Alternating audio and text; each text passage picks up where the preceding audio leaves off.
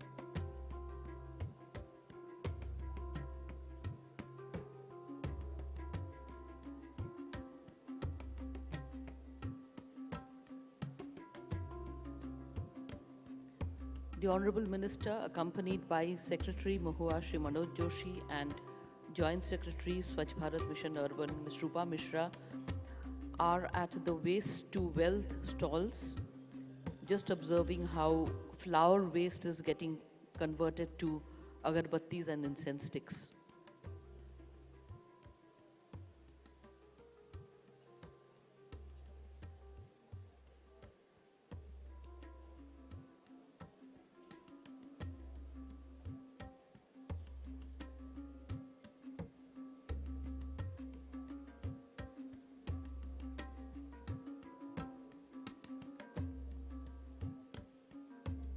He's also interacting with the entrepreneurs who convert flower waste into incense sticks.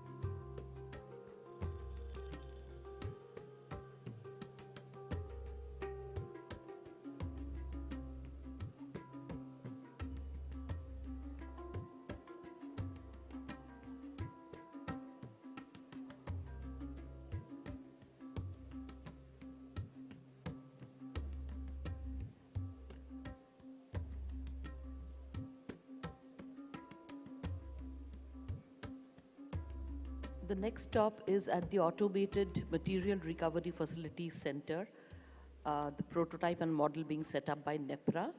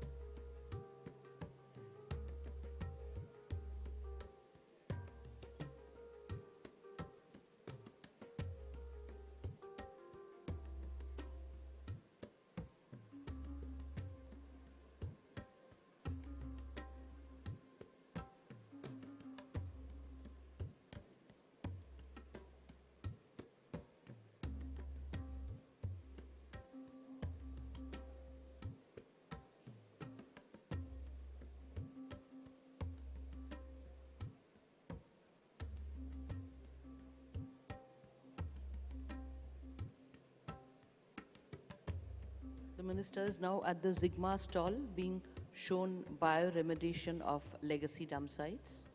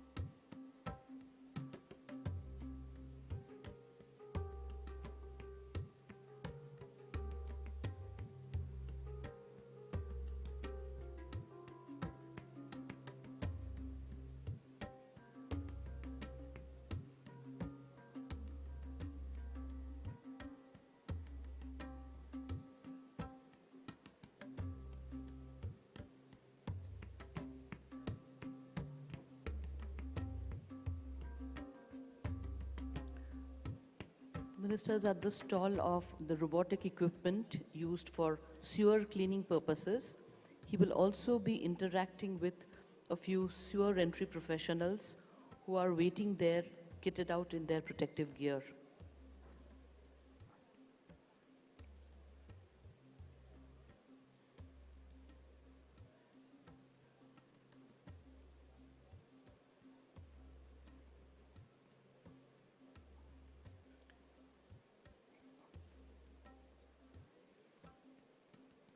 And next to the stall is the one depicting reuse of wastewater.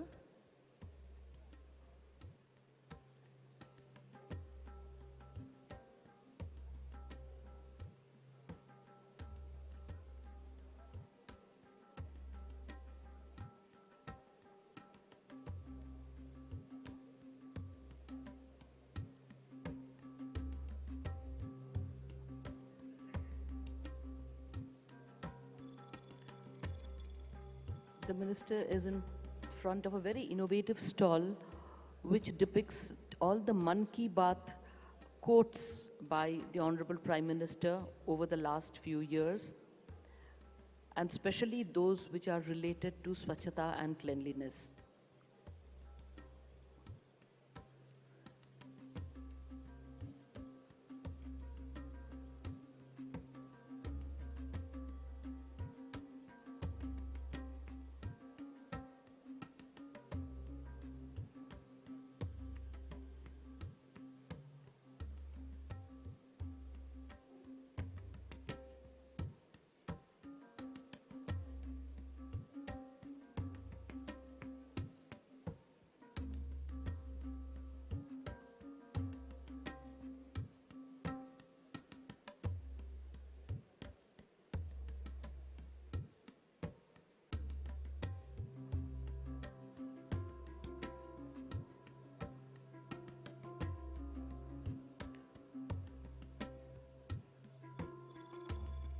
The minister has just left the exhibition venue and he is on his way to the auditorium. May I once again request all of you to kindly keep your mobiles on silent.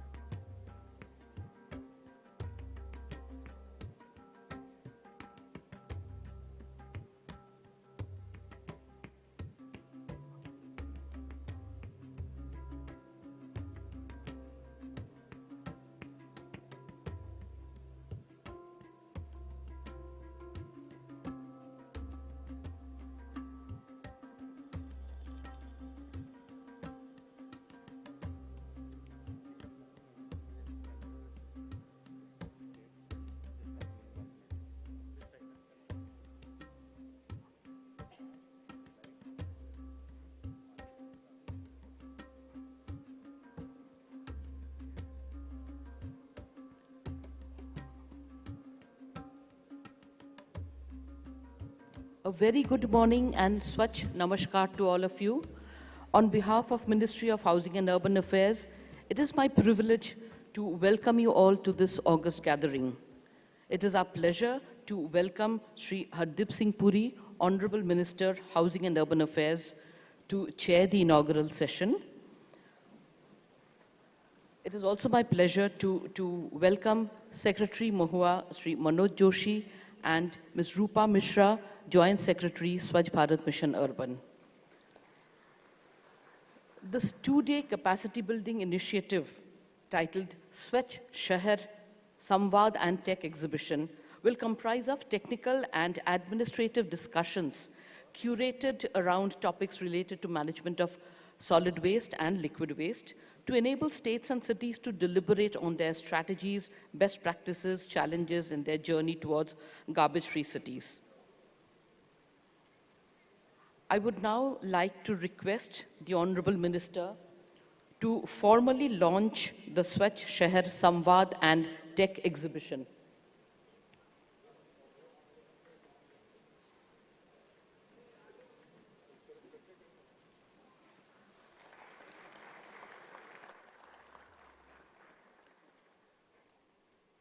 Thank you, sir. Given the very aspirational vision of garbage-free cities under Swachh Bharat Mission Urban 2.0, there is a need for specialized institutions and centers of excellence with technical and managerial expertise to offer tailor-made and best-in-class programs for sustained capacity building. Accordingly, a center of excellence is being established at Indian Institute of Management, Indore, for undertaking cutting-edge research in urban sanitation and waste management, provide high-quality capacity-building trainings, promote dissemination of international best practices, and scale up peer learning activities. I would like to call on stage Professor Himanshu Rai, Director, IIM Indore.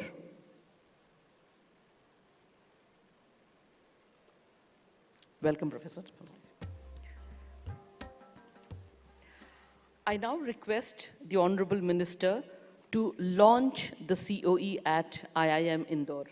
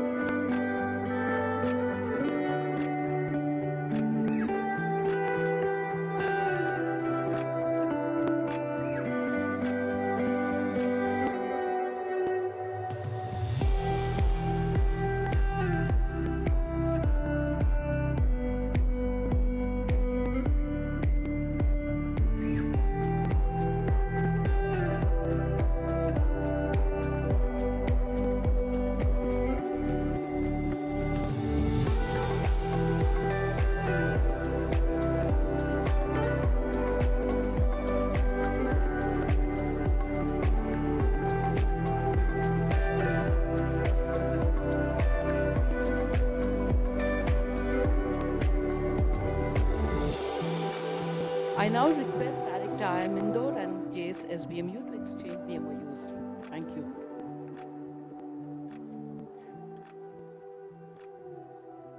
To add to the human resource capabilities of states and cities, TULIP, which is the Urban Learning Internship Program, has been engaging the youth of the country for various government missions. The Swachh TULIP program will leverage the existing architecture of the TULIP platform to engage students as interns across the focus areas of the Swachh Bharat mission. May I now call on stage Sri Kunal Kumar, Joint Secretary, Smart Cities Mission, and Dr. Buddha Chandrasekhar, Chief Coordinating Officer, AICTE, to come up on stage. May I request the Honorable Minister to launch the Swachh Tulip Internship Program.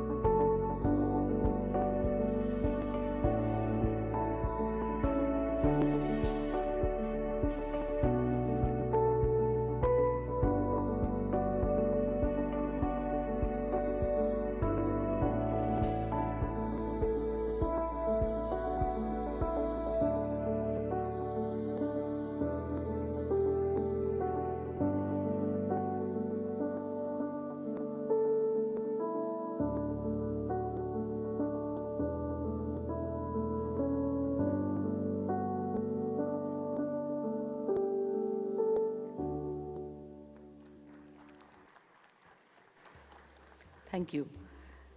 May I now request the Honorable Minister to address the audience?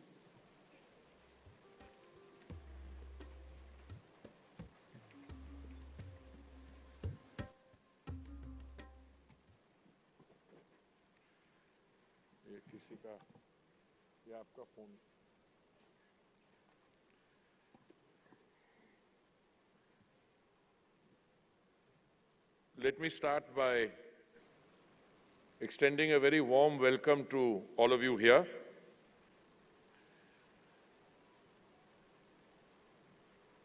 I want to share with you my personal sense of sheer delight to welcome you to this inaugural edition of the Swachh Shehar Samvad and Tech Exhibition. Many of my colleague Secretary Housing and Urban Affairs, Manoj ji, Joint Secretary Rupa Mishra ji, and I see many other colleagues who are here, my collaborator Shivdas, other colleagues, Akshay. When the Swachh Bharat mission started, actually it should have started in 1916, and it did start in 1916. But when the Prime Minister, Honorable Prime Minister from the ramparts of the Red Fort said on 15th August 2014 that we should aim for India to be open defecation free by the time we celebrate the Mahatma's 150th birth anniversary on October 2019. I don't know what your reaction was.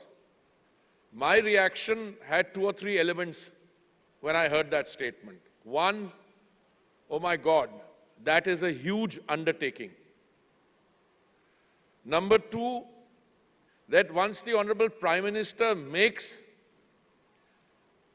this is not a statement, this is a declaration, not of intent, but to ensure it will have to be done.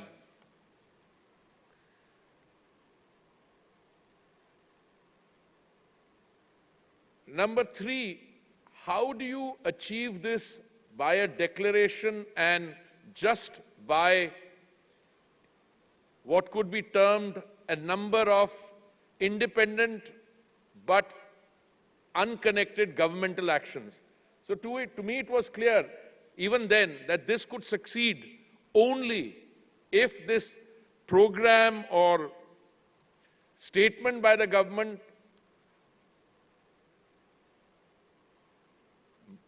changed into a people's movement or a Jan Andolan.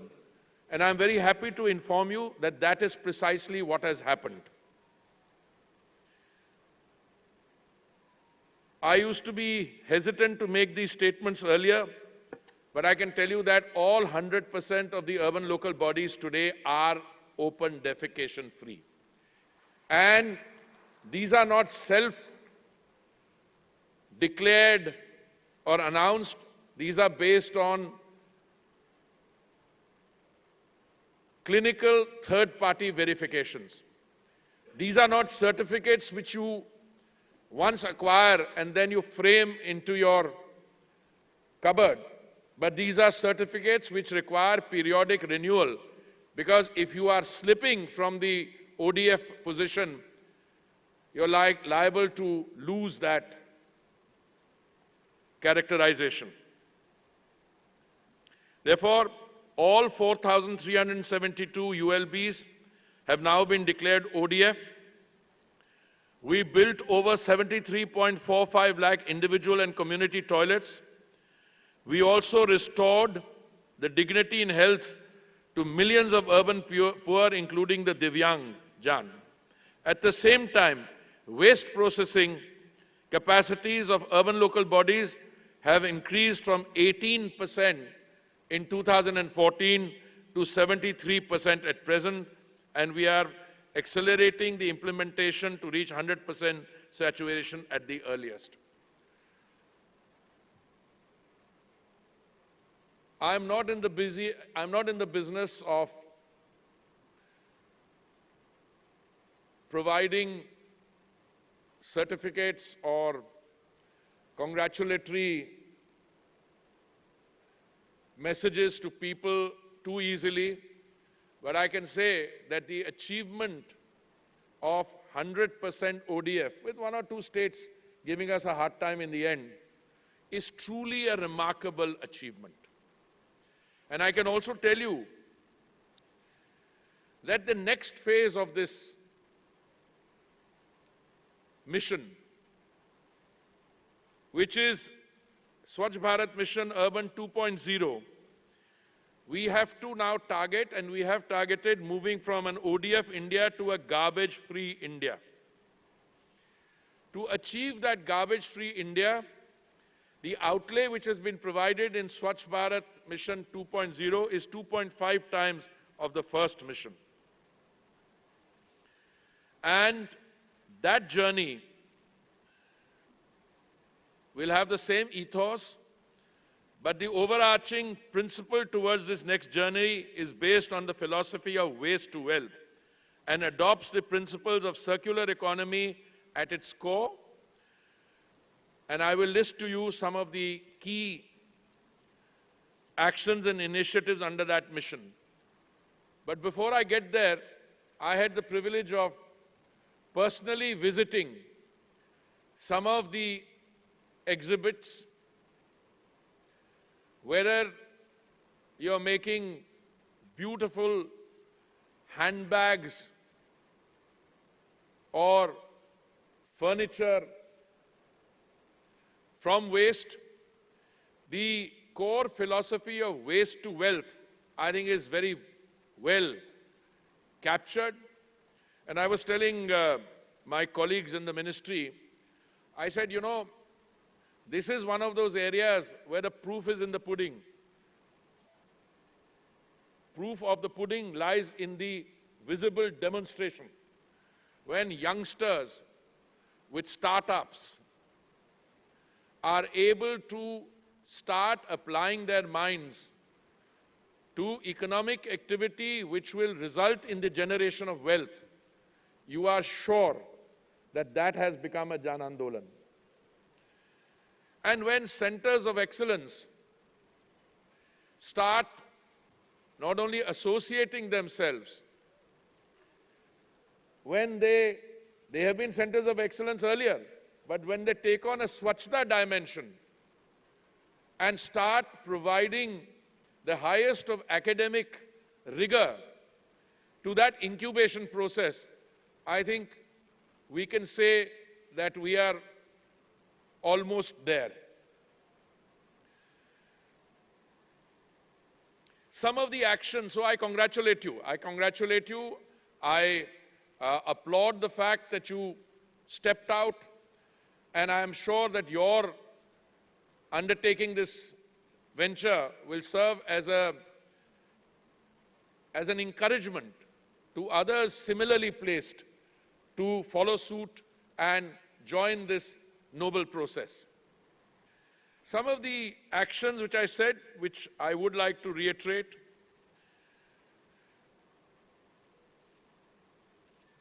material recovery facilities, or MRFs, are being set up in every city to ensure that the segregated dry waste, including plastic waste fractions, are further sorted and processed or recycled.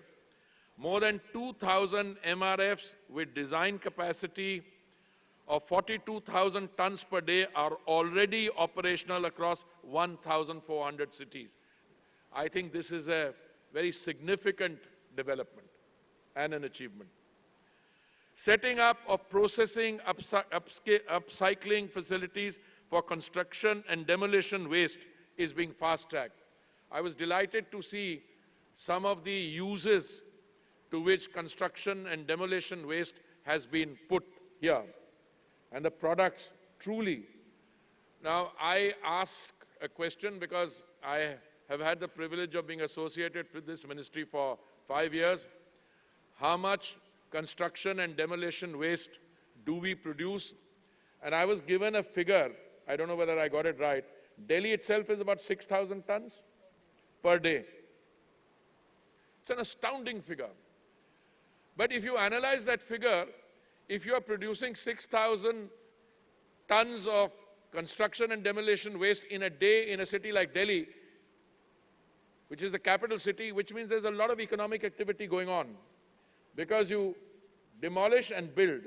And I think these projects, the Central Vista project, Kartavya Path, a new parliament, the fact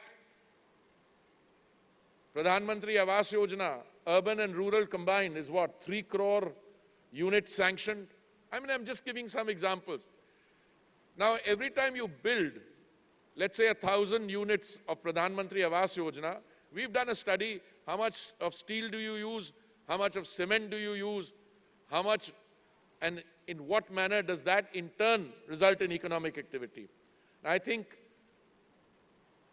we need to sit back, draw satisfaction at the fact that we are on the right path, we are doing some things rightly, but also acknowledge that we have to move in terms of processing of waste from the current 73% or so to 100%.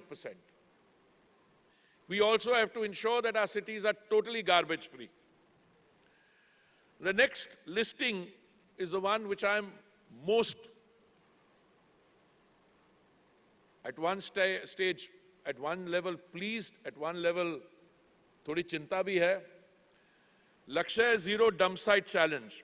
All legacy dump sites containing 16 crore metric tons of waste and taking up 15,000 acres of prime land will be remediated within the mission period.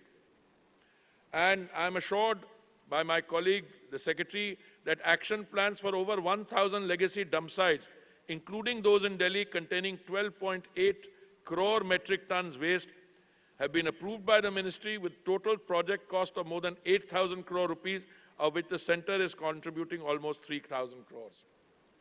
Just imagine reclaiming 15,000 acres of prime land. I'm not talking about the land value and what you can do with that prime land. I'm talking about how much we have had to tolerate is too mild a term, suffer as a result of these things. Because no government prior to this, and I can say this with a degree of total confidence, ever applied themselves to core issues of urban rejuvenation as did the Modi government after May 2014. These are schemes conceptualized and designed way before I came on the scene in September 2017. So I want to give, on behalf of all of us, I think a deep sense of gratitude to the Honorable Prime Minister who gave this the highest of priority in terms of the National Urban Mission. I had said a few minutes ago that it was 1916 that Mahatma Gandhi first gave the call for Swachhta.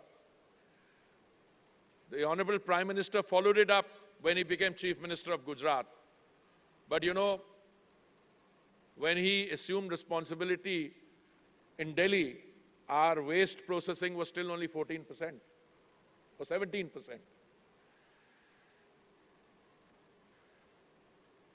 Other steps include waste to compost plants being set up in every city for the processing of segregated waste, wet waste, biomethanation plants and waste-to-energy plants are being put up in larger cities. A special cell has been set up in Engineers India Limited to provide technical and transactional advisory support to these large cities, and setting up of 1.25 lakh aspiration toilets across the country in every tourist place and public places with a high footfall.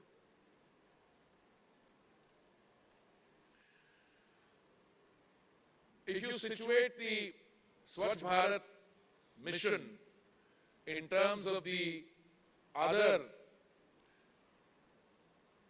central urban missions, I would say it lies in one way, it provides the fulcrum around which the success of the other schemes is assessed. It has been a tremendous success, not just because hard infrastructure such as toilets were built, but more importantly, because ground-up capacity building and information, education, and communication efforts were prioritized. Much like in the first phase of the mission, we are witnessing record-breaking participation from citizens, including especially the young children and students in SBM2. The innovative Indian Swachhta League, which was held on 17 September 2022, witnessed participation from more than 5 lakh citizens across 1,850 cities. Together, they took up the mantle of cleaning up beaches, hills, public places in their communities.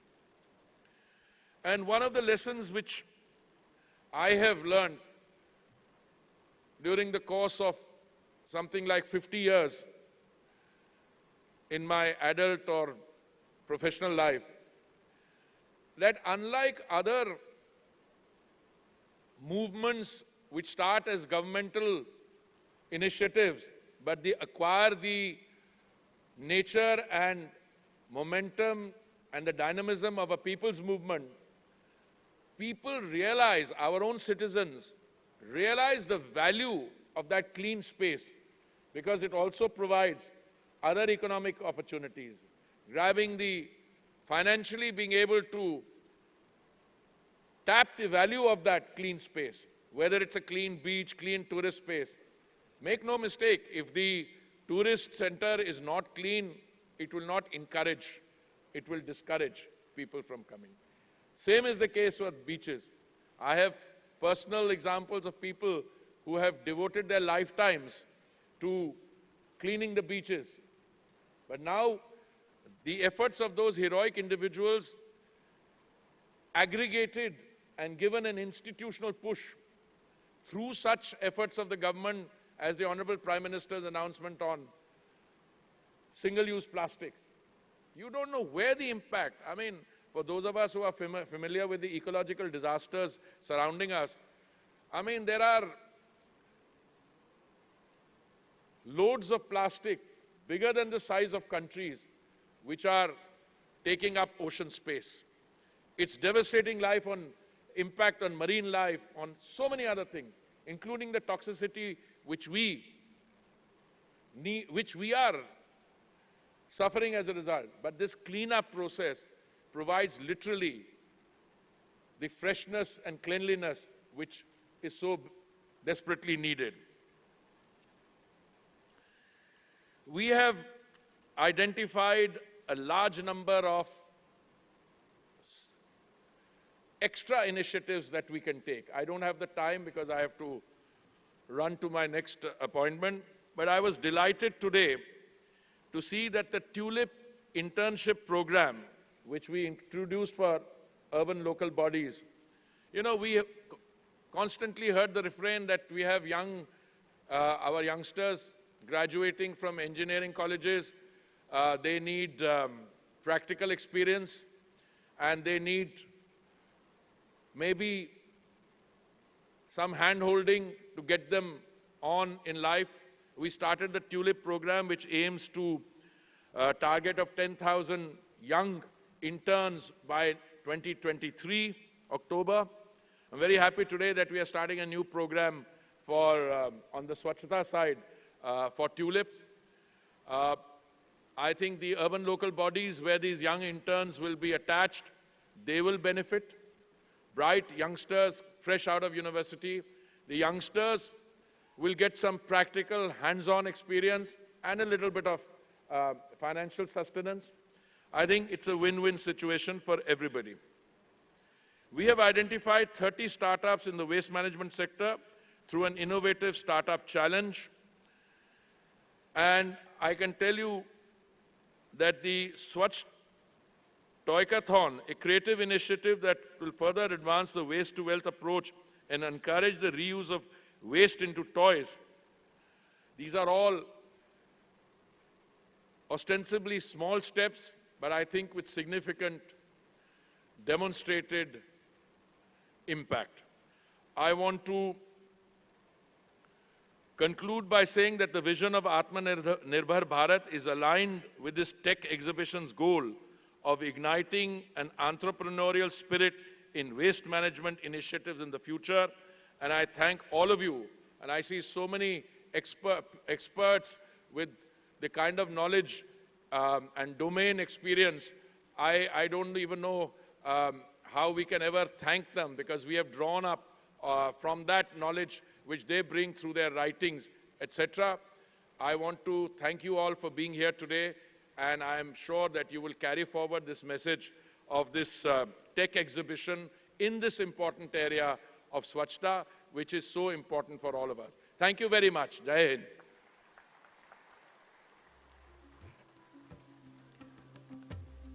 We are thankful to the Honorable Minister for sparing his valuable time to chair the inaugural session and also visit the exhibition. The Honorable Minister will now have a brief press interaction, which will be held at the pre-function area behind the stage. May I request the members of the press to kindly take the two exits on the left and right and proceed to the pre-function area.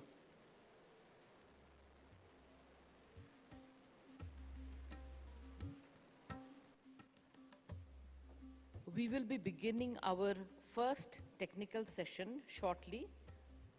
We will just be taking a 2-minute break for that.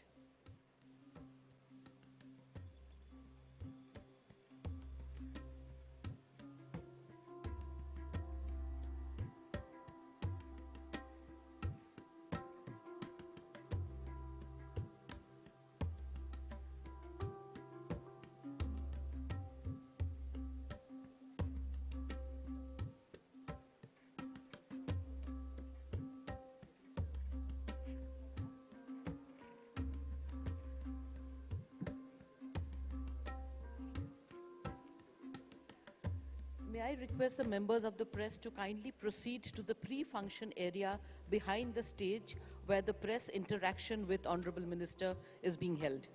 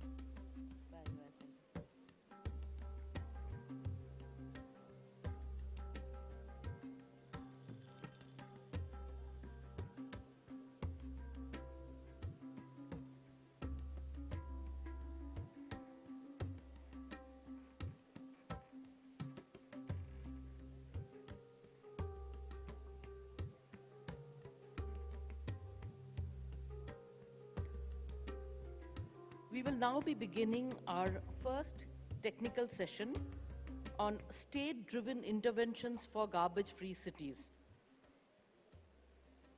I am happy to request Secretary MOHUA, Sri Manoj Joshi, to chair the session.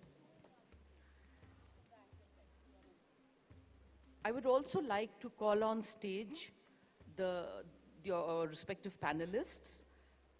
Srimati Y. Sri Lakshmi, Special Chief Secretary, MA and UD, Andhra Pradesh.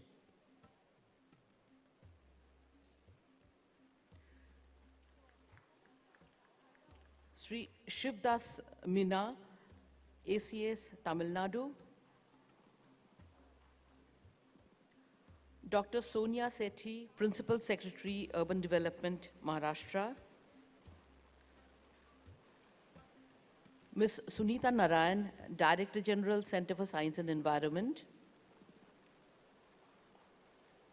And Sri Saumil Chaube, State Mission Director, Swachh Bharat Mission Urban, Chhattisgarh.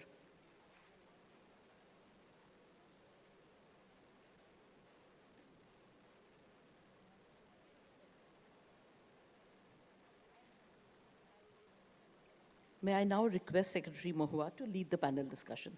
Thank you, sir.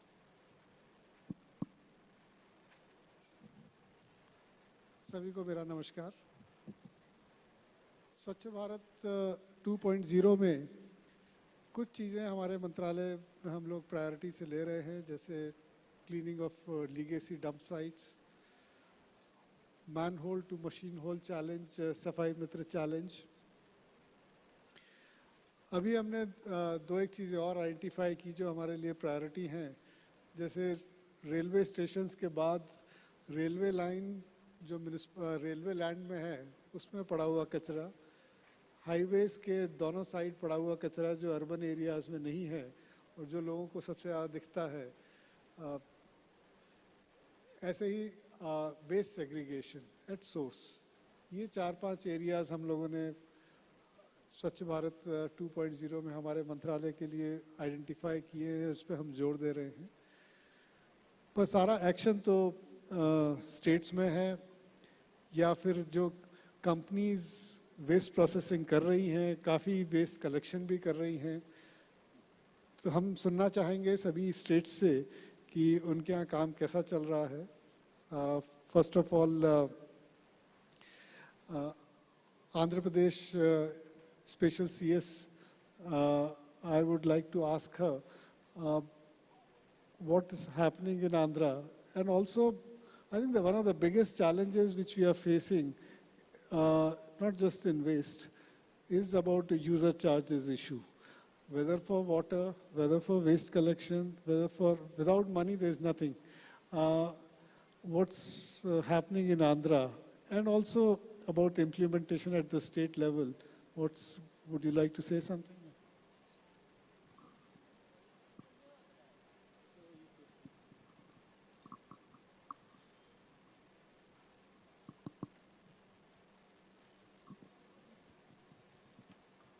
So, I think I'll take the dice.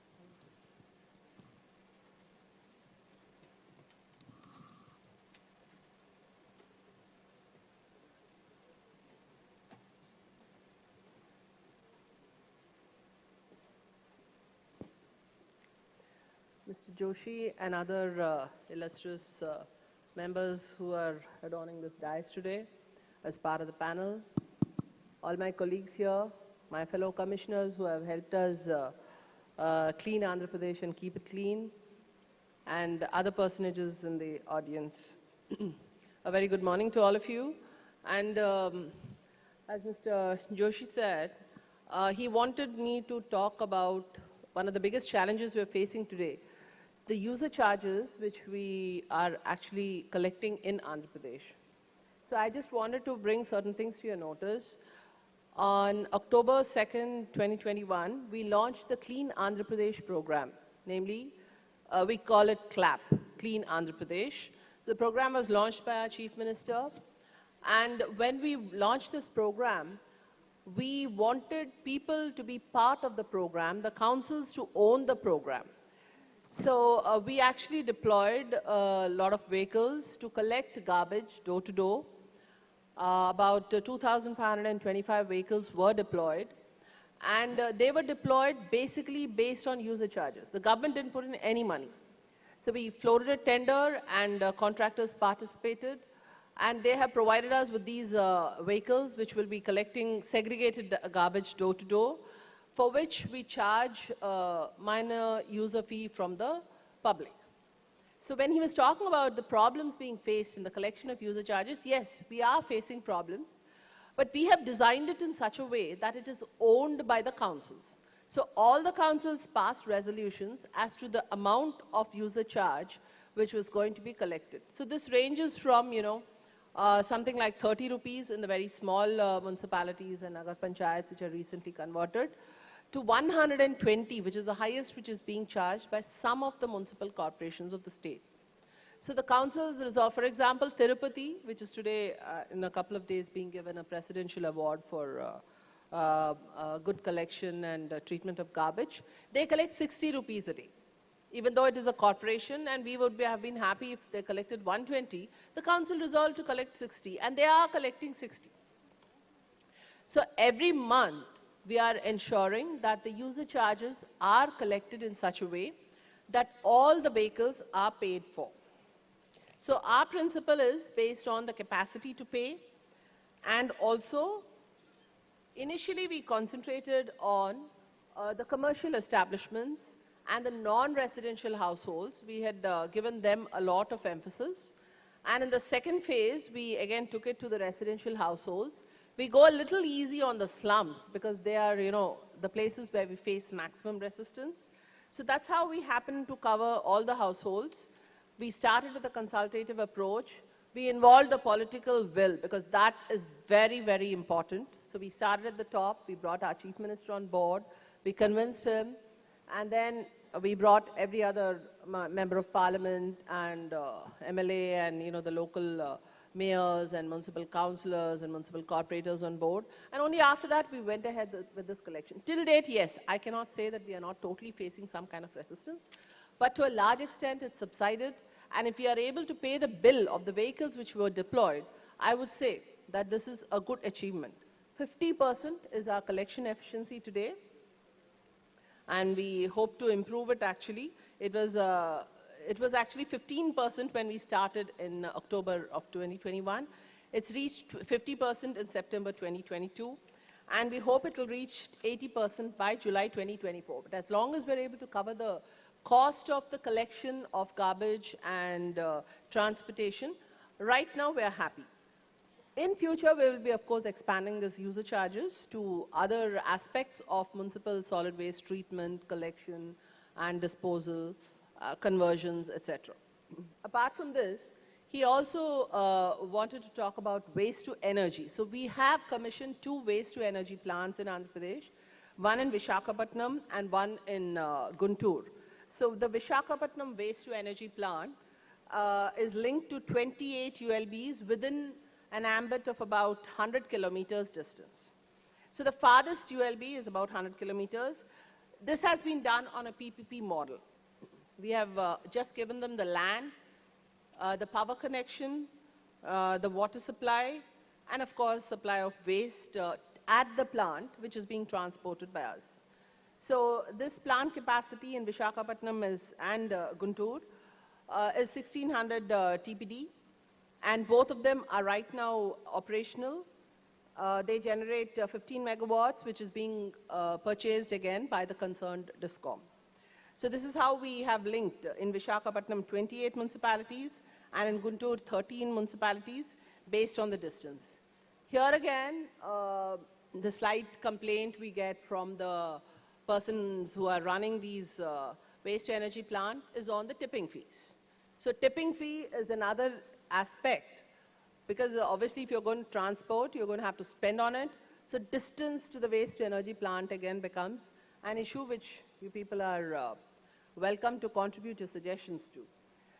These are a couple of things apart from legacy waste, which he also mentioned, and we are planning to clean up all our legacy waste dump sites in the next 1.5 years.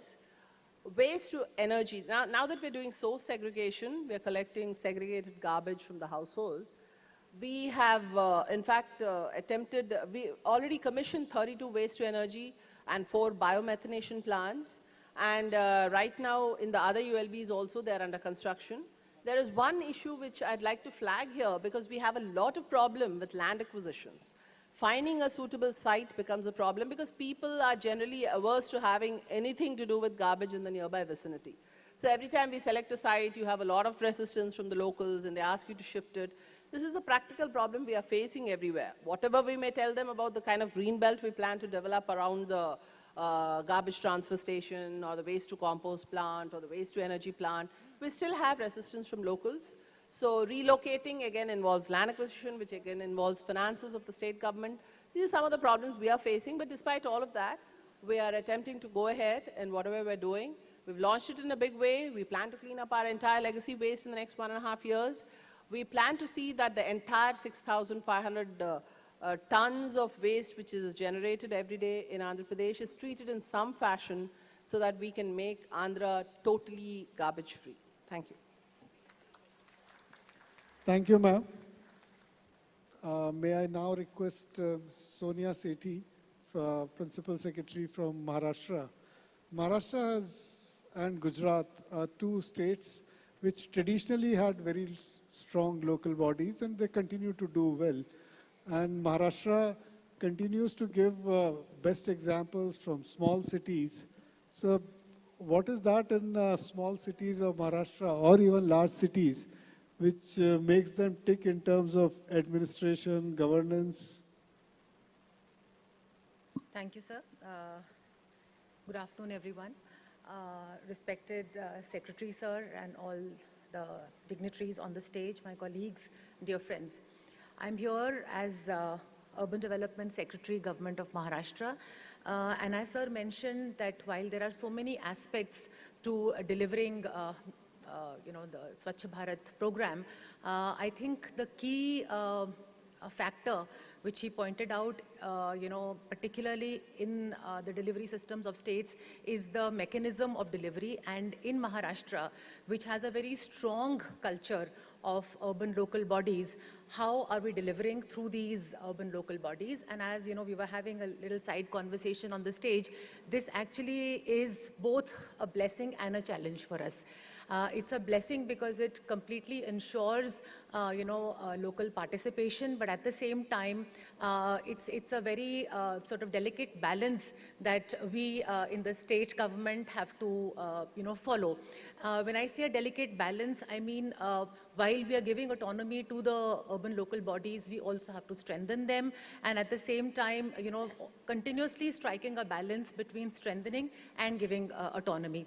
So, as sir rightly pointed out, Maharashtra has 412 urban local bodies, and we in Maharashtra are using, or let's say, following a strategy whereby we say that this is a program of the urban local bodies and the state government is only there to support and facilitate.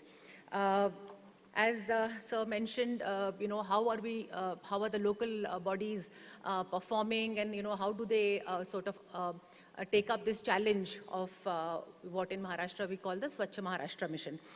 So every local body has a statutory committee on health, water, sanitation, and these committees are very active. So on the one hand, the corporations led by the mayors and the councils led by the president, have the bodies, the body has a subcommittee on which takes care of this subject. And at the same time, we have the executive wing where we have the municipal commissioners and chief officers, and we have the health and sanitation department there. As sir had mentioned, Maharashtra has in the last few years, been a top ranking performer in Swachh Bharat mission. We've had, the last survection, we were second in the country, and I think now the challenge for us is that in the new phase of Swachh Bharat Mission 2, how do we continue with this performance? And because I think now the challenges, as was pointed out by the Honorable Minister and Honorable Secretary Sir, are actually probably higher for us to achieve. So, so some of the things that I would like to pinpoint specifically here are that we are working very actively on municipal strengthening. And when I say strengthening, I mean the overall strengthening, because if we strengthen our municipal corporations and our councils, both in terms of their financial strengthening, human resource strengthening, we will be creating more robust institutions of delivery for such flagship programs. Also, we are there to supervise the procurement processes, also to provide fast tracking or single window approval where we have high targets, and I will be giving examples of that. And also assuring the role of a regulator, so that we have this huge number of local bodies, and they are all following the framework of rules and regulations. So when it comes to strengthening of our urban local bodies, we on the one hand, while we have decentralized the powers. We are also providing technical manpower through state-funded cadre human resources. Currently, our local bodies have 6,000 plus technical staff provided by the state, and currently, as I speak, the recruitment for another 2,000 is on the way. So the state is making sure that key technical posts in water supply, sanitation, the related posts are not vacant, because that becomes a big sort of handicap when it comes to implementing. In terms of e-governance capacity, we are providing all the hardware and software support so that the MIS systems, etc. Because we have a huge number of Nagar Panchayats which have just been, converted in recent years from village panchayats. So their capacity building process is very crucial, and that is something that we are focusing on. As I mentioned that, so that everybody does not follow different procurement processes and violates any of the guidelines. We have streamlined the procurement processes, and after that we leave it to our local bodies to procure at the local level.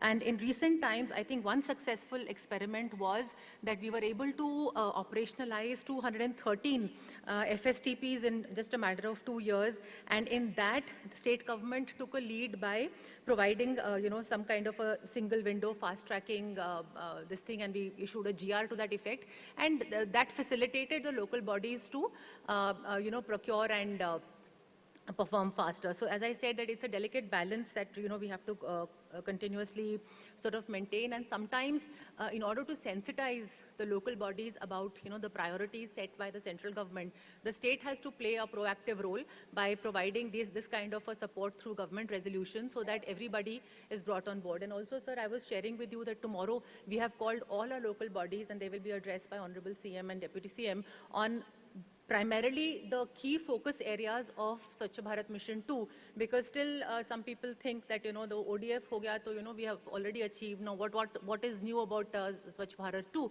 So I think this kind of sensitization about the goals of Swachh Bharat 2 coming from the highest political leadership of the state is also very important to, generate the awareness and mobilization of the teams for this process. Also, sir, as I said, that, we are scaling up because, as Honorable Minister said, it's 2.5 times bigger program, etc. So the states also, and I'm sure all my colleagues here who are heading, the departments in the states are scaling up their own institutional mechanisms to, take up this challenge of this implementation. And just to sort of, sir, give you an example in a sense, now recently NARC approved Maharashtra State Action Plan, and here, without going into details which may not be of interest to other people, I just want to say, sir, that in terms of GFC 3-star, in 21 we were 68 ULBs. Now our challenge and aim and target is to cover all 412 ULBs. In ODF++, we stand at 213, we need to go to 412, that means cover the entire state. In Water Plus today, only one ULB in Maharashtra qualifies, but we want to cover at least 50%, and in fact, our leaders have said, why do you stop at 50%? Let's try to sort of, and I would not, like to sort of overcommit at this time, but definitely, we've said that our sort of minimum benchmark is to cover 50% of the state. And I think for this scaling up of the abilities of the ULBs, because ultimately, strengthening them and giving them the right sort of, facilitating push is very, very sort of essential. As we speak, we are setting up a bigger dedicated PMU at the state level, and also providing additional manpower and technical support to divisional experts at the 6 divisional headquarters, appointing a city coordinators and SWM experts for processing, field staff, etc. And in fact, sir, thank you very much for the, for this program today, because, I'm sure all of us are gathering the list of all the people who have exhibited here, and, the Center of Excellence, and, various programs that the central government has very brilliantly, thought out, and at the state level, if we can replicate that, then our local bodies will be immensely sort of benefited by the best practices and also the best technologies available. Now coming to, sir, another thing that we sort of, the government expects is a collaboration and sort of, synergizing with other programs. So we are also sort of trying to, amalgamate and converge with NULM, with other, programs so that, our program gets a push. So I would basically, sir, like to conclude by saying that the state government right now, after we have received the approval for the plans by the central government, and we are very grateful for that. Our next step is, as I was discussing with the JS also, is to come with a compendium of policy guidelines, procurement guidelines, etc., so that once we have that in place, and we, as I said, are already in the process of doing the human resource and financial strengthening, then the ULBs, I think the quality of work that they will do will be far superior to what they would have done, had they not got these interventions. So I think we are very grateful to central government for the exposure learning that, we've got today, and also over the last 1 year, all the, capacity building support that we've received from the ministry. And now I think we are in a position to properly take off. Also, as I said, that enhancing the financial capabilities of ULBs, building their contract management capabilities, as I said, that, we would also be preparing those model documents for procurement, and also exposing them to the best technologies. As it was very nice and sort of useful to hear that even with the the startup program, and since that is such an up-and-coming field, how to sort of attract business minds to investing in technologies for Swachh Bharat mission. And so these are some things, and also for increased participation of elected representatives. As I said that, tomorrow we have called all our mayors and, Nagar Adhyaksha, and we will be sensitizing them that now that the plans are in place, how do we execute in the best sort of possible framework. And basically, I think the sum and total of what I was trying to convey here is that we do have this huge sort of corpus of local bodies available to us. They have, in fact, and as I said, that they have been performing well, but given the challenge of targets, compared to Swachh Bharat Mission 1, I think what we at the state level today are doing is to see how we can provide the best possible facilitating support to the ULBs, and then after that, not just waiting for 4 years, for the program to be executed, but to have the maximum implementation, possible in the next 2 to 3 years. So that, sir, would be our assurance to you from our state, and we look forward to active, support, help, and handholding from the ministry, because, as we were having a discussion, Maharashtra also has the financial capital of the country, and, I have requested Honorable Secretary, sir, to, give us his guidance on some of the key issues that our local body is facing in Mumbai. So I think with active support from the ministry, we are all very motivated, and the whole sort of, I think, drift of this presentation is how to bridge the gap between what the center conceives and how best it is delivered at the local body level. Thank you, Sonia. Thank you, sir. That was my last line. Yes, thank you. She has to leave early, so she would leave. But the two issues which she has raised, I think Minister was asking this, whether we would be able to complete remediation of all the legacy dump sites. I said yes, except for two challenges, Delhi and Mumbai. These are I think the biggest dump sites in the country and biggest cities. But yeah, these are the two challenges. I'm sure rest of the cities in the country, including Chennai and others, we would be able to do. But Delhi, Mumbai are the biggest challenge. Now coming to Sunita Narayan, I think what I keep learning in waste disposal is that segregation is the key, and the cities which are able to do segregation properly, they go biomethanation route and a little composting, but rest waste recycling and RDF route and all. And the cities which are poor in waste segregation go for second round of trommels and segregation, and then go for waste to energy plants and all, which require a lot of subsidy. But all of this throws a lot of business opportunities for waste management, a lot of private sector investment. I'd like to hear from you about waste processing.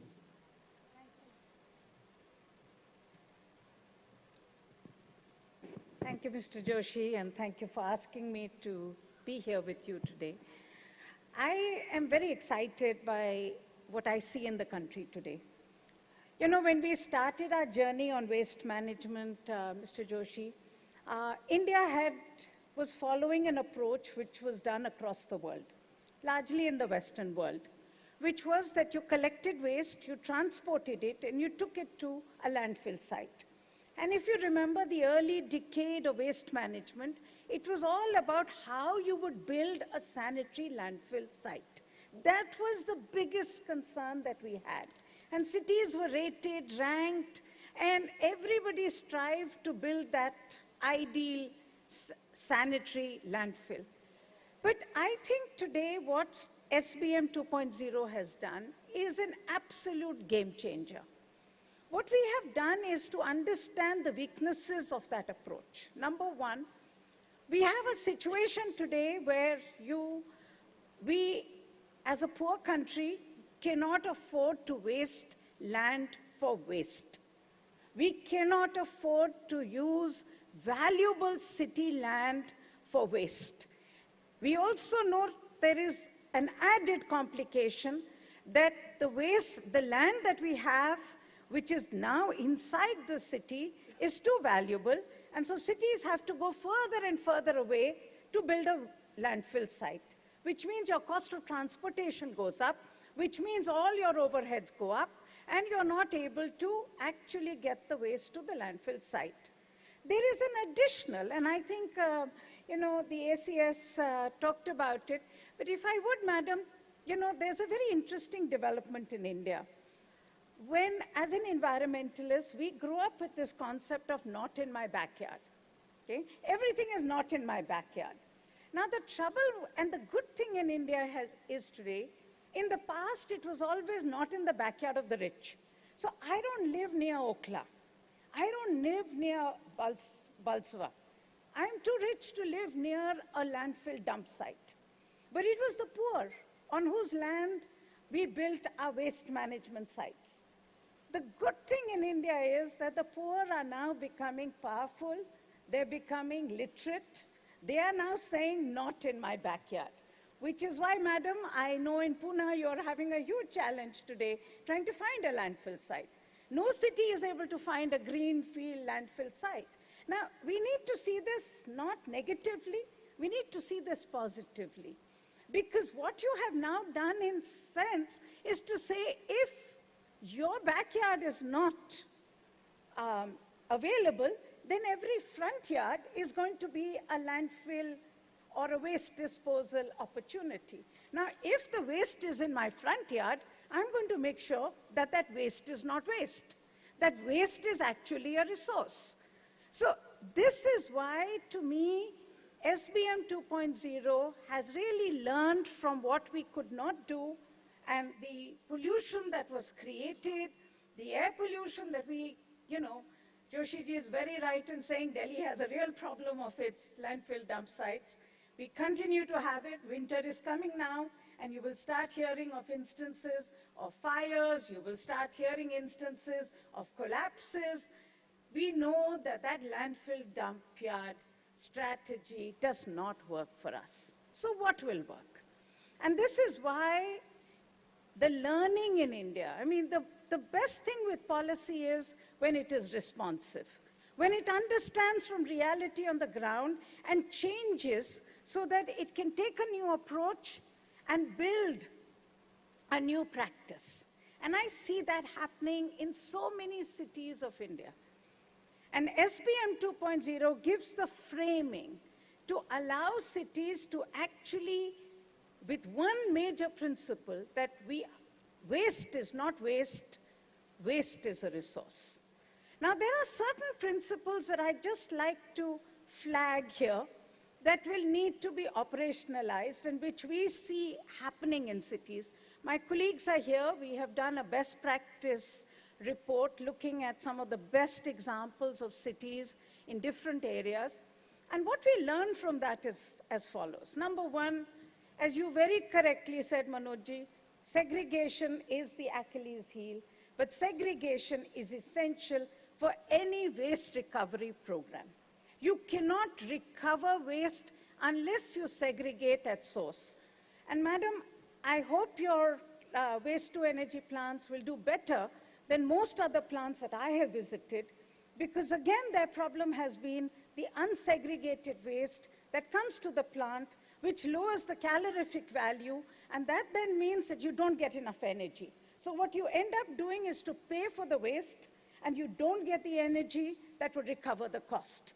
And that really has turned out to be another example why we need to segregate. Now, if you do good segregation, the question that I would ask is, why would you burn the waste? You would actually then end up with talking about biomethanation, composting, every other way in which you could actually take the wet waste.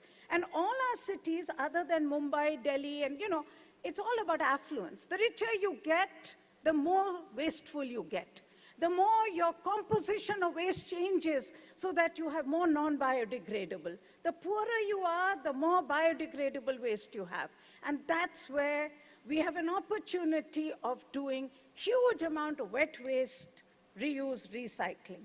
So one, segregation.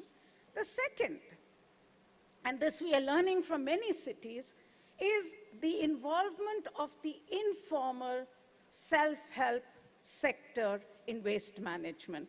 Today, India is not drowning in its waste because we have millions of people who actually segregate, sort, and find a way of reutilizing the waste.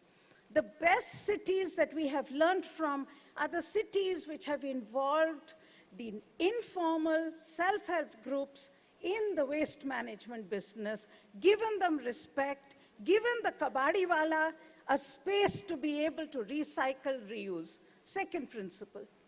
Third principle that comes out very clearly is that we have to do better with dry waste. And here, Manojji, I hope you will use your good offices also, because plastic is a big issue. And plastic will require us to go beyond. We have the Prime Minister's call to action on single-use plastic is amazing. And it's very important to be able to do this. But what we also need to do is to do much better understanding of what a plastic recycling business means and actually start dealing with what is the worst of plastic, which is multi-layered plastic. In all these city management, waste management programs that we have found, it is only when a city is located close to a cement plant or another incineration plant that they can actually find a disposal place for their dry waste. And that's really going to be one of the other areas of our work. And the last point I want to make is all this will only work when we can really drive the principles of circularity so that we can get much more resource recovery, but we can also learn how we can do this much better, which is why the exhibition that you have here is an amazing exercise in learning how you can make that waste wealth from waste.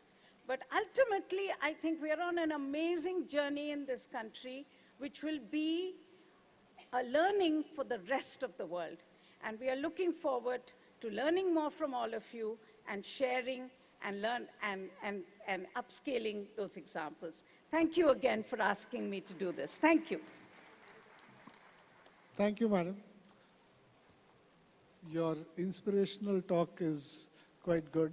Our cities need it. Some of them are already doing inspirational work. Some of them are not. Depends on the level of governance, what they have. I would now request Mr. Shivdas Meena, ACS in Tamil Nadu, to speak on their experience. I visited Chennai Legacy dump site. I'm very hopeful to see that it's in the way to getting cleaned up at a reasonable cost. But Tamil Nadu is a large state, 50% urban, all types of challenges. Thank you, Manojji. Good afternoon to all my colleagues, my former colleagues in the ministry, my colleagues from Tamil Nadu, and the colleagues from other states. I would like to share our experience, share Tamil Nadu's experience in creating awareness among the people.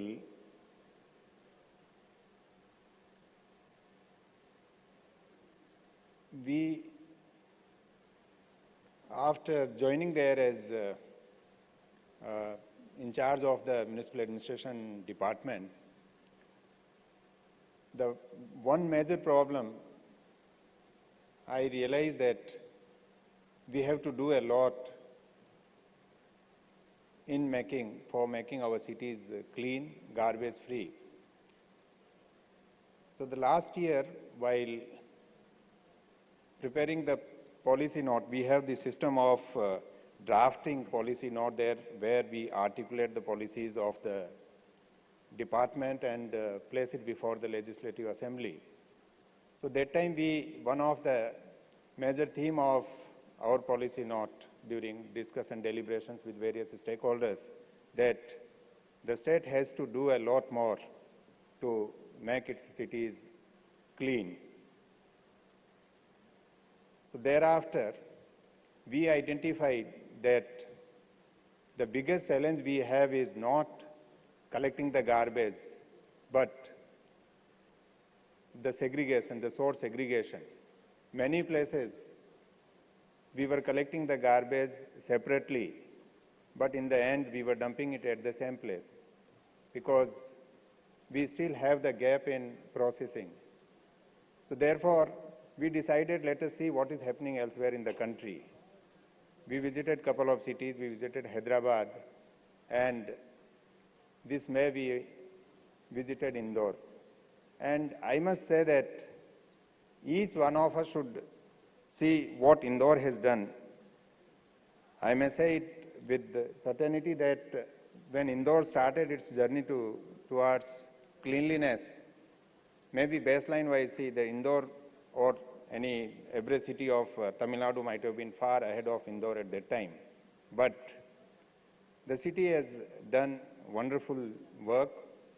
We got inspiration from them. We visited a lot of households, and the kind of pride the people were taking in segregating that waste, it is seeing is believing. And then we decided that we need to really bring that change among the people. So in June first week this year, we launched a people's movement for clean cities. It is not new. Everywhere it is being done. As the Honorable Minister mentioned in the forenoon, that Honorable Prime Minister had launched it in the year 2014, but we started that in June first week. What we do, every second and fourth Saturday of the month, throughout the state, in every urban local body, we organize a campaign.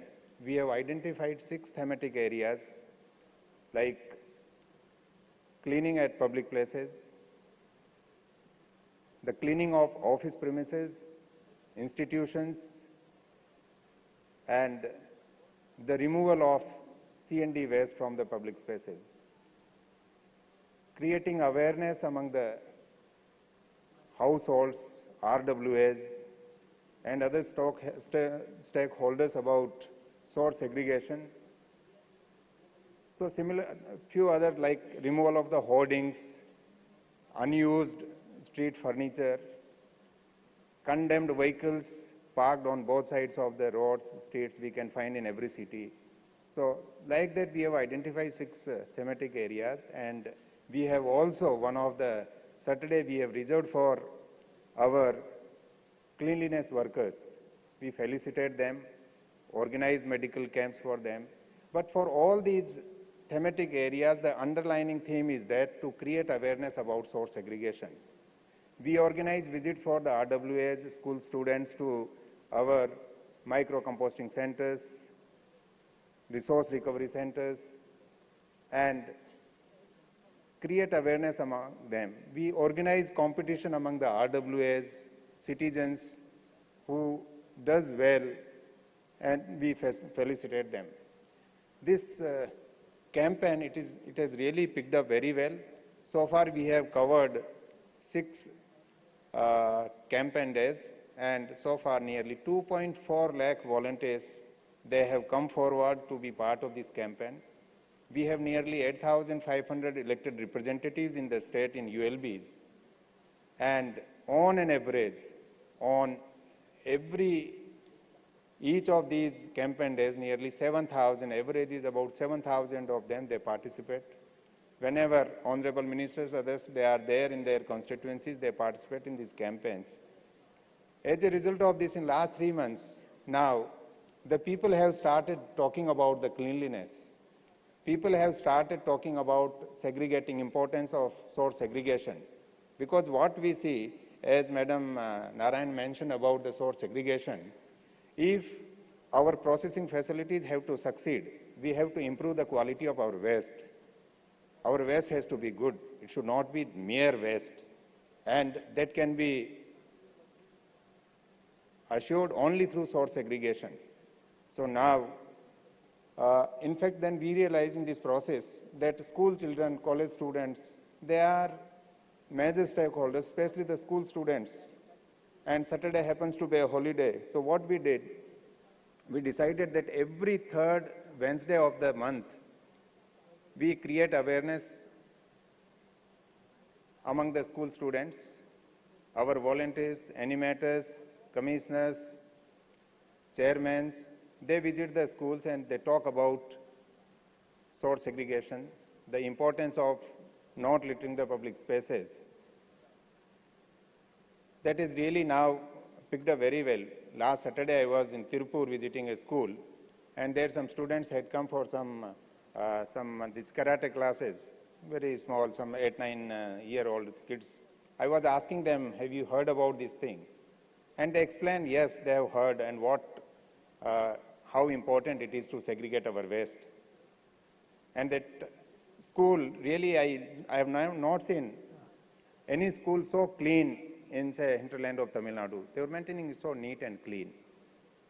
We have also now, when we started this campaign, everywhere it started picking up, and now we have started clean hospital campaign, clean school campaign. So this has picked up very well.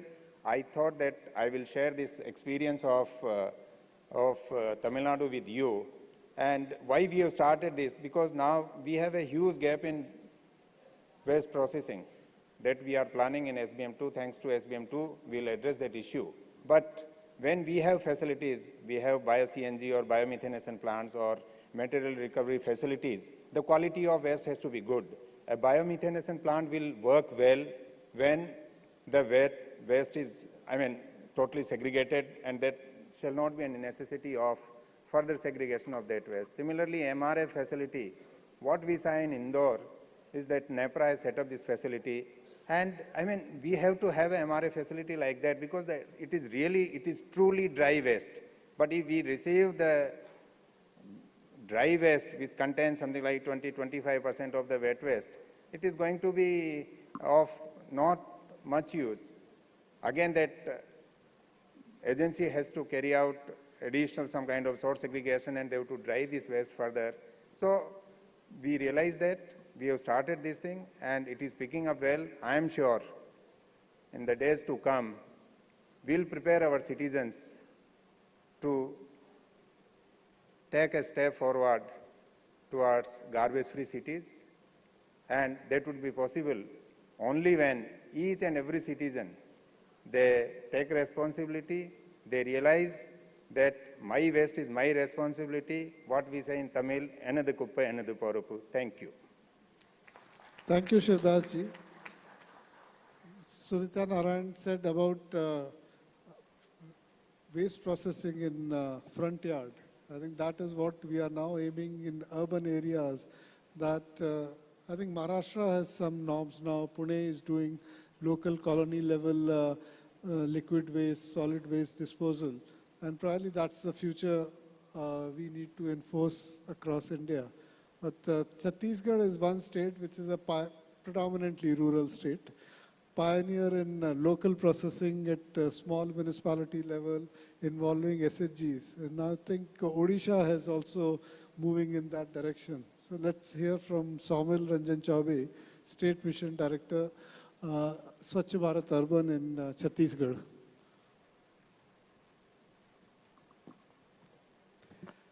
Respected Secretary, sir, all the esteemed dignitaries.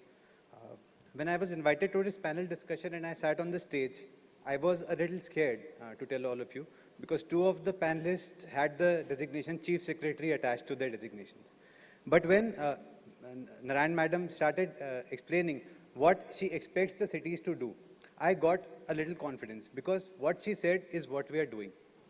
And whenever we have been disrupted, whenever we have been scared, we have done good. Chhattisgarh. Chhattisgarh is a startup state.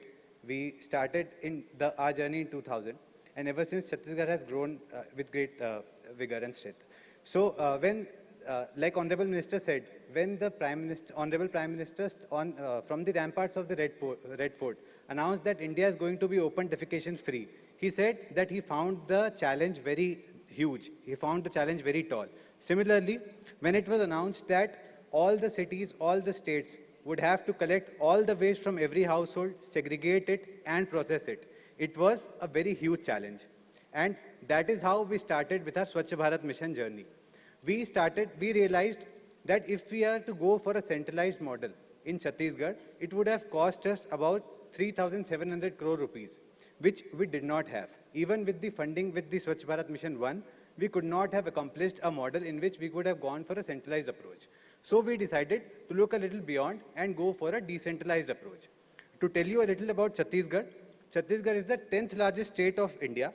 It is 17th rank in terms of the urban population, but in terms of population density, it is 26th. It is number 26th. So it is evident that the state is sparsely populated. The population density is very less. So we needed to adopt a decentralized approach. And that was the basis of the model in which Chhattisgarh started its journey with Swachh Bharat Mission. Well, Chhattisgarh has 169 urban local bodies, which is a huge number. The sizes of the urban local bodies are although small, but the number of urban local bodies are huge. So we decided that most of these ULBs, because they have a rural background, we needed to adopt a decentralized approach. Also, we had problems of left-wing extremism in the south. We had problems of undulated terrain in the north and in the south. So all in all, this was the basis on which the Mission Clean City model of Chhattisgarh was formed. It is a decentralized model. We involved women SHGs. I would tell you in one line what Mission Clean City is. Mission Clean City in Chhattisgarh is part of Swachh Bharat Mission, where women self-help groups form clusters. Clusters are formed according to the SLRM centers. SLRM centers are solid liquid resource management centers, and every SLRM center is linked to 1,000 to 1,200 households. So we decided that the basis of our planning in Swachh Bharat Mission would be SLRM centers.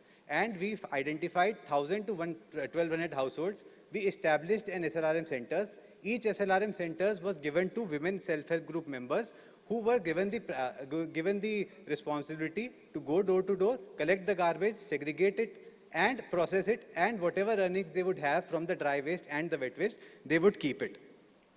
Now, as you know, that funding is a major problem in every state of the country. So we decided that only Swachh Bharat Mission would not help us. We decided to converge all our schemes that were available to us. For example, for establishment of the SLRM centers, we needed land. So we involved the revenue department and provided land for the SLRM centers at ₹1 per square feet. Then we needed to build those SLRM centers.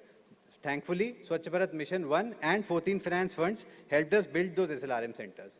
We needed to train the SHGs. We needed to build their capacity. Thankfully, we had the National Urban Livelihood Mission, through which we trained all these women self-help groups. We needed to provide dustbins to every household, because when we went to collect door-to-door, people said that they don't even have dustbins, and as soon as the waste is generated, they throw it out in their backyard or in their front yard or in the drains, but they don't have the dustbins. So we needed some funds for the dustbins. So we involved all the mayors, all the councillors, all the presidents, and asked them to donate their mayor funds, their councillor funds to procure dustbins. We provided 2 dustbins to every household. We trained them, we trained every household on how to segregate the waste. It was a daunting challenge. All the women's self-help group members went door to door, and initially they started with just collecting the waste. And as soon as they went to their doors to collect the waste, they asked the people to segregate the waste. But people were not doing that initially. So we decided that all these women's self-help group members would sit in front of these households and segregate the waste in front of the citizens itself, so that at least they would be motivated, they would be trained on how to segregate the waste. And that is how we started. We started from bottom up, and we progressed further. We did not launch this Mission Clean City for the entire state first. We did a pilot project in a city called Ambikapur. We started with that, and we scaled it up to a new level. Now, all of you know that waste can be divided into wet and dry. But did you know that even dry waste could be segregated into 133 categories?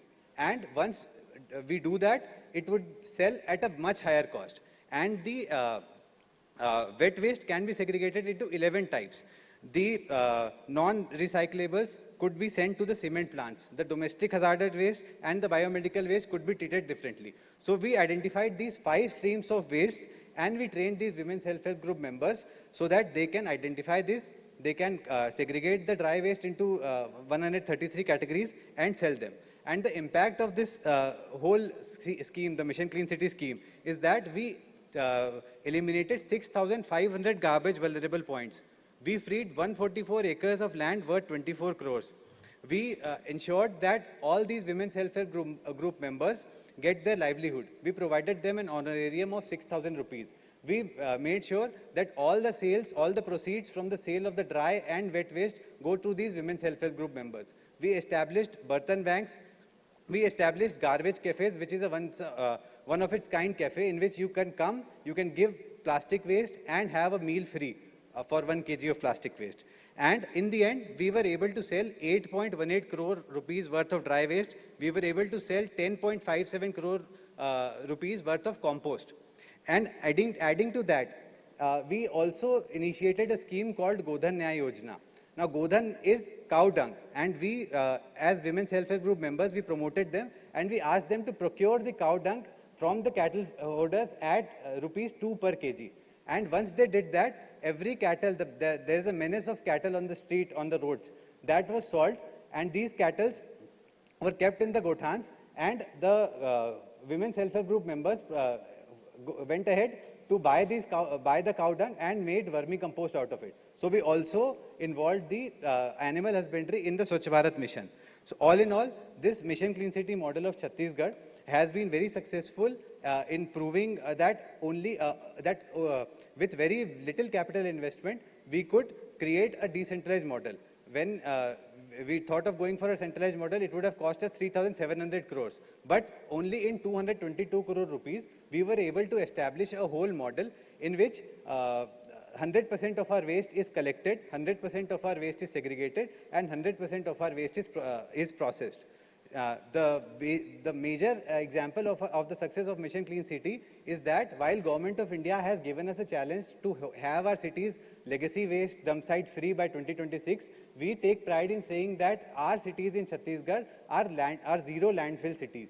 There are no landfills at all. We don't need landfills because every waste is identified, every waste has an intrinsic value. That intrinsic value is captured, and that value is that waste is created to wealth, and the proceeds go to the women's self-help group members. So all in all, it became a self-sustainable model with a little push from the state in terms of in terms of viability gap funding. Otherwise, it is a very self-sustainable model. The funds available with the cities in terms of 15 Finance Commission funds, 14 Finance Commission funds are used, and it became a self-sustainable model in whole. That is why we don't need much funding in Swachh Bharat Mission 2 or 3 or subsequent missions that may follow. We just need to support them. And like Honorable Minister said, it is a continuous process. Like ODF is a continuous process, we also involve our monitoring teams to ensure that this model that we've created runs successfully. We have taken help of various IT applications. One of these applications include the GPS tracking of all these rickshaws, some RFID tags, so that we are able to ascertain whether or not these women's self-help group members go to every household. We have biometric attendance in terms of a selfie app called Nishtha. You take your attendance through a selfie, your location is geo-referenced, and if you are out of the area, that does not give you a present.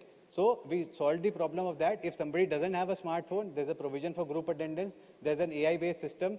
There is group attendance feature. So all in all of this, we keep adding to it, we keep augmenting it, and now we are trying to convert our SLRM centers into more mechanized functions so that more waste is processed. Right now, the capacity of our SLRM centers is 2 to 2.5 tons per day.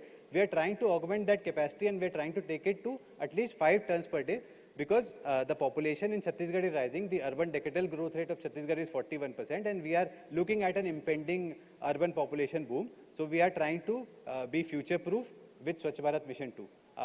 This was, in short, the Mission Clean City model of Chhattisgarh. Thank you so much. Thank you, Saumil. I think one aspect of Swachh Bharat, which I think Saumil pointed out, compared to other urban issues, whether it's water, wastewater, solid waste doesn't require so much of investment or funding. It requires people, it requires households involvement, it requires people who are collecting the garbage, and the amount of employment it generates in terms of waste collectors, waste processors, and the wealth it generates. We don't talk about the entrepreneurship it generates, the number of people who are doing businesses around waste. We don't talk so much in the country about that. हम लोग ज़्यादातर इसी बारे में बात करते हैं कि यहाँ गार्बेज का डंप पड़ा हुआ है, इसकी प्रोसेसिंग म्यूनिसिपैलिटी ने क्लीन नहीं किया, पर ये जितना एम्प्लॉयमेंट मिल रहा है लोगों को और जितना लोग एंटरप्रेन्योरशिप से पैसा बना रहे हैं, उसकी भी बात करने की ज़रूरत है. मैं अब अपने सभी को पैनलिस्ट को धन्यवाद देता हूँ. Sunila Narayan, Mrs Shri Lakshmi, Shivdas Meena, Sonia Sethi has left, and Saumil, and thanks to all of you to listen everyone so peacefully and quietly. Thank you. Thank you, sir. We have now come to the end of the panel discussion, and I'd like to thank Secretary Mahua Shri Manoj Joshi and the esteemed panelists for the very insightful discussions. May I now request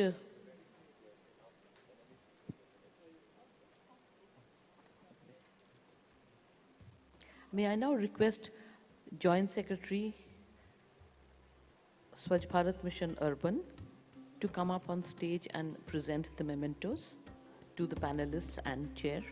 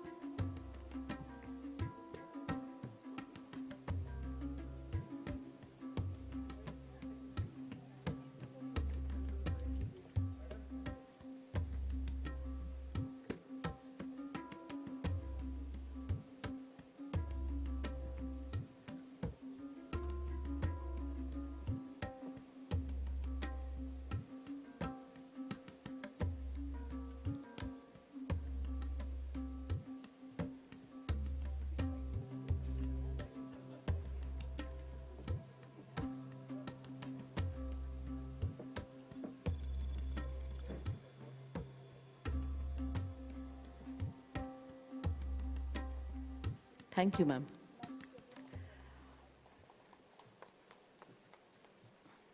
We will now be breaking for lunch. You can also take this opportunity to go and visit the exhibition. And we will be reconvening here at sharp 2:30 p.m. for our second technical session.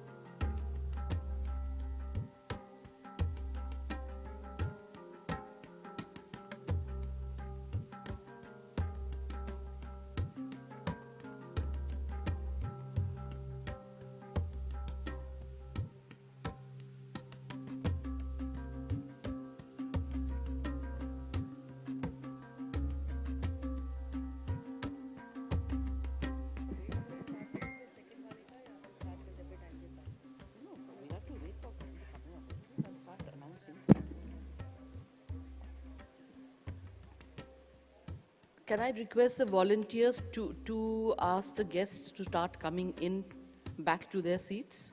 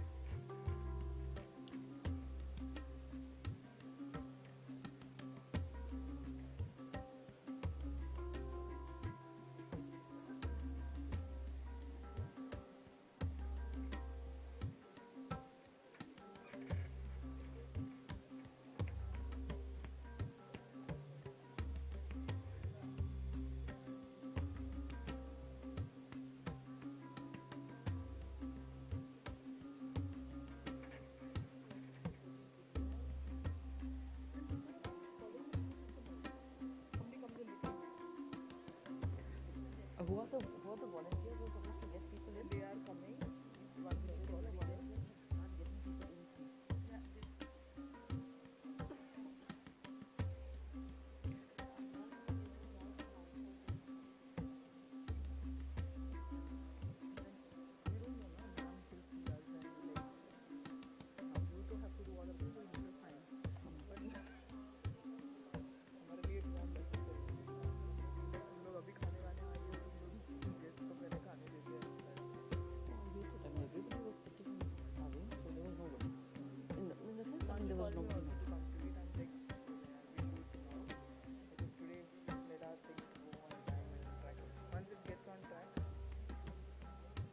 Can I request the volunteers to ask guests to start returning to their seats in the auditorium?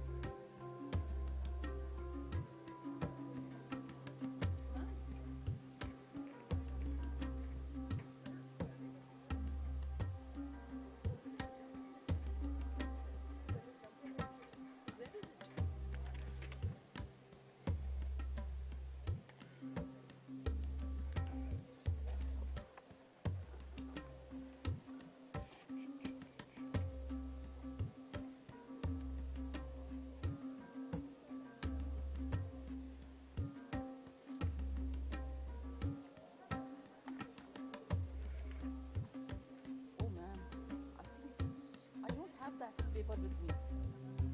Ma'am, you have the final one?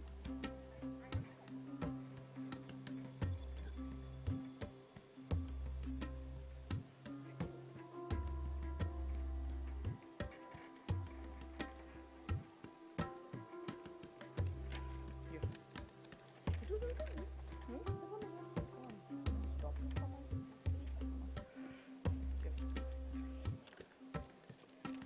Yeah. This is for the next session. That thing you have, I think, Shamila Mary Joseph you have. Yeah, उसके बाद वाला ये.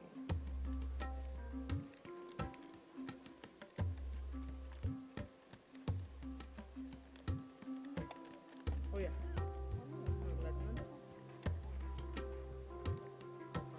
That one.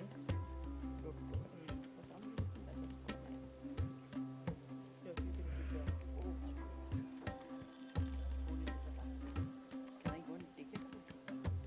Is there anything written? No. Why do you go and take it? Leave it. Yeah, I have given you this. Which are this here. He's coming from Delhi. Ganesh Mohammed is here.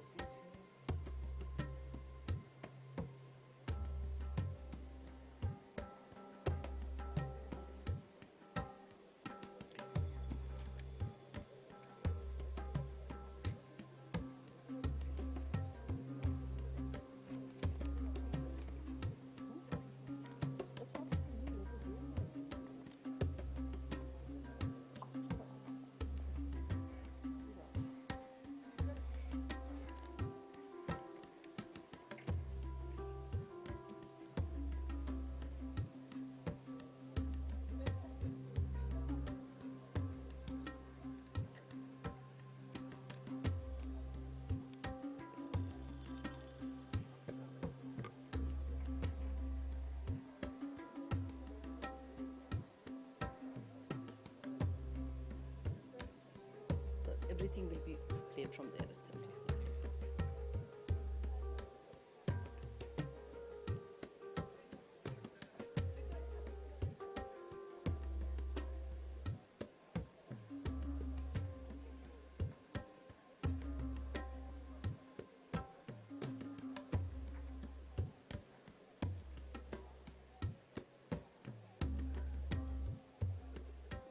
May I request the volunteers to ask the guests to start coming back to the auditorium and take their seats? We will be beginning our second technical session in just a few minutes.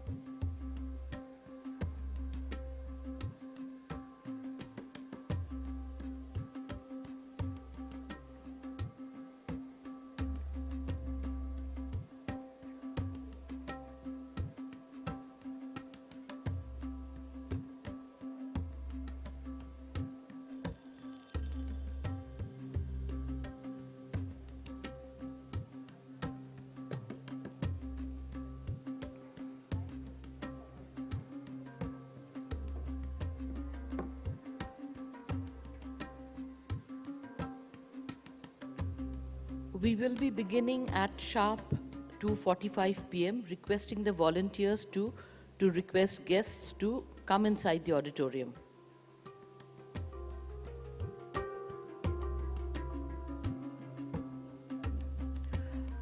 Those of you who are sitting on the galleries, you can come and take your seats here on the main seats. Ma'am, sirs, those of you who are sitting on the gallery, kindly come and take your seats this side, in the center.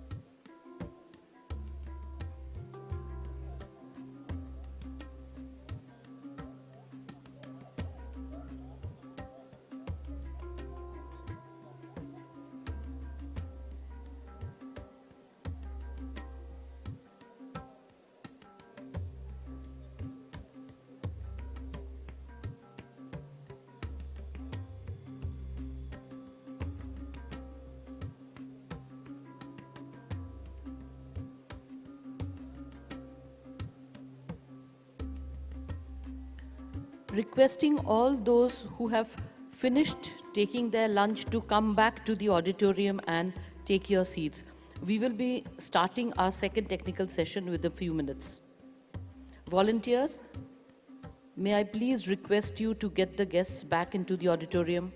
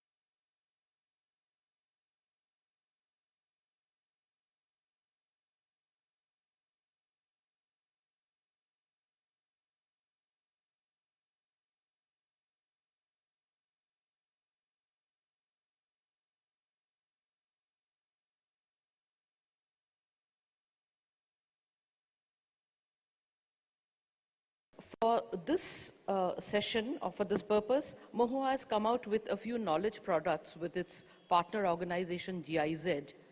So one is a compilation of best practices of legacy waste dump site remediation, which has already been carried out across the country. And there is a checklist of things that a city is supposed to do to carry out the remediation process. Both of them are going to be available shortly on the Swachhatam portal, and you can download it whenever you need it. We will also be conducting separate capacity building sessions for states and cities on this topic. May I now request Sri Shivdas Meena, Additional Chief Secretary, Tamil Nadu, to come up on stage and chair the session, sir.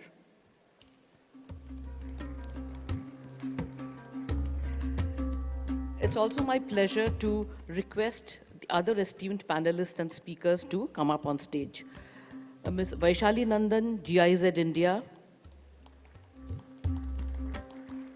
Dr. Richa Singh, Center for Science and Environment. Shri Mohit Ganeriwal, International Finance Corporation. Shri Gyanesh Bharti, Commissioner, Municipal Corporation of Delhi. Shri KVS Chaudhary, Municipal Commissioner, Bhopal.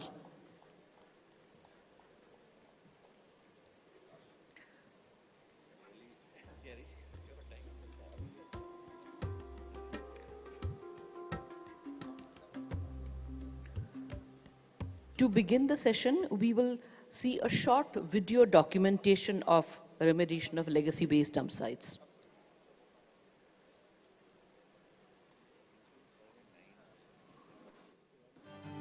भारतीय शहरों के बदलते स्वरूप में स्वच्छ Bharat mission का योगदान महत्वपूर्ण है। 2014 में शुरू हुए इस जन आंदोलन में नागरिकों के सहयोग से शहरी निकाय ठोस कचरा प्रबंधन द्वारा बेहतर परिवेश बनाने की ओर अग्रसर है। ठोस कचरे के एकत्रीकरण, स्थानांतरण एवं निपटारण में शहरी निकायों ने पिछले 7 वर्षों में अभूतपूर्व प्रगति की है। स्वच्छ भारत मिशन की शुरुआत से पहले सिर्फ 18% सॉलिड वेस्ट की प्रोसेसिंग होती थी, जो पिछले 8 वर्षों में बढ़कर 73% हो गई है। आज देश भर में 1,50,000 टन कूड़ा रोज तैयार हो जाता है, लेकिन शहरी निकायों द्वारा कचरे के स्रोत पर ही उसकी छटाई और उसकी रिसाइकलिंग से डंपिंग स्थलों तक पहुंच रहे कचरे की मात्रा में भारी कमी आई है, और ये मात्रा शहर में उत्पन्न होने वाले अपशिष्ट के मुकाबले 5% से भी कम होने लगी है। हम नए कचरे का शानदार तरीके से निपटारण कर रहे हैं, लेकिन पिछले कई दशकों से जमा सॉलिड वेस्ट का निष्पादन हमारे लिए एक बड़ी चुनौती है। स्वच्छ भारत मिशन 2.0 के अंतर्गत साल 2020 में माननीय प्रधानमंत्री द्वारा इसके निवारण का संकल्प लिया गया है। अब स्वच्छ भारत मिशन अर्बन 2.0 का लक्ष्य है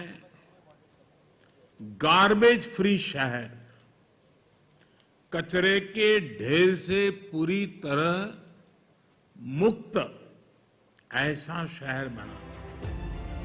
आवासन एवं शहरी कार्य मंत्रालय स्वच्छ भारत मिशन 2.0 का अभिन्न हिस्सा होने के नाते देश भर में फैले दशकों पुराने डंप साइट्स और लेगेसी वेस्ट के तकनीकी सुनियोजन, पुनरुत्थान एवं रेमिडिएशन के लिए कई प्रयास कर रहा है। इसके लिए केंद्र सरकार की ओर से नगर निकायों को 550 रुपए प्रति टन की दर से आर्थिक सहायता भी उपलब्ध कराई जा रही है। डंपिंग स्थलों की रेमिडिएशन प्रक्रिया में पहले से जमा कचरे को भारी मशीनों द्वारा हटाकर डंपिंग क्षेत्र को समतल बनाया जाता है। उसके बाद पहले से जमा कचरे की खुदाई कर उसे समतल किए गए क्षेत्र में छोटे छोटे ढेरों में विंड्रॉज के रूप में स्टेबलाइज किया जाता है। स्टेबलाइजेशन के लिए माइक्रोबियल कल्चर का इस्तेमाल किया जाता है, जिससे इलाके में दुर्गंध नहीं फैलती। इस तरह प्राप्त हुए वेस्ट को एक तय सीमा के बाद मैकेनिकल प्लांट्स की मदद से इनर्ट और डेंसिटी बेस्ड हल्के आंशिक अपशिष्ट में विभाजित कर एकत्रित किया जाता है। हल्के आंशिक अपशिष्ट को फिर से धातु, प्लास्टिक, कपड़े, ग्लास और विभिन्न अपशिष्ट धाराओं में विभाजित किया जाता है। अपशिष्ट से निकले ईंधन यानी RDF को सीमेंट की फैक्ट्री, कूड़े से बिजली बनाने या फिर सड़क बनाने में इस्तेमाल किया जाता है, और अनुपयोगी अपशिष्ट को स्थानीय लैंडफिल में भेजा जाता है। इस पूरी प्रक्रिया में केंद्रीय प्रदूषण नियंत्रण बोर्ड द्वारा अनुमोदित गाइडलाइंस का पालन सुनिश्चित किया जाता है। पर्यावरण संरक्षण के मानकों का ध्यान रखा जाता है। हानिकारक गैस और डस्ट को नियंत्रित करने के लिए उचित सावधानियां रखी जाती हैं। आज डेवलप्ड टेक्नोलॉजी द्वारा न केवल डंपिंग स्थलों का नवीनीकरण और पुराने जमा कचरे का निष्पादन संभव है, बल्कि टेक्नोलॉजी डंपिंग स्थलों के सुनियोजित रखरखाव में भी सहायक है। रेमिडिएशन की प्रक्रिया के दौरान कई चुनौतियां भी सामने आती हैं, जिनमें शामिल है मीथेन गैस का रिसाव, रेमिडिएशन के समय डंप साइट्स पर पैदा हुए नए कचरे का आना, नई डंप साइट्स पर प्लांट लगाना और इनर्ट और सीएनडी वेस्ट का निस्तारण आदि। आवासन एवं शहरी कार्य मंत्रालय द्वारा शहरों के पुराने डंपिंग स्थलों का रेमिडिएशन और लैंड रिवाइवल का जो काम किया जा रहा है, इसमें निजी सेक्टर का सहयोग भी अपेक्षित है, क्योंकि शहरों के सामने ये लक्ष्य चुनौती भरा है। दशकों से डंप साइट्स पर जमा कचरे के निस्तारण के लिए हम प्रतिबद्ध हैं। स्वच्छ भारत मिशन 2.0 के तहत हम वर्ष 2026 तक दशकों से जमा कचरे के 100% रेमिडिएशन के लक्ष्य के साथ आगे बढ़ रहे हैं, ताकि भविष्य में इस तरह के कूड़े के पहाड़ न दिखाई दें। इसके लिए ये जरूरी है कि डंपिंग स्थलों तक कम से कम अपशिष्ट पहुंचे। शहरों द्वारा इस दिशा में कई प्रयत्न किए जा रहे हैं, जैसे कि डिसेंट्रलाइज्ड कंपोस्टिंग और लगातार चल रहे नागरिक जागरूकता अभियान। डंपिंग स्थलों के रेमिडिएशन के बाद वहां ग्रीन एरिया और पार्क बनाए जा रहे हैं। लैंड को कमर्शियल यूज के लिए डेवलप किया जा रहा है। बस डिपो बनाए जा रहे हैं। इससे हमारे शहर सुंदर और स्वस्थ बन रहे हैं। साथ ही ग्रीन हाउस गैस के उत्सर्जन में भी कमी आ रही है और प्रदूषण पर नियंत्रण लग रहा है। वैज्ञानिक ठोस कचरा प्रबंधन और इससे जुड़ी अर्थव्यवस्था को स्थापित करने के लिए ये एक शुरुआती और सराहनीय कदम है। आइए हम सभी मिलकर कचरे के ढेर से अपने शहरों को मुक्त करने में अपना सहयोग दें।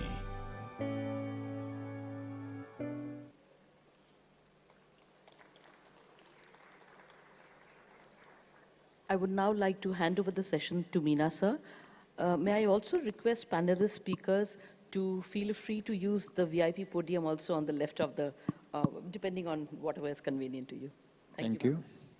So good afternoon. So after a sumptuous lunch, I'm sure that all of you would be ready to receive this talk experience from our panelists. We have total 5 panelists, and 10 minutes are allotted for each presentation. This is a very important issue. In fact, the Honorable Minister in morning, he mentioned about the challenge we face, and it is one of the biggest challenge of SBM2 to make our cities dump free.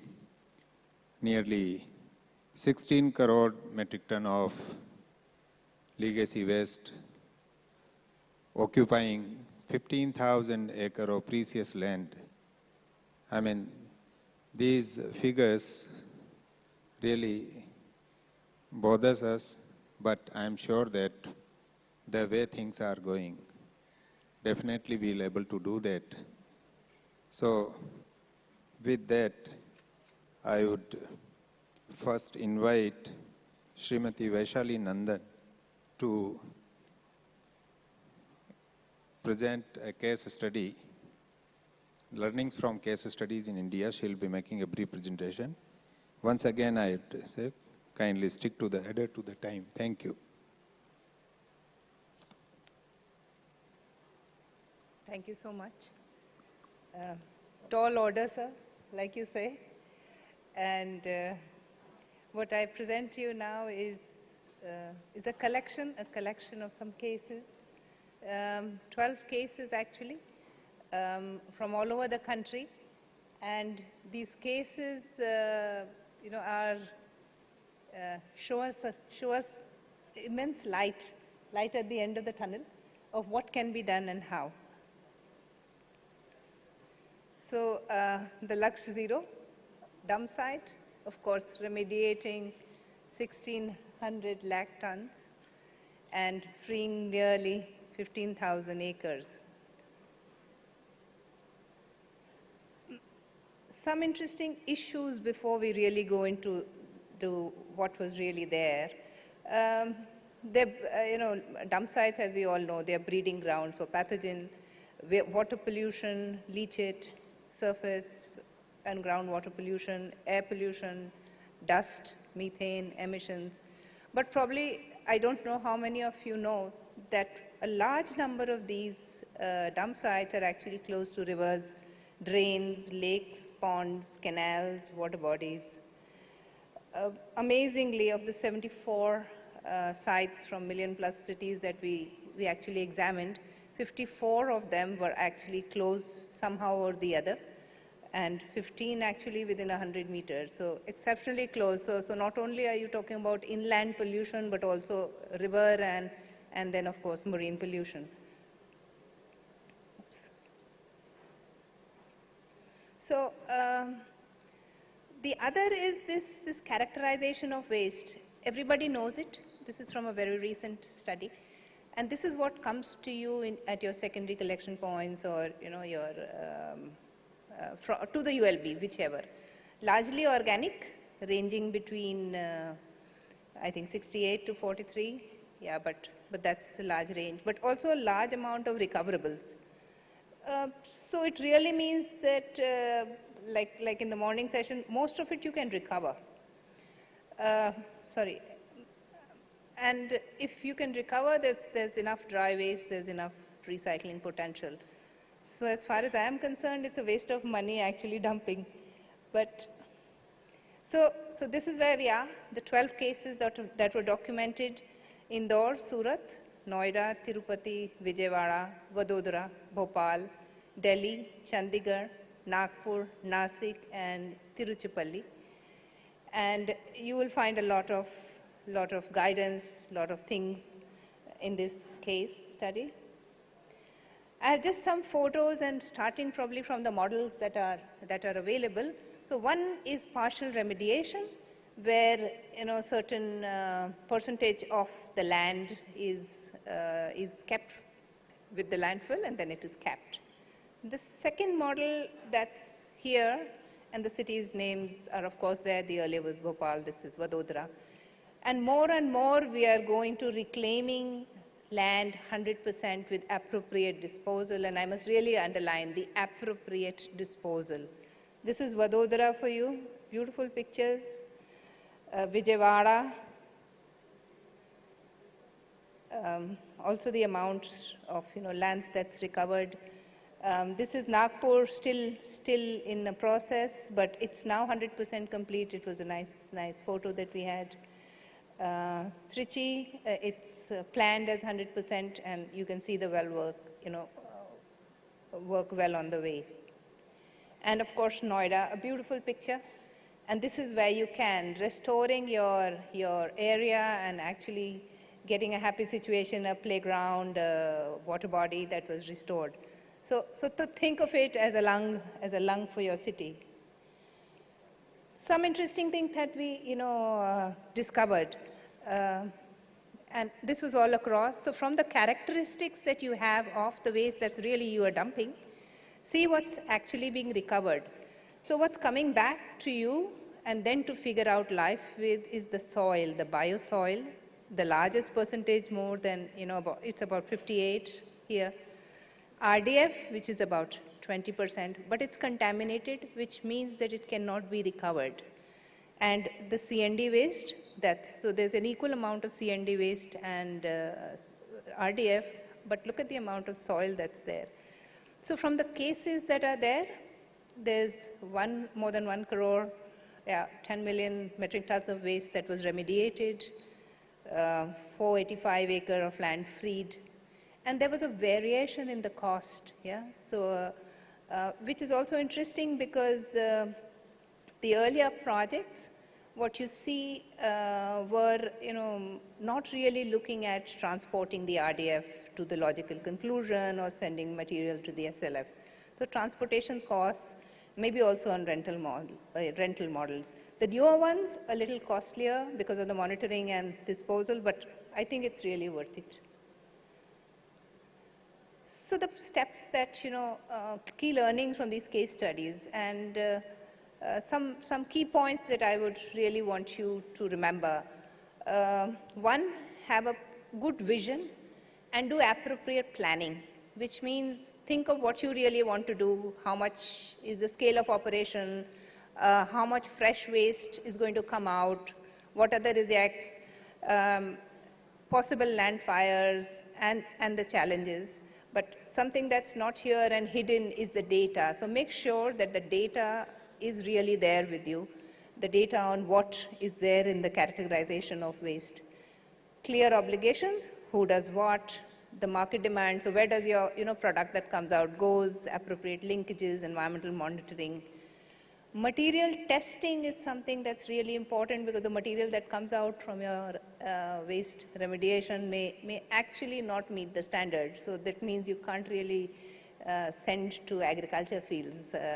Please don't send soil called biosoil to agriculture fields. So it's like spreading contamination. And define time frame. But things to remember, and this is something that you plan. So if you plan a remediation site, think of where your wet waste will go. Don't send it to the same place that's being, where you are remediating, because then it's like a double costing, and you don't really know where you are.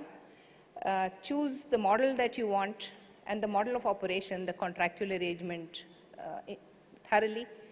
Think of the varying contour levels that will happen. So once you start digging up waste, there will be variation. There will be variation in the quantities that come in. There will be variation in the creation of windrows. Where will you put your machinery?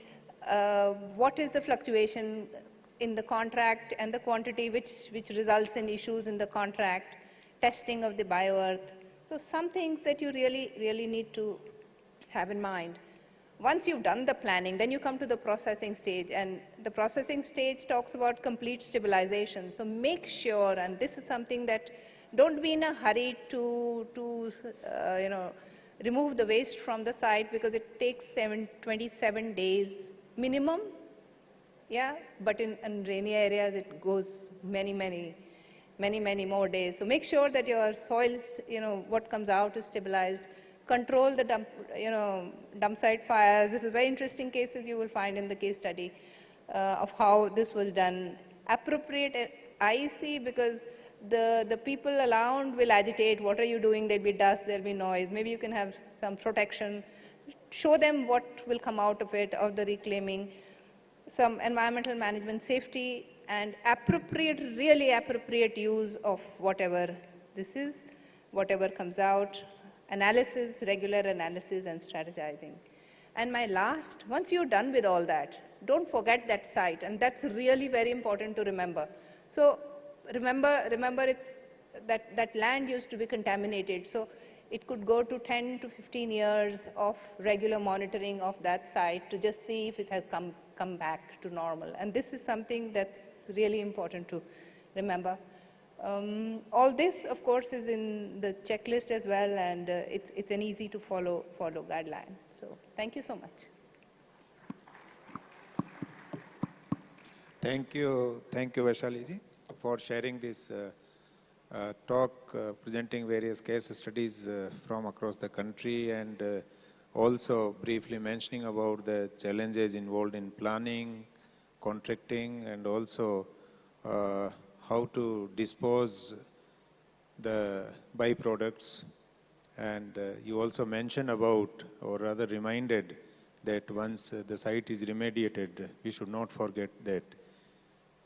So with that, now I would call upon Dr. Richa Singh to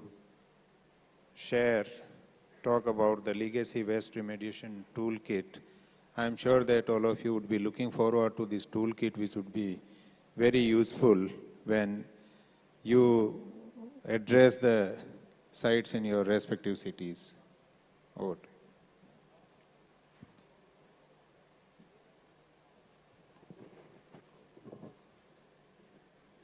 Hello, very good afternoon to all the dignitaries on the dais, and all the people who are attending this very important event today. My name is Dr. Richa Singh from Center for Science and Environment, and today I'm here to talk about legacy waste management and dump site remediation, the toolkit, or we can say we'll discuss some key considerations that should be considered by the ULBs while planning and executing the dump site remediation. So as you can see in this presentation, what we are going to cover is we will talk little about what is the status of dump site remediation in the country, followed by what is legacy waste and how is it different from fresh waste in terms of its characteristics and its composition. And I think it's very, very critical to understand because the technology that we are adopting to or the disposal plan that we are adopting for the remediation of mine fractions depends on the characteristics of the mine fraction. Then we will talk about the approaches to dump site remediation. We'll talk little about biocapping, biomining, and the hybrid model.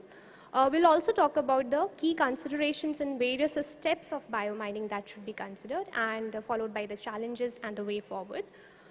So Swachh Bharat mission and dump site remediation, we all are aware about it, and I think from the morning itself we have been talking about it.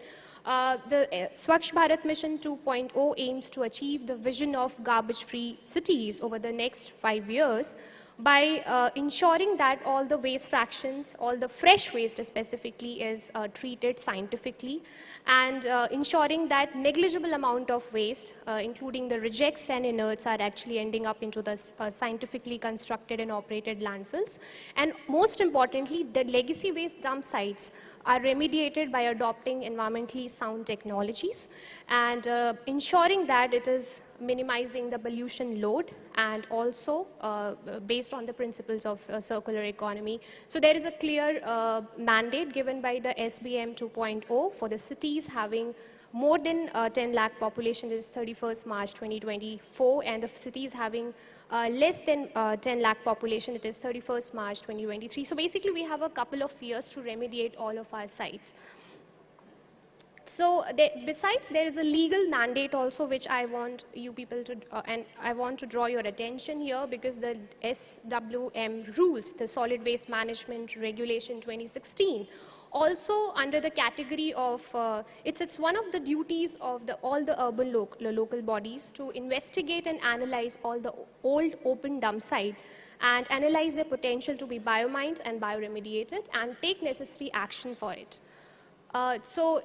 However, in the past 3 decades, and we have been listening about it in the first session itself, that there is a mismanagement of waste and we were dumping most of our waste into these dump sites. So now we have to deal with more than 3,000 dump sites across the country as per the estimates of Central Pollution Control Board, which is covering an area of about 10,000 to 15,000 hectares. So if we want to visualize that much area, it is equivalent to 14,700 football grounds. So we all are aware about the environmental and health hazards, and there has been enough scientific evidences, PILs and NGT orders, all of that. Here, as you can see, the major culprit is disposal of the mixed waste, which is having significant fraction of it is biodegradable in nature. And once it is disposed of into the landfills, all these components, they react together. There is certain biochemical reactions, due to which these dump sites are now acting as so-called the pollution hubs, which is deteriorating the environmental health, polluting the land, water, and soil, and also causing a lot of greenhouse gas emission. So if you look at the status of dump site remediation in India, the state which is having maximum number of dump sites is Uttar Pradesh, followed by Madhya Pradesh, Maharashtra, Rajasthan, Gujarat, and so on, as per the CPCB annual reports on MSW 2019-2020, and out of which we have been able to reclaim or cap nearly 87 landfills, and the landfills or the dump sites which has been converted into sanitary landfills are 14 in number.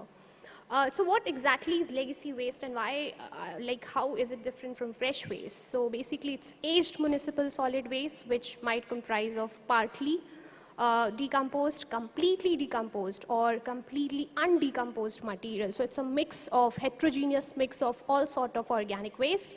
It might contain scrap polymeric and combustible material also, and C&D waste as well as inerts. So if we look at the composition of legacy waste in India, the Indian dump sites are actually a mix or a combination of legacy waste and fresh waste. If we look at the characteristics and composition, which affects the choice of treatment technology, The major fraction or the significant proportion is a fine soil-like material, which might range between 40 to 60%. Then we have the combustible material, which might range from 15 to 18% on weight basis. And these are based on the case studies that we have in CSE. We have been researching on several dump site remediation projects. And then we have coarser particles such as broken bricks, masonry, stones, etc., which constitute nearly 20% or 15 to 20% basically. And the major culprit here is again the miscellaneous fraction, where the composition, if you look at the contribution of these materials, is just 1 to 5%, but these are extremely hazardous. They could be anything like sanitary waste or the needles or metallic fraction or broken glass, etc., which needs to be treated as per the norms of solid waste management rules 2016 and hazardous and other waste management rules 2016. The available technologies for remediation. So the most conventional treatment technologies, of course, biocapping of the dump site, but it is preferable for such kind of landfills which are constructed in a scientific manner with a barrier layer as well as the mechanism for the collection and treatment of landfill gases as well as the leachate. Here, in this case, land is not recovered, legacy waste is not treated, and no waste fractions are utilized in this process. So basically, the most important resource that we are missing in this treatment option is the land resource. Then we have this bio-mining of dump site, which is based on the principle circular economy, and it ensures that the entire waste fractions are treated, entire land is reclaimed, and entire waste fractions are used for various gainful applications, or they are disposed of in a scientific manner. And then in India, we also have this hybrid model. I think the representative from Bhopal will be talking about it, where the fraction of waste is treated, a fraction of land is reclaimed, and a fraction of waste is used for various gainful application. Rest of the unused waste is biocapped as per the Solid Waste Regulation 2016. So there are various steps for biomining of legacy waste, and there are certain key considerations also. I would like to take you to one of these steps in the later slide. The very first step is the pre-feasibility step. I think the previous speaker, Vaishali ma'am, was also mentioning about it. It's very important to plan your dump site remediation prior to the execution, including a thorough site investigation, studies, surveys, and waste characterization.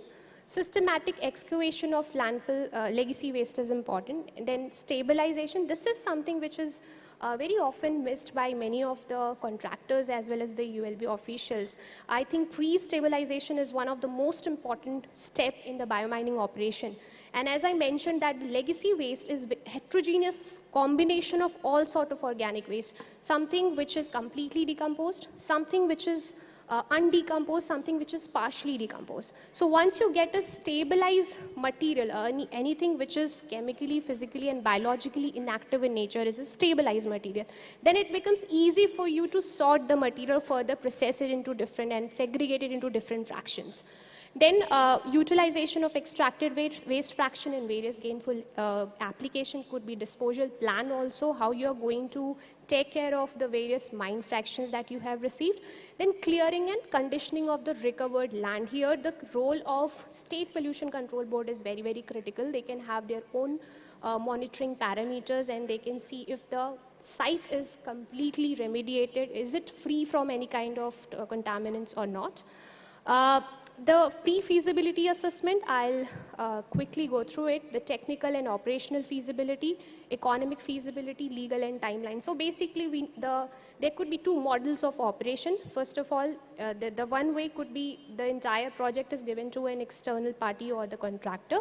So they may have different type of customized machinery, which could be stationary or mobile machinery to take care of your legacy waste. They have patented technology, some kind of bioinoculums to make sure that the waste is completely stabilized, and then they make sure that the disposal is happening in an appropriate manner. If the ULB plans to do it by itself, like Ambikapur has done, they have to assess if they have technical and operational capability to do that. If they have enough instruments, equipments, and machinery to carry out that process. Then economic feasibility, cost-benefit analysis. To be able to arrive at the right costing of your biomining operation, it's important to understand that how much waste ULB is required to treat. And on the basis of that, there are certain other factors like how far is the cement factory from your biomining project or biomining site.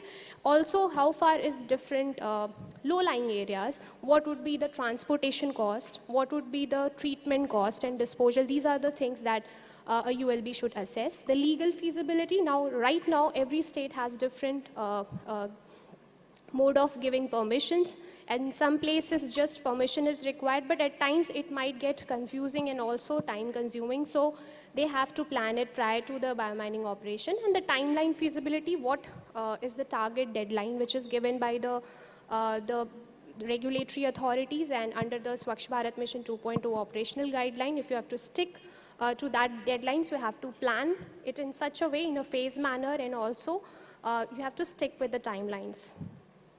The requirement in the planning phase, the most important, the first and foremost thing, I think the previous speaker has already talked about it, is to have your alternative plan for the management of fresh waste. You can't complete the remediation process or biomining process of a dump site if you keep on adding the fresh waste in the same site. It will become a vicious circle, which is like never-ending process. So first of all, we need to understand that legacy waste remediation and fresh waste management should complement each other. It should happen parallelly, so that your fresh waste is not adding up into the same site, the amount of waste that you are going to treat. Conduct risk assessment and emergency planning. Most of the sites in the metropolitan cities like Delhi, Chennai, Mumbai. So we come across certain news like landfill fires or dump site fires. So we have to be little smart to understand that there are certain risks which are associated with biomining of certain kind of dump sites, including Ghazipur, Okhla, and Valswa, where the forest fire, the landfill fires are very frequent activity. Training and capacity building of the manpower involved. Those people who are involved in this activity should be trained appropriately.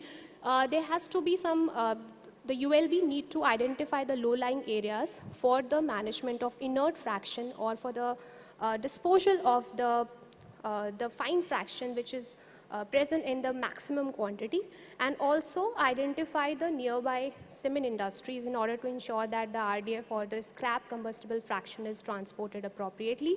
Availability of sufficient water and power supply is something that has to be considered. Composition and characterization of legacy waste. If you see a legacy waste, now as I was mentioning, it's a heterogeneous mix of everything. If you look at it at this slide, you can see that it's just a hypothetical condition where you can see that the composition of legacy waste at the bottom of the dump site is much different than the waste composition at the top of the dump site. So if it can be divided into 3 strata, the bottom strata, medium strata, and the upper strata, if we are actually analyzing Dr. and Richa, doing a compositional study. In 1 minute you can. Okay, sir. So we have to make sure that we are extracting the sample from each of the strata and making a composite sample. If you look at the site layout, with the permission from the chair, I would like to distribute my toolkit to the dignitaries who are present at the dais. And, and this can be downloaded from our website also, the CAC website. So this is basically the layout where we have mentioned that what is the bare minimum requirement if you plan to do the biomining operation at your site. Like you need to have temporary storage area for the storage of different fractions of waste. You need to have a leach or treatment plant. You need to have space for doing the windrow or for space for doing waste processing and for the placement of different kind of equipments and machineries. So consideration during legacy waste excavation and material handling, we have to make sure here the most important point that I would like to highlight is the depth of excavation, because we need to reach the bottom layer of the dump site if we really want to say that, okay, this site is completely free from any kind of toxic material, because it should not be like a dislocated pollution, okay? You are just labeling the land and claiming that this is now the legacy waste is removed and this is basically this land can be used for various gainful applications. This is something that should be considered. And for processing and material handling, space has always been a constraint. Dr. And Richa. it should be. Sir, just 1 minute, I'm just completing. So with this, the most important thing here I would like to highlight is the utilization of the recovered material. It should be, first of all, the material, the mine fraction should be tested for the presence of various kind of contaminants,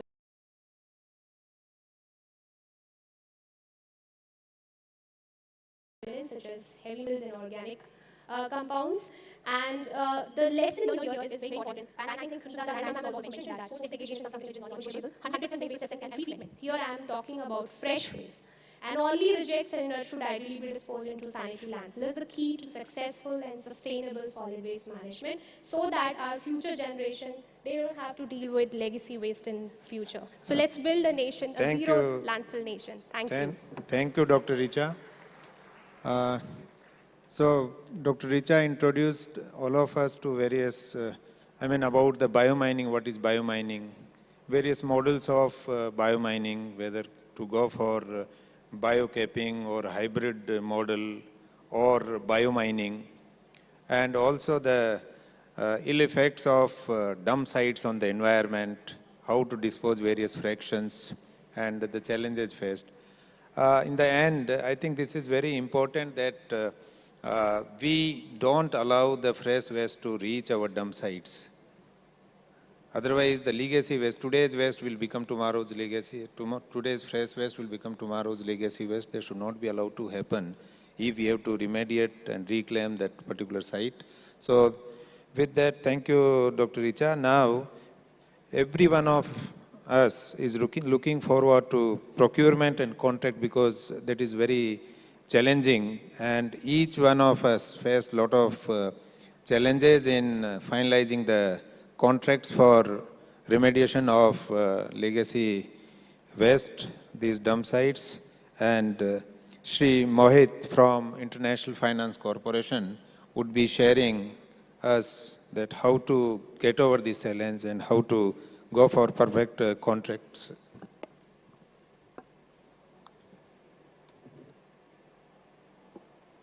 Very good afternoon to all of you. I'm Mohit Ganediwala.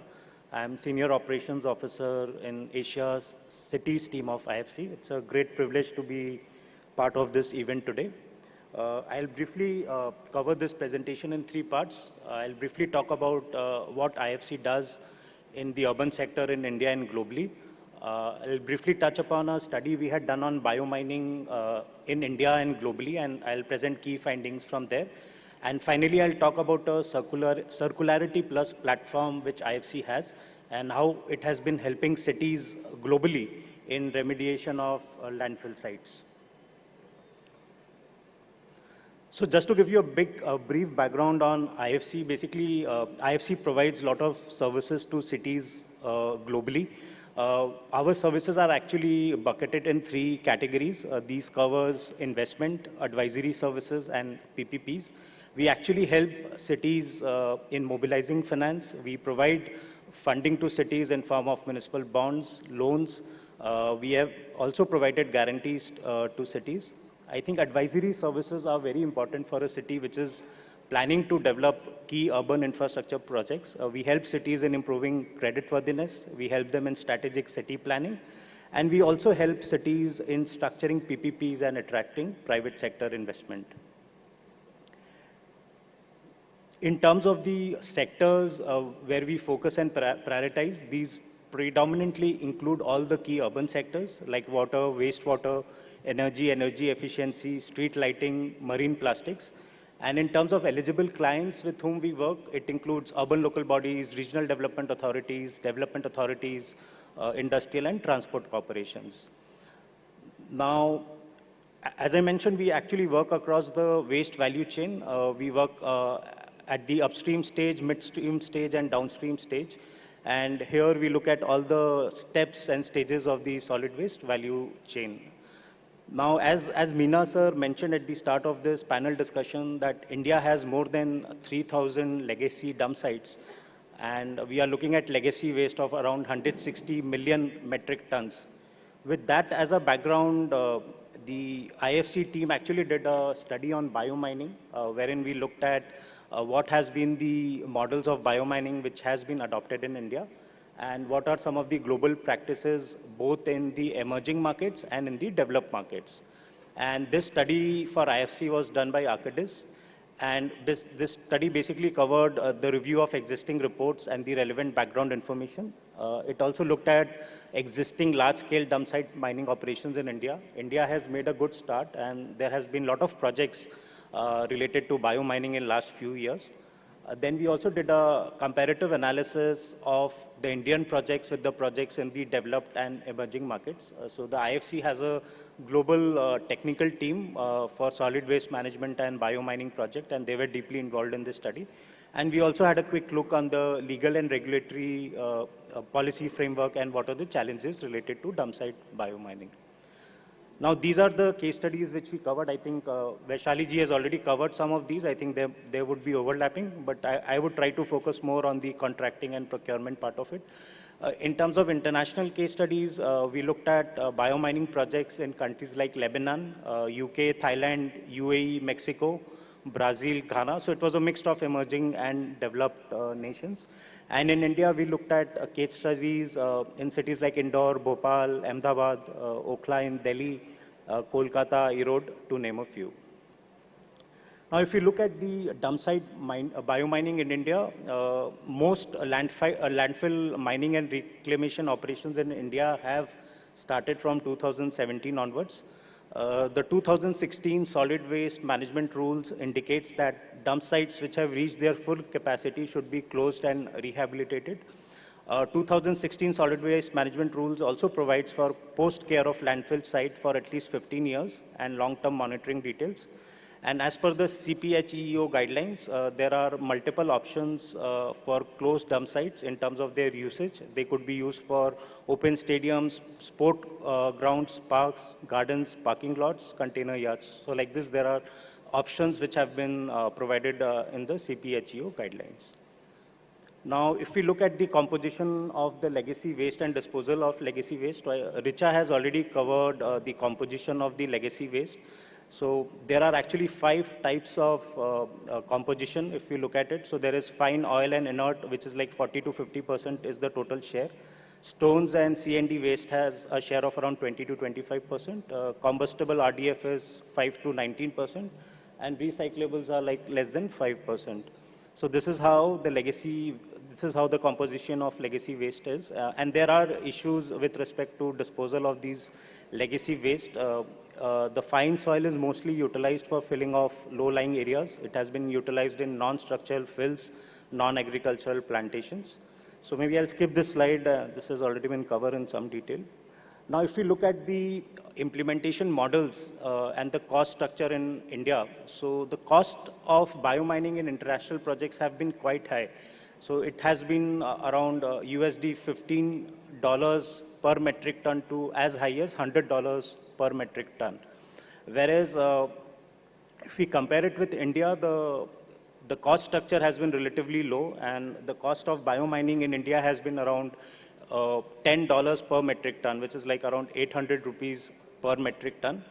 And mostly these biomining projects in India have been done by small contractors, and mostly the larger contractors have not bid for these projects. And the technologies which have been used for these projects have been simple, and these primarily include stabilization of waste, segregation, and utilization of waste. Now, coming to the implementation model, the procurement model, most of the projects have been done on EPC basis. And there has been not a single project which has actually been done on a PPP basis, and no private sector financing has actually been mobilized for biomining in India. Within PPP, within EPC mode also, there are multiple options, variations which we see. In some cases, the EPC model which has been adopted, it's a outsource model wherein a private contractor has been given all the responsibilities, and the urban local body has made a payment on a lump sum basis. In some cases, the urban local body has done biomining on its own. So the urban local body has actually hired equipment, and through its own staff, it has done the biomining.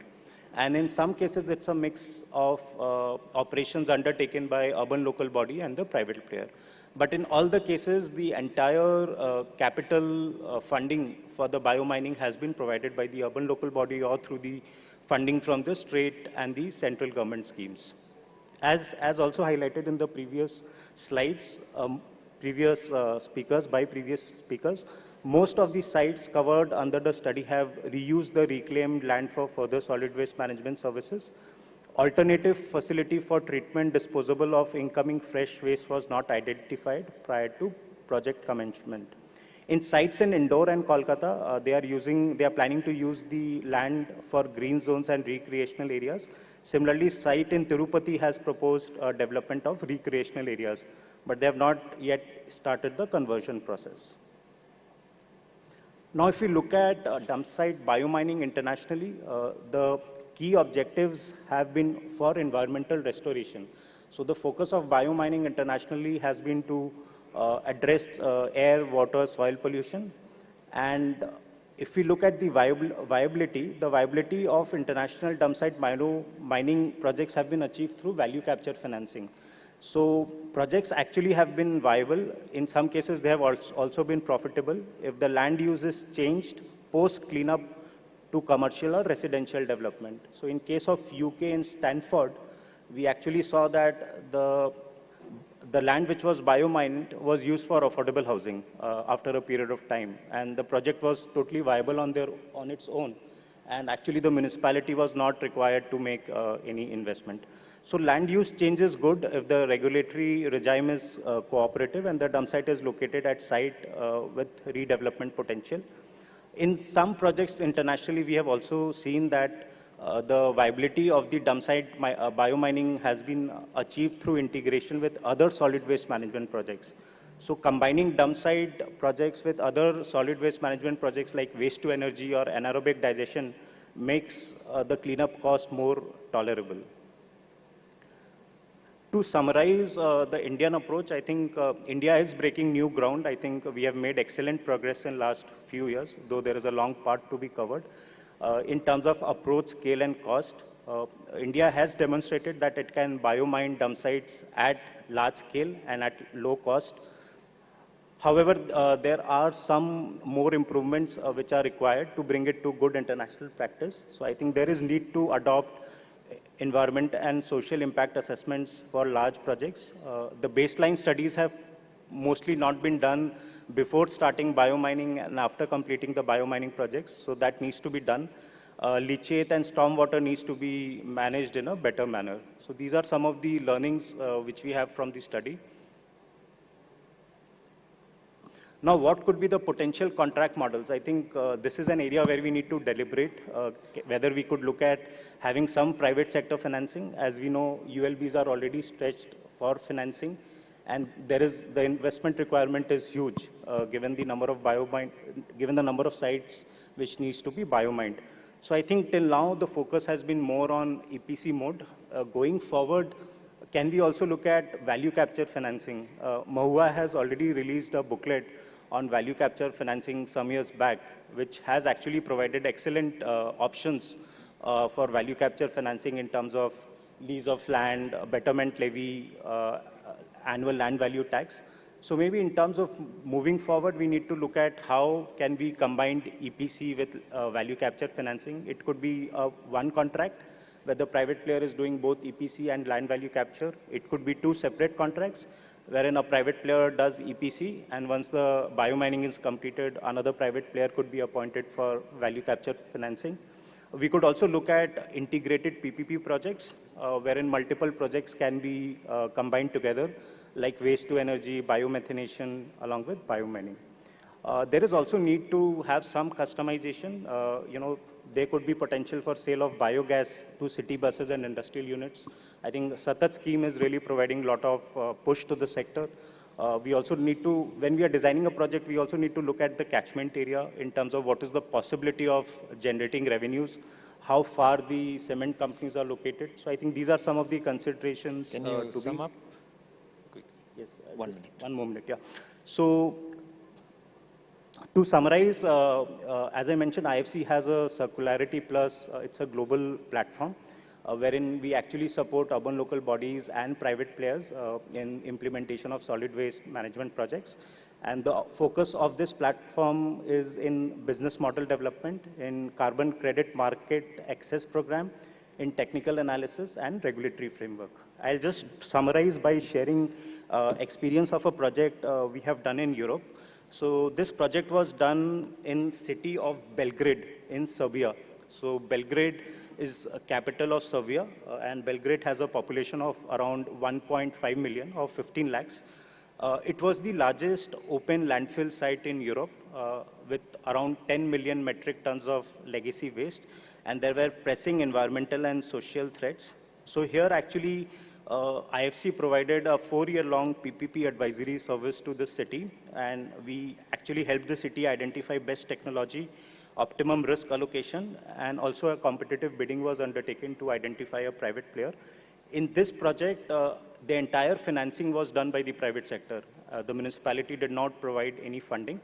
And then as a lead arranger, IFC also helped a city in arranging financing. So we actually provided euro 72 million as financing own account. And there was a mobilization of around $100 million, including concessional financing. And in terms of outcomes, greenfield waste to energy plant has been constructed. The existing landfill site has been remediated and it has been closed. And there is also a new sanitary landfill site which is being created. And this new waste to energy plant, it will actually process 340,000 metric tons of waste per year. So the plant is expected to be operational by end of the year. Thank you. Thank you, Mr. Mohit, for sharing different business models.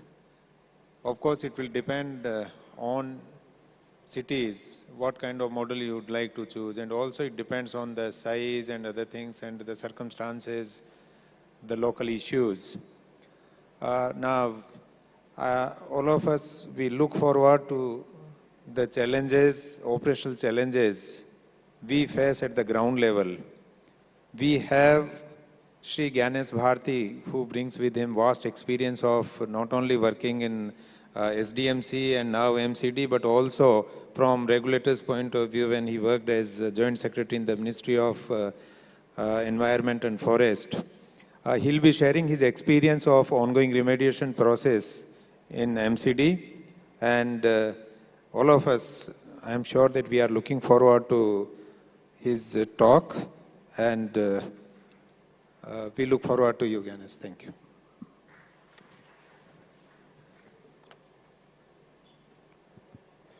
A very good afternoon to everyone.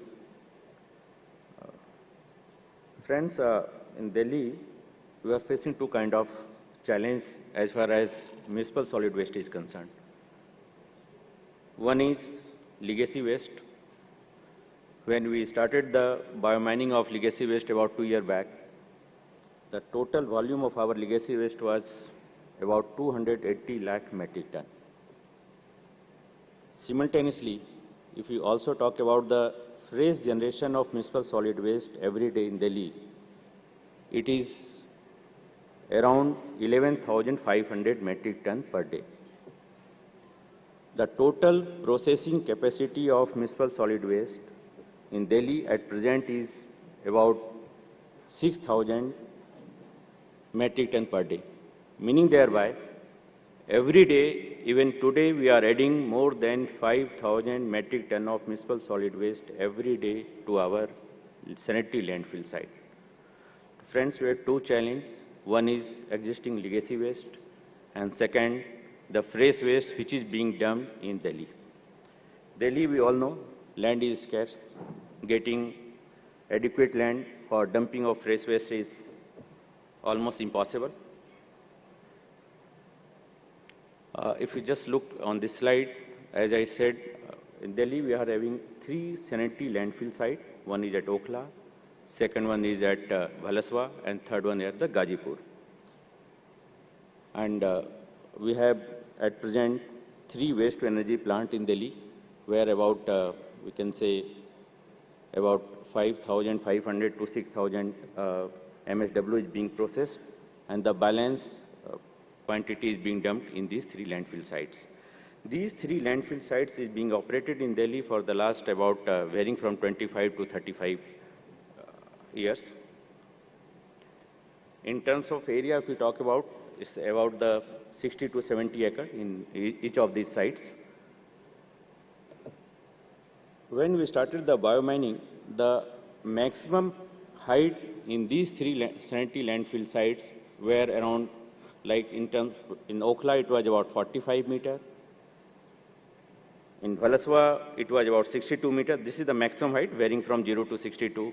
At Gazipur it was 65 meter. And the legacy waste quantity was 60 lakh ton, 80 lakh ton and 140 lakh ton respectively. Friends, these are the pictorial description, will not go much. In fact, this biomining started with the order of Honorable NGT, which was passed in November 2019. Before that, under the guidance of IT Delhi, we are doing the biocapping. One of the panelists has spoke about the different kind of model, biocapping and the biomining.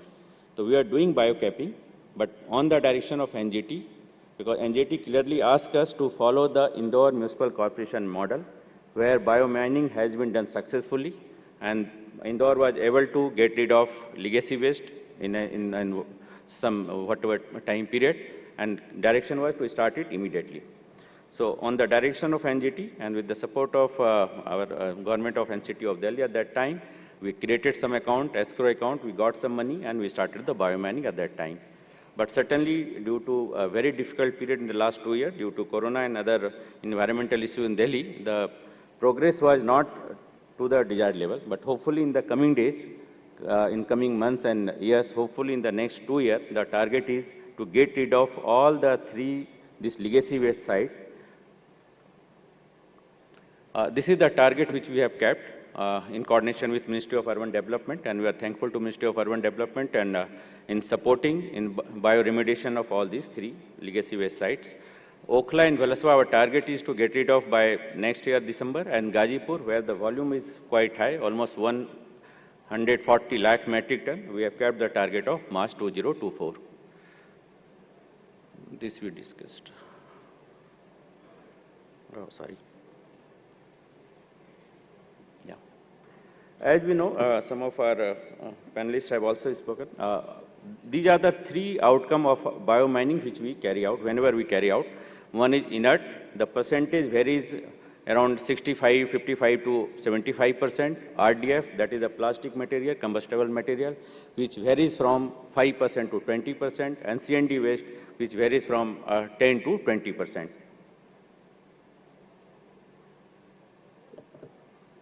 At present, we have set up trommeling machine in all the 3 legacy waste locations, numbers varying from 12 to 14. When we started, the machine capacity was of very low, around 200 metric ton per day.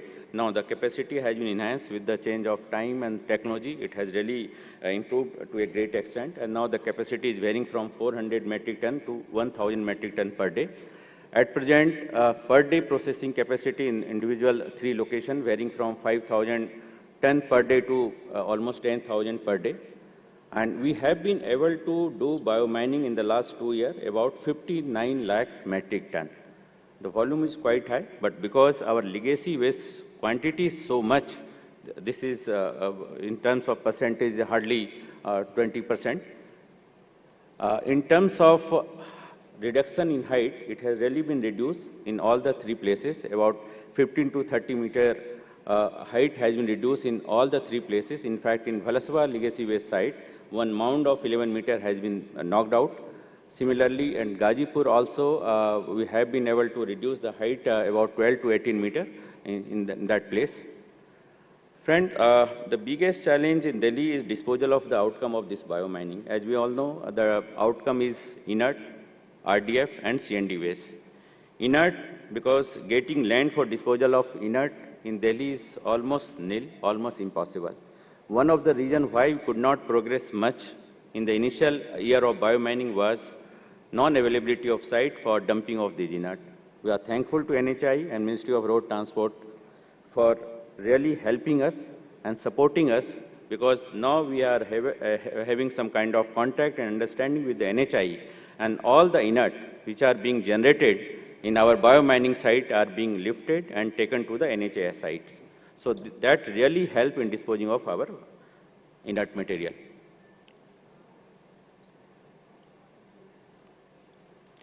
Disposal of RDF is still a big challenge. Till now, we have not been able to overcome this challenge.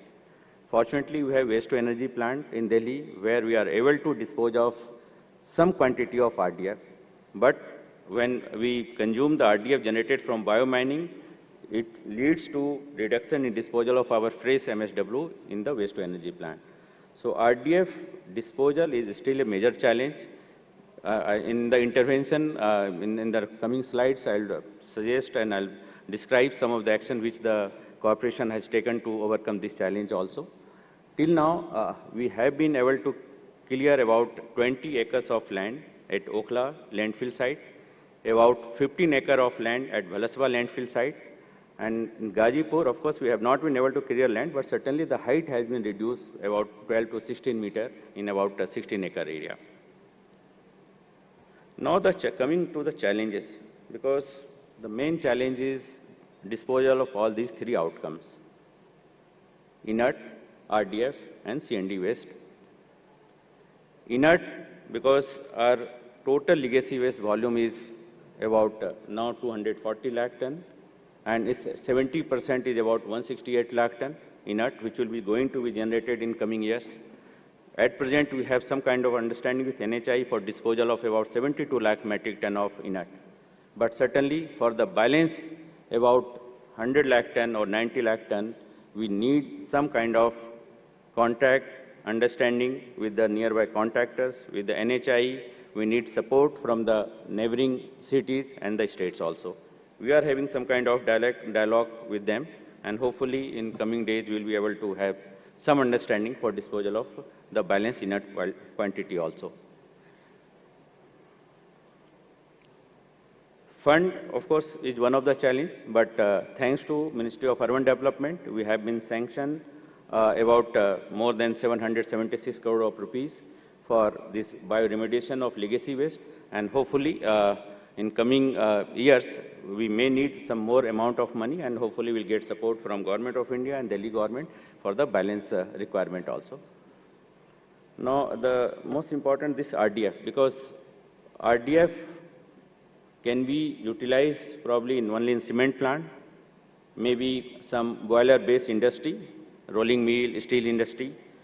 Unfortunately, no cement industry is in near vicinity of Delhi. I think the nearest cement industry may be around 400 or 500 kilometers away from Delhi. But notwithstanding with that, we have been able to convince one of the cement industry, JK Cement, and they have started lifting our RDF. Of course, the quantity is not much, but around 300, 400, 500 ton per day from our Okhla landfill site. We are in touch with some other cement industry also. Some discussion is going on in terms of how much subsidy and they need. But the rate which they are charging is probably still one of the cheapest till now, whatever we have been doing in the corporation around. They are only charging 300 to 400 rupees per metric ton for lifting our RDF and taking to their plant, which is about 400, 500 kilometers from here. So hopefully in coming weeks and months, we will be able to rope in some more cement industry, and that is really required to get the disposal of RDF from our remediation site. Now, one more very important challenge is disposal of fresh MSW, because our fresh MSW is also dumped in the same location. So we are facing a number of constraints on this account, because there is scarcity of land at the site also. Machine and manpower movement, because it is required for both the activities, for biomining as well as the dumping of fresh MSW. Of course, monsoon and winter season, because in Delhi, winter season, due to number of order from honorable courts, NGT and CAQM, our activities get suspended. So these challenges are there in Delhi.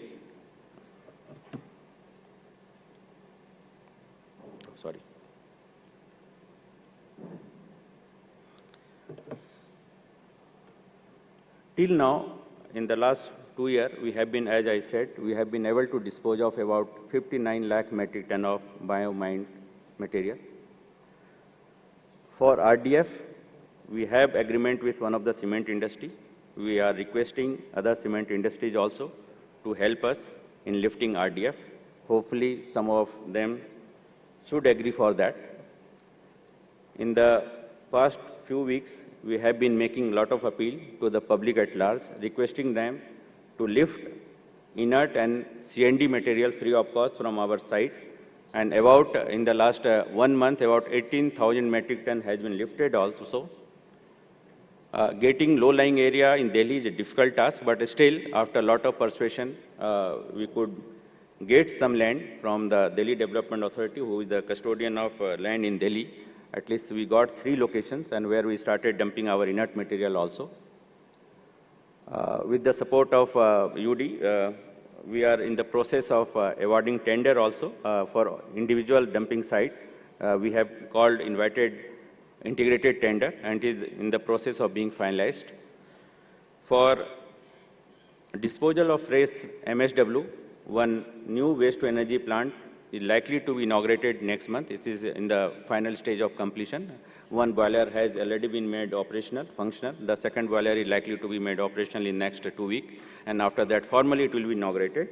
And once it is operational, about 2,500 MSW per day, 2,500 metric ton MSW per day should be consumed in this plant. But still after that, around 2,500 to 3,000 will still be dumped in our one of the landfill site. But hopefully, once this waste to energy plant is operational, it is expected that 2 of our landfill sites, namely Okhla and Gazipur, we should be able to stop dumping of fresh waste, at least in these 2 places. We are also in the process of setting up one new waste to energy plant at Narela, for which it is under tendering. Tender NIT has been invited. And we are also planning one new waste to energy plant at Gazipur. One of the panelists during discussion has suggested that the land which we are going to recover after this biomining, we should utilize for our solid waste management activities. And as we know, in Delhi, getting land is very difficult. So land which we have recovered at Okhla, we are very soon thinking to set up one CND plant. And at Gazipur, where land is being recovered after biomining, we are thinking to set up a waste to energy plant also. So that's a small presentation from the Delhi. It's a big challenge for all of us, but we are hopeful that we will be able to overcome these challenges. And in coming span of hopefully 2 to 3 years, we should be able to get rid of these 3 SLF sites from the legacy waste. Thank you. Thank you. Thank you, Ganeshji. Mr. Ganesh shared the experience, the real challenges we face in remediation, how difficult it is, and especially in case of Delhi, how difficult it is to remediate those huge mountains of waste. I am sure that in a couple of years, the national capital will get rid of those mountains of waste. Regarding the uses of the land, it depends what we want, whether we want to monetize that or we want to transform that land into some kind of lung spaces for the cities. It depends what the city wants. In fact, in Chennai, we have some similar to massive dump sites, and at one location that biomining is in process. And the site is just adjacent to one of the notified Ramsar site, Pallikarnai Marsh. In fact, earlier it used to be the part of the marsh. There we are remediating that site. And in fact, we also got the permission of NGT to develop a eco park. We want to transform that land into a eco park that will continue to be a wetland. So we want to showcase to the people that how this ugly, filthy place has been transformed. Of course, that is work in progress. So it depends on the cities, what you want. Now, I request Shri KVS Chaudhary, Municipal Commissioner of Bhopal Municipal Corporation, to share his experience of the remediation of this legacy waste site in Bhopal. Over to you, Mr. Chaudhary. Good afternoon, everyone. I am presenting our experience in Bhopal, bioremediation and scientific closure that we did at the dump site at Bhanpur. Bhopal has a population of 19 lakhs as per 2011 census. There was a site called Bhanpur, which was an designated dump site, but it was unscientifically managed. From all over the city, solid waste was dumped there till 2018. And the total area of the dump site was about 37 acres. In 2018, the accumulated waste was about 11 lakh metric tons, and the height was about 10 meters. As we see in most of the dumping sites where uncontrolled waste is dumped, so it was a mixed type of waste. It was unscientifically dumped with unlined ground. There were issues of soil, groundwater, air quality issues, and with all hazardous material and biomedical items being thrown together, there was a very potential environmental hazard. And it was a big menace to the health in the neighboring settlements. We chose for partial capping. At that time, the funds available, keeping them in view, we chose a model where we capped 16 acres of the area and we proposed to reclaim 21 acres. So we set up a processing plant of 600 tons per day, and we also planned a leachate treatment plant of 50 KLD per day there. So as per the CPHEU manual and the rules of 2016, we chose for partial capping. The activities that were taken up were the biomining, scientific closure of the dump site, and the post-closure environment plan. The project was initiated in 2018 January, and the activity was completed last year. We recovered 21 acres of land, and we capped 16 acres of land. We see that, there are many activities that we execute at the dump site when we choose to close it. So the plans about stormwater management, leachate treatment plan and the plant, the gas management plan, the green belt we want to develop on the capped area, the environment management plan, the safety, and the various activities that were associated were properly planned. What we want to do with the reclaimed land, the maintenance of slope, boundary wall, all the activities were planned, and the activity started in 2018.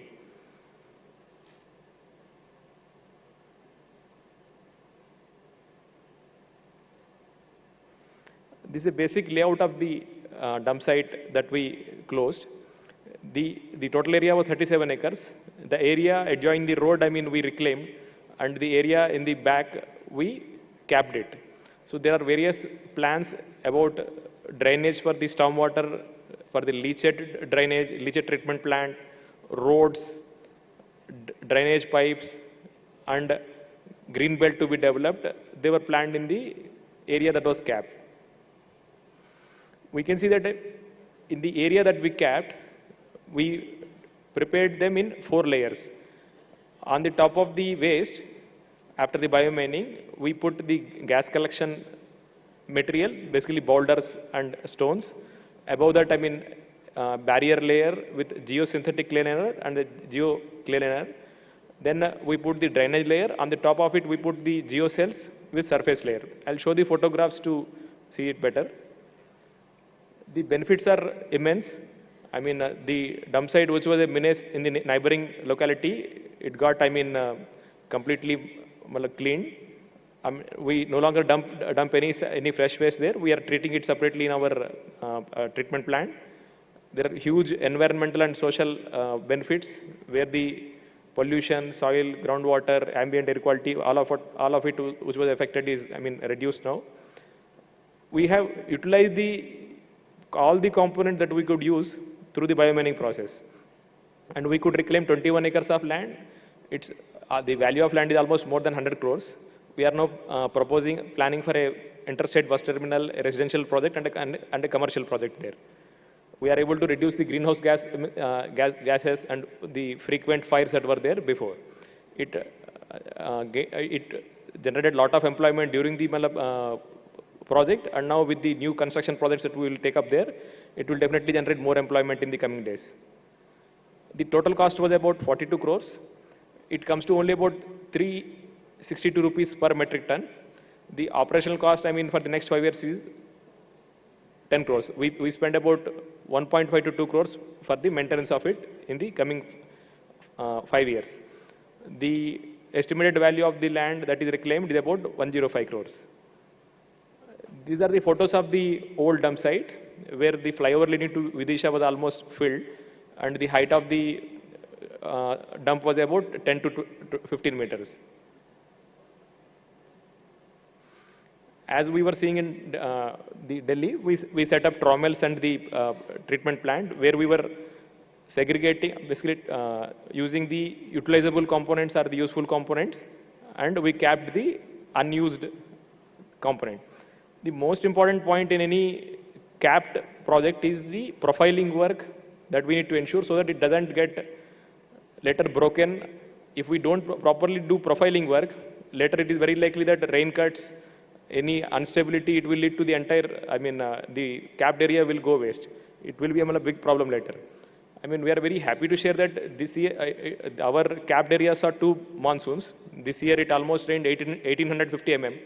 I mean, it's perfectly intact. I mean, no rain cuts, no shrinkage or no any damage. After the waste is capped, what I say, profiled, next important part is the gas drainage system, where we put boulders and gas drainage pipes to capture any gases that come out of the waste that is capped. We also need to take care of the leachate system, where leachate pipes are properly laid, and we also built a leachate treatment plant of 50 KLD per day. But I mean, as days progress, I mean, we no longer get any leachate in the plant. Initial days it was there. Next important part is the geosynthetic clay liner and the geocomposite liner. We need to properly put it in different layers to avoid any rainwater to get inside the waste. Otherwise, it will lead to erosion, it will damage the capped area. It's very important to make it properly lined with the layers. On the top of it, we call them geocells. Basically, it helps to stabilize the soil that we put it, and it helps to stabilize the grass and the vegetation that we take up there. So this is the last part before we put the soil and do the plantation. We must take care to select such good soil which will support vegetation, which will bind the geocells. So we took up plantation and grasses that help to stabilize the soap and make it very stable.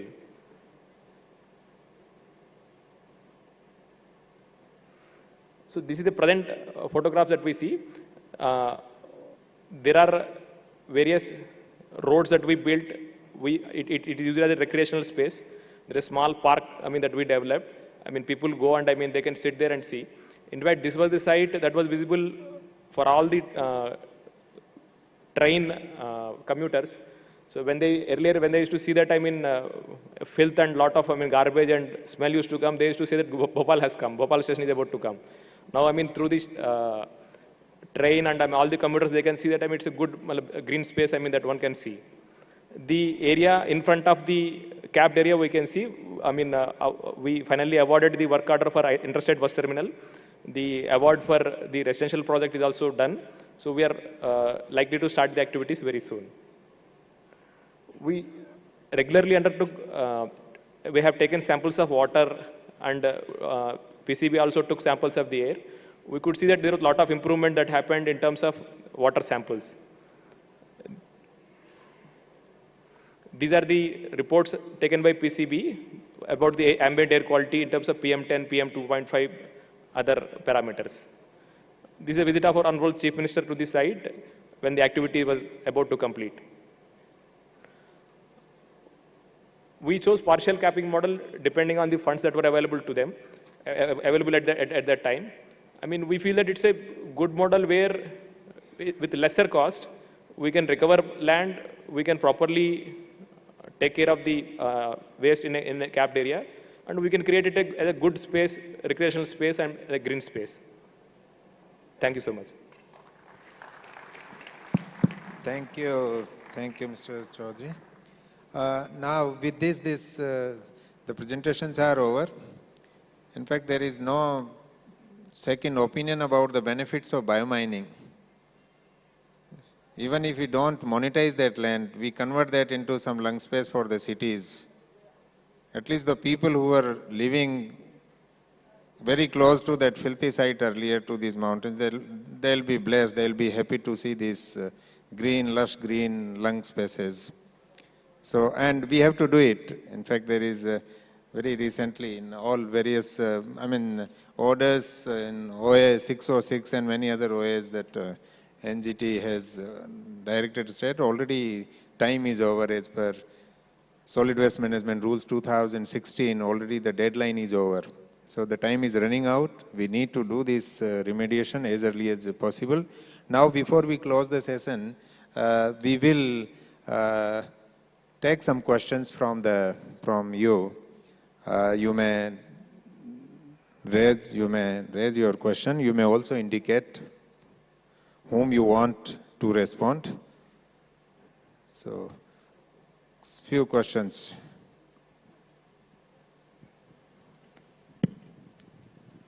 Yes, please. Hello, my question is to Mr. Mohan Ganeriwala. I wanted to know if green bonds are being used effectively for investing in legacy waste dump site remediation. Thank you. Can you repeat and be a bit louder? Yeah, I just wanted to know if green bonds are being used effectively in investment on dump site remediation from Mr. Mohan Ganeriwala. Thank you. She wants to know about investment on...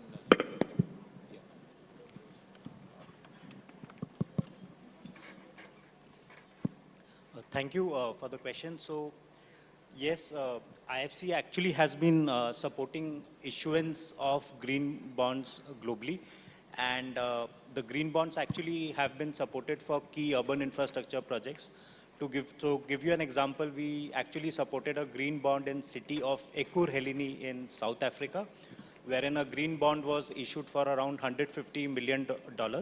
And IFC actually helped in increasing the tenure of the repayment period. So usually the banks were able to offer were able to subscribe green bonds of say 5 to 7 years, and through IFC's support we were able to issue green bond for 12 to 15 years. So that was one initiative, and the money which was mobilized from the green bond was actually used for developing green projects. So there was a portfolio of projects which included water supply, solid waste, and other infrastructure projects, and the money was actually used for building those projects. So if you look at green bonds, how do we differentiate green bonds and traditional bonds? In case of green bonds, the end use is defined, and there is a lot of money which is actually chasing green bonds. So there are a lot of money which is coming from DFIs, pension funds, which are earmarked for green bonds because it helps in reduction of greenhouse gas emissions. Thank you.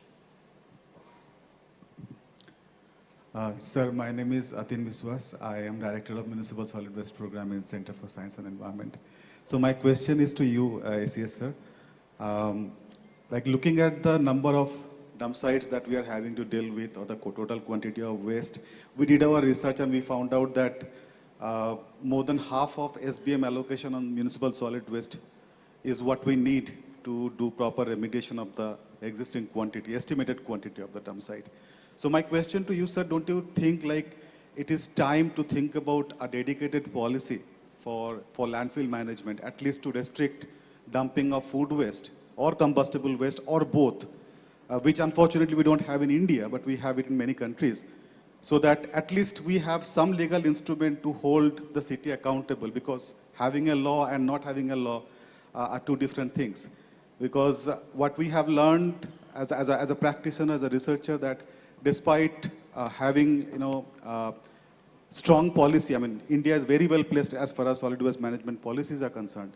But at times I felt like dumping mixed waste in the landfills are still being found to be the most convenient way of managing municipal solid waste. So I would request you to respond on that if possible. I think there is no need of any separate policy. Already we have these detailed solid waste management rules 2016, and those rules are far more strict than any policy. And all of us, we are bound by those rules. And in fact, NGT has been giving us some time here, hearing after hearing, because due to the practical difficulties we face on the ground, because of that we are getting, otherwise the rules are there and these are being enforced. All the cities, they have their own set of rules. The penalty is imposed, fine is imposed, and in fact, many times what happens, we have to prepare ourselves for processing. And the way the cities are now creating facilities under SBM2 for processing the waste, I think very soon we'll have our cities without any litter. And the solid waste management rules addresses your question. So I think with that, and if anything else is required, I am sure the JS SBM has taken note of it. Thank you. Any last question? One more question we'll take.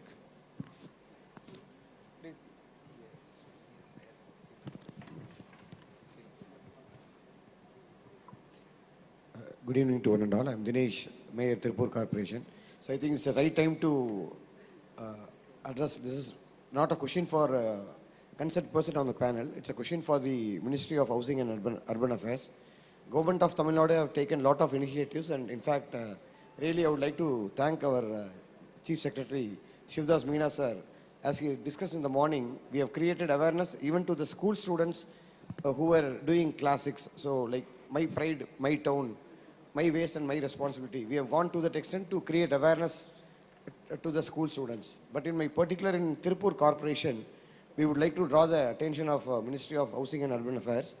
The waste generated, I was really shocked when Lakshmi Madam, when she addressed in the morning, the total Andhra Pradesh government, 6,700 tons is being generated per day.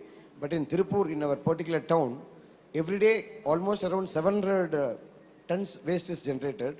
Besides domestic waste, industrial waste, 600 tons is being generated, sir, from dyeing units.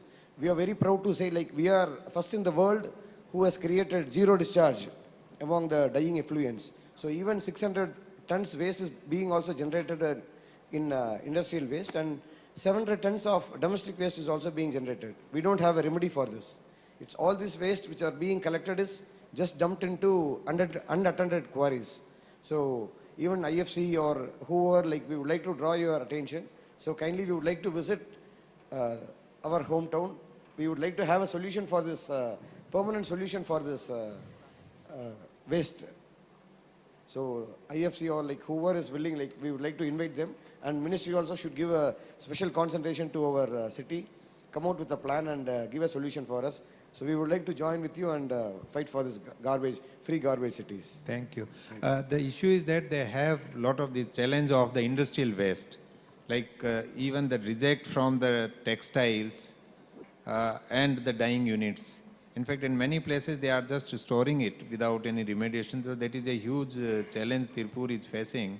So that is what he's mentioning. Maybe CSE may also look, ministry can, along with the CPCB and others, maybe we need to find a solution to that. Thank you. So with that, I think we'll close this session. Thank you. My sincere thanks to all the panelists. And thank you, Meena sir. Thank you, esteemed panelists. May I request you to come to the front of the stage for a group photograph?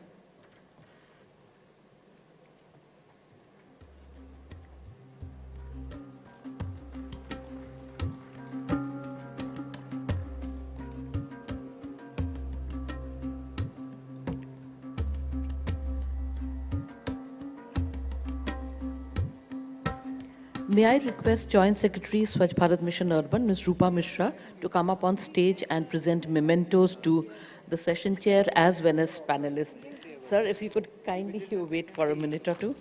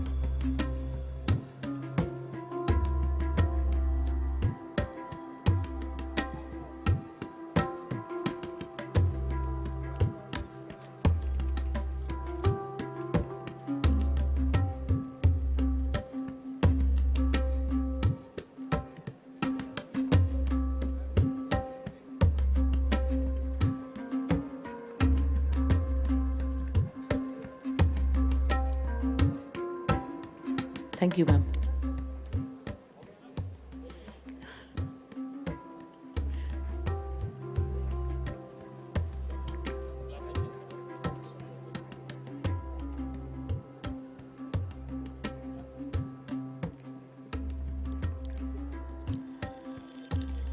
We will now be beginning our third technical session on door-to-door collection and segregation of municipal solid waste.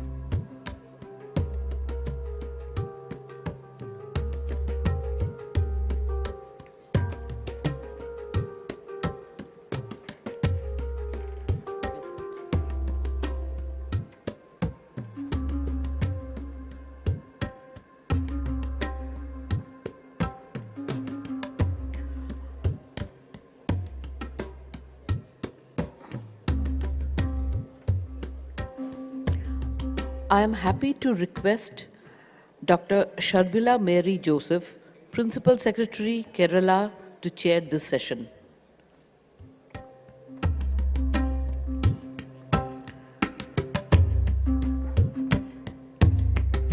Dr. Sharbila Mary Joseph, welcome, ma'am.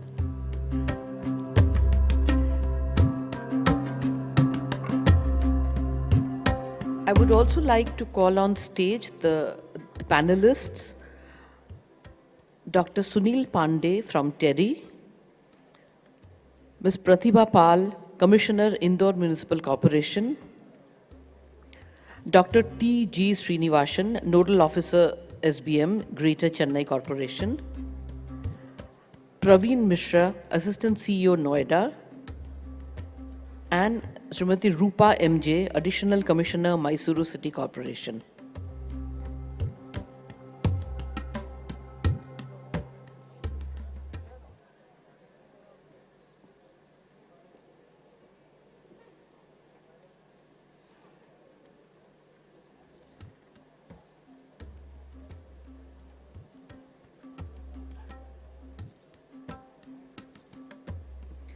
May I hand over the session now to the session chair, Dr. Sharmila Mary Joseph.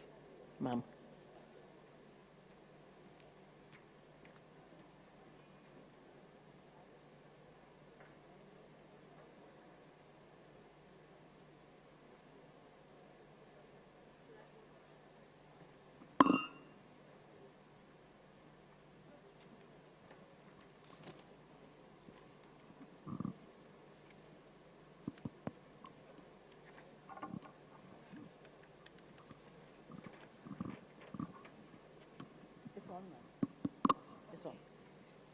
So good evening, everyone. We have reached the last panel of today, and this panel would be discussing the issue regarding door-to-door collection and segregation of municipal solid waste. So in fact, in the previous session, one of the persons from the audience, I think he was from Tirupur, he was mentioning, specifying the point how our waste is our responsibility. So collection of waste, or the responsibility of segregation of waste actually lies with the producer, with the household, with the industry, or with the agency which is producing the waste. Collection of waste is primarily and statutorily the responsibility of the urban local bodies and the rural local bodies. The Municipalities Act and the Panchayat Act of acts of the different states specify how statutorily the local bodies are to collect the waste and manage the waste and treat the waste and dispose the waste in a scientifically, in a systematic and scientific manner. So we have with us today distinguished panel. We have panel, the panel consists of practitioners as well as experts from the field who would be discussing the issues that they faced in the field when they practiced the issue of collection of waste, segregation of waste, and taking the waste to the waste treatment centers. We have experts who would tell us the science and the theory behind these issues. And we would also invite, responses from the audience who would be able to tell us as to how they can, take some of these success stories forward and implement some of those best practices in their respective areas. So I come from Kerala. I'm Principal Secretary, Local Self-Government Department in the state of Kerala. So in our state, although statutorily the responsibility of collection of waste is with the local bodies, we have now started a system where self-help groups of women are engaged by the local bodies to do house-to-house collection and to take the waste to the designated waste treatment centers or the collection facilities where waste is treated further. So we call them the Harita Karma Sena, the green volunteers who go from house to house in their vehicles. We provide them with e-rickshaws and other vehicles using funds of the Swachh Bharat Mission Rural and Urban, as well as a state sanitation mission, as well as from the plan funds of the local bodies. We have also developed one app called Harita Keralam app, Harita Mitram app, which actually tracks the movement of the waste collected as well as the quantity of waste generated from the households.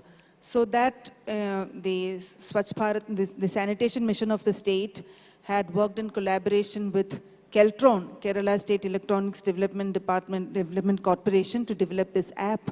And now this is being rolled out to all the local bodies. In fact, around 300 or 400 have already tied up with Keltron for utilizing the services of the app, and that is being rolled out to other local bodies during the course of the year.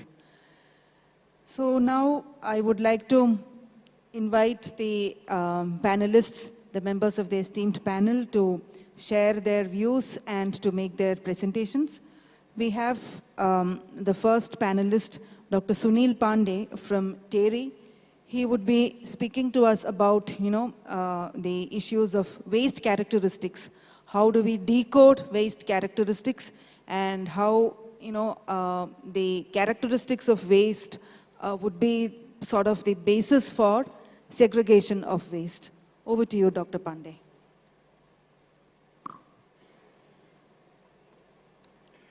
Thank you, ma'am, and good evening to all of you. I'm happy to be here, presenting few slides which I thought I should discuss based on the training programs which we carry out time to time. So, first slide is essentially derived from commitment. It's contributed by Hasirudollah, organization in Bangalore, which looks at doorstep collection and also segregated doorstep collection. And what essentially it says is basically commitment of Bangalore, City Corporation of Bangalore, which goes beyond normal wet, dry, and household hazardous waste, which we normally aspire to collect. And once they have ensured that all this is collected in most of the areas in segregated manner, they're now going ahead with other waste streams in the sense that it's including construction and demolition debris, it's including electronic waste management. So it's going beyond a normal wet, dry. And that is why, since these wastes being derived from different sources, and different characteristics, some inert, some toxic, some degradable, some stable. So that is why this is kind of setting up a need why a good waste characterization is required. And also capturing why a good waste characterization, how does it help city government in planning? So waste characterization essentially is a process which is about measuring waste quantities, and other than quantities, the characters, which essentially is about the resource which waste might have, which can basically be recovered. So there is a compositional analysis of waste other than quantities, which is required to be done. And compositional analysis is based on certain parameters like assessment and analysis of resource value of the waste, which is how much wet waste or how much biodegradable waste we are generating, to basically look at what resources can be derived from that, either in terms of compost or at a larger scale, maybe biogas and a compost together. Recyclables, we all know dry waste composition and what are the recyclables there and how they can derive, one can derive value from dry waste if they are collected, sorted and uncontaminated. Energy content of the waste, we have been hearing in the last session, a previous session, how large waste to energy plants have been deployed in Delhi and which are successful in deriving energy from the waste. And also construction application for the more inert type of waste, or construction and demolition debris. And also equally important is, because so far the waste, we have been talking of legacy waste sites. There's also issue of pollution. Issue of pollution because a lot of toxic material, toxic constituents also reaching the dump site, which eventually contaminates through leaching our groundwater or the soil nearby. The waste characterization scheme, which this is actually derived from CPHO manual, which you are all familiar with, and it suggests that essentially, and this is actually in terms of legacy waste dump site, or a dump site where a waste characterization is to be done, and we did this exercise 2.5 years back, just before the lockdown, in neighboring city around Delhi, in city of Gurgaon, which was receiving waste at its Bandwari landfill site. Essentially, what it suggests is that you start with around 1,000 kg or 1,500 kg of waste to begin with. A random sampling from the various trucks. What we did was various trucks which are coming to dump site. We randomly selected them, took out waste just to ensure that a representative number of samples are picked up to make up the quantity of 1,000, 1,500 kgs. And this is then spread out on a plastic sheet and then quartered, divided into 4 equal parts. And then the 2 parts are discarded. 2 parts are discarded as shown in the figure, and rest 2 are mixed again and then again quartered. So 1,000, if you start with 1,000, 1,000 becomes 500, and again quartering 1,000 it becomes 250. And anything in the range of 100 to 200 to 250 is good sample size for characterization of waste. And that is how, after getting this representative sample, a waste is characterized into various fractions. And I'll tell you, typically, if you look at the waste composition, this is kind of graph, and this is for the same city, Faridabad, Gurgaon landfill site. Typically, we represent waste as wet waste or green waste and other recyclables, non-recyclables, inerts. But this is not the detailed characteristics, because this actually is hiding the actual resource value of the waste when you sort out the waste further. And the method which is employed for the characterization is also a standard, international standard method, which is ASTM method prescribed. And this is prescribed especially for determination of composition of unprocessed municipal solid waste. Why I said so that, the waste composition which I presented earlier hides many things, because, for example, if you look at paper, paper can have many different kinds with very different value if you collect them sorted, or if you sort them after collection without contaminating them with each other. For example, it can be newspaper, it can be white office paper, colored office paper, Tetra Paks, cardboard paper bags, mixed recyclables paper, compostable paper, non-recyclable paper. And all these paper sources sorted will have different economic value. And if you sort them further, you can fetch better economic value when these are going for sale. Similarly, taking another example in the plastics, plastics can be number 1 PET containers, HDPE containers, number 2, 3 and 7 plastic containers, expanded polystyrene, plastic film, and rigid plastic. So these also will have different value. If you sell them as a mixed plastic, you will get lower value. If you sort them further and sell them according to polymers, you will get better value in the market. So that's an advantage of characterization, and the characterization in the manner it is suggested. This is giving you example, unfortunate story, very affluent societies in developed countries. You can see how much food waste is being wasted. And we all know what food waste reaching the dump site is eventually resulting into emission of methane, uncontrolled emission of methane, which no one wants. And typically in this society, the example which I am referring to, one goes to purchase grocery for a week, and what is not utilized over the week is thrown as a food waste, and next supply of the grocery is purchased. In India, of course, we are much different from that. At least what is left over of the week or 2 weeks, we still try to utilize that.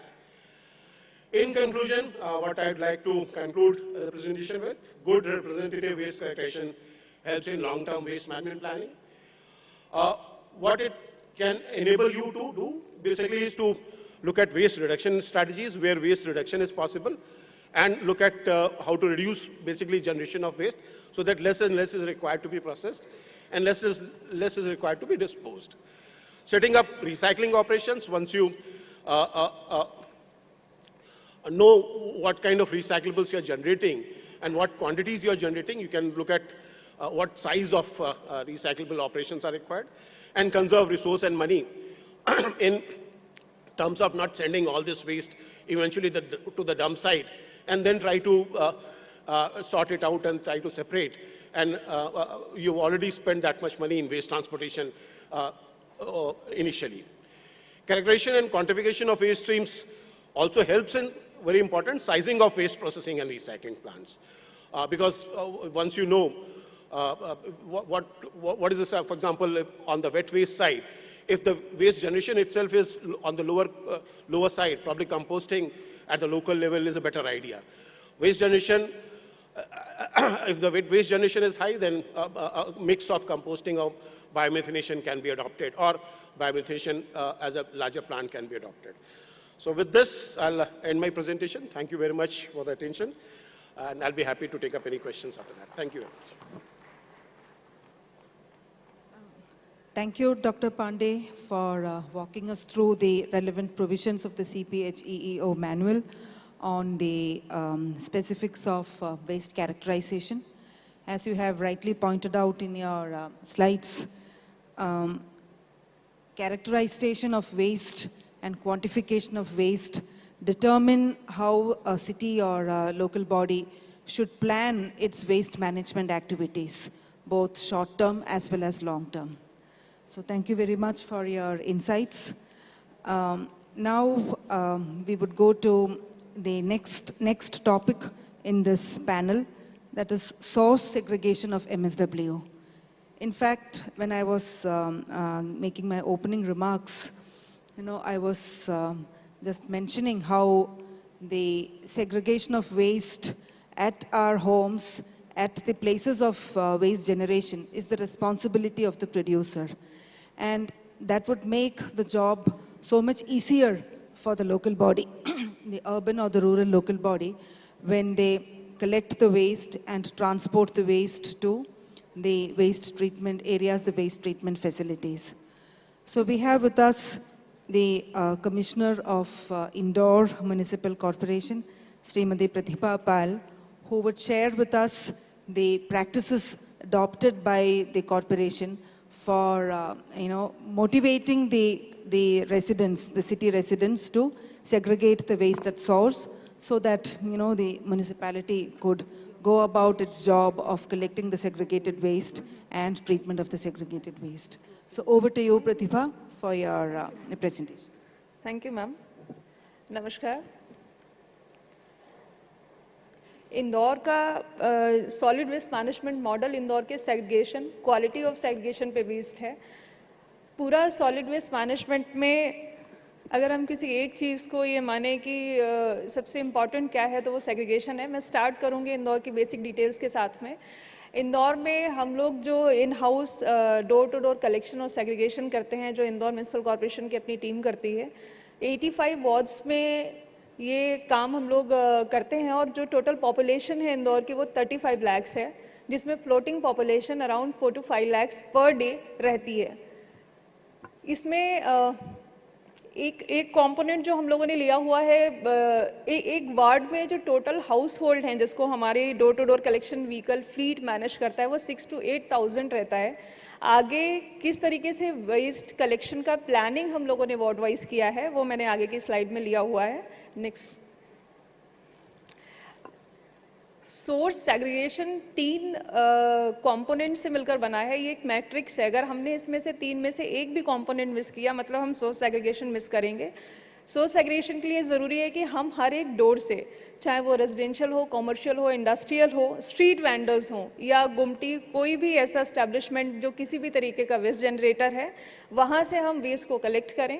Second, जो भी waste collect हो रहा है वो segregated form में हो। Third, city बिन free city हो। बिन free city का कॉन्सेप्ट है कि सिटी में कहीं भी कोई सेकेंडरी स्टोरेज बिन्स नहीं होने चाहिए। ये इसलिए ज़रूरी है क्योंकि हमारे जो door to door collection fleet है, उनकी जो टाइमिंग्स हैं किसी भी गेट पर पहुंचने के, अगर कोई भी वेस्ट जनरेटर उस टाइमिंग को मिस करेगा तो वो जाकर के इन बिन्स में कचरा डालेगा, और जो रखे हुए स्टोरेज बिन्स हैं उनमें कोई भी सेग्रीगेटेड फॉर्म में कचरा नहीं डालेगा। और इसको कोई भी सिटी, कोई भी यूएलबी किसी भी तरीके से ना तो इसको इंश्योर कर सकता है कि सेग्रीगेटेड मैनर में ही सेकेंडरी स्टोरेज बिन्स में कचरा आए। तो इसलिए जब हम लोग बात करते हैं सेग्रीगेशन की, तो हमें ये 3 पॉइंट्स ध्यान में बिल्कुल पूरी तरीके से रखने हैं कि हमारा हर एक डोर कवर हो, हर एक डोर से सेग्रीगेटेड वेस्ट आए, और बिन सिटी बिन फ्री हो, कोई भी सेकेंडरी स्टोरेज बिन्स हम ना रख के रहें। 100% कवरेज हम लोग कैसे करें, इसके लिए स्लाइड है। इसमें हम लोगों ने एक वार्ड का सैंपल लिया है। आप सैंपल में देखेंगे, सबसे पहले अगर हम लोग किसी वार्ड को कवर करना चाहते हैं 100% डोर टू डोर कवरेज से, इसके लिए हम लोगों ने सबसे पहले जियो स्पेशल सर्वे किया। जियो स्पेशल सर्वे के बाद में ग्राउंड ट्रूथिंग जो हमारे NGO, empanelled NGO team members हैं, उन्होंने की। ग्राउंड ट्रूथिंग इसलिए इम्पॉर्टेंट है कि आप लोग कई बारी देखते हैं कि जब हम गूगल लोकेशन भी कभी नेविगेट, अगर गूगल हमें कहीं करता है, कुछ ऐसे लेन्स होते हैं, कुछ ऐसे स्क्वायर्स होते हैं जहाँ जाकर गूगल भी स्टार्ट करता है। इसीलिए इस जियो स्पेशल सर्वे का ग्राउंड ट्रूथिंग बहुत ज़रूरी है, ताकि हर एक हाउस होल्ड, हर एक लेन हमारा कवरेज में रहे। और हमें पता हो कि कई बार वार्ड की बाउंड्री इस तरीके से होती हैं कि एक गाड़ी किसी दूसरे वार्ड की लेन को आसानी से कवर कर सकती है बजाय उसी वार्ड की लेन को। इसलिए ज़रूरी है कि ग्राउंड ट्रूथिंग हो। कोई मैन पावर कोई जाकर के देखे कि हमें किस गेट से, किस गाड़ी में, किस लेन की, किस ट्रिप में वेस्ट कलेक्शन करना है। रूट्स और गेट्स आइडेंटिफिकेशन, जैसा मैंने बताया, बहुत ज़रूरी है। ये भी हो सकता है कि जब हम गेट की बात कर रहे हैं तो एक ही प्रॉपर्टी में मल्टीपल गेट्स हों, मल्टीपल वेस्ट जनरेटर्स हों। लोगों के खुद के घर हैं, जब आप फर्स्ट फ्लोर या सेकंड फ्लोर देखेंगे तो टेनेंट्स रह रहे हैं। तो ज़रूरी है कि हमारा कवरेज सिर्फ नीचे का जो ग्राउंड फ्लोर है उसके गेट तक ना रहे, हमारा वो coverage first floor, second floor तक भी जाए। नहीं तो फर्स्ट फ्लोर और सेकंड फ्लोर का वेस्ट सबसे लेट निकल के आता है और फिर वो बैकलेंस, ओपन प्लॉट्स, रोड्स और डंप साइड में जाता है। कंपार्टमेंटलाइज व्हीकल्स इन्वेंट्री क्रिएशन इसलिए ज़रूरी है क्योंकि हम लोग सेग्रीगेशन की बात कर रहे हैं। इंदौर अभी 6 बिन सेग्रीगेशन करता है। जब हम 2 बिन्स की बात करते हैं तो आपने देखा है गाड़ी में 2 कंपार्टमेंट होते हैं। कंपार्टमेंट कई जगह गाड़ियों में होते हैं, लेकिन ये ज़रूरी है कि जो कंपार्टमेंट के हुक्स हैं वो प्रॉपर हों, उनके मेंटेनेंस प्रॉपर हों। कई बारी गाड़ियाँ एक बार आई, गाड़ियों के हुक्स हमने देखे नहीं, और गाड़ियों का अगर बीच का पार्टीशन डिस्टर्ब हुआ तो आपका सूखा कचरा और गीला कचरा जो हमने भले ही सोर्स से सेग्रीगेटेड मैनर में कलेक्ट किया हो, लेकिन वो गार्बेज ट्रांसफर स्टेशन या प्रोसेसिंग फैसिलिटीज़ तक सेग्रीगेटेड मैनर में नहीं जाएगा। तो वेस्ट के लिए ज़रूरी है कि हम जैसा कलेक्ट कर रहे हैं, अगर सेग्रीगेटेड मैनर में कलेक्ट कर रहे हैं तो वो अपनी रेस्पेक्टिव प्रोसेसिंग फैसिलिटीज़ तक सेग्रीगेटेड मैनर में जाए। इसके लिए इंदौर में हम लोगों ने ये अरेंजमेंट किया हुआ है कि जब क्लोजिंग टाइम होता है door to door collection vehicles का, उस समय जो सुपरवाइज़र हैं वो 2-3 चीज़ें चेक करते हैं। गाड़ी में कोई माइनर मेंटेनेंस का इशू तो नहीं है, गाड़ी का जो ऑडियो सिस्टम है वो ठीक से काम कर रहा हो, गाड़ी में इसके लैचेस ठीक हों, जो कंपार्टमेंट के लैचेस हैं वो, ये 3 चीज़ें सबसे इंपॉर्टेंट हैं। जो कोई भी गाड़ी जब पार्क होती है, फाइनल पार्किंग होती है दिन की, तो उस समय चेक होके चेक लिस्ट में हमारे पास कंट्रोल रूम में आती हैं। Next is integrated command and control centre. गाड़ियों का जो मूवमेंट है, फ्लीट किस रूट पे जा रहा है, कौन सा व्हीकल किस रूट पे है, अगर कोई गाड़ी खराब है तो उसका स्पेयर व्हीकल हमने कब किया है, कोई स्पेयर व्हीकल अगर हमने 7 बजे कलेक्शन शुरू किया और 10 बजे कोई गाड़ी खराब होती है तो 10 बजे हम रिप्लेसमेंट क्या दे रहे हैं, और अगर हम 10 बजे रिप्लेसमेंट दे रहे हैं तो उसका कवरेज क्या 100% है या नहीं, दिस इज़ इम्पॉर्टेंट। तो इसके लिए कमांड कंट्रोल सेंटर अपना रोल प्ले करता है।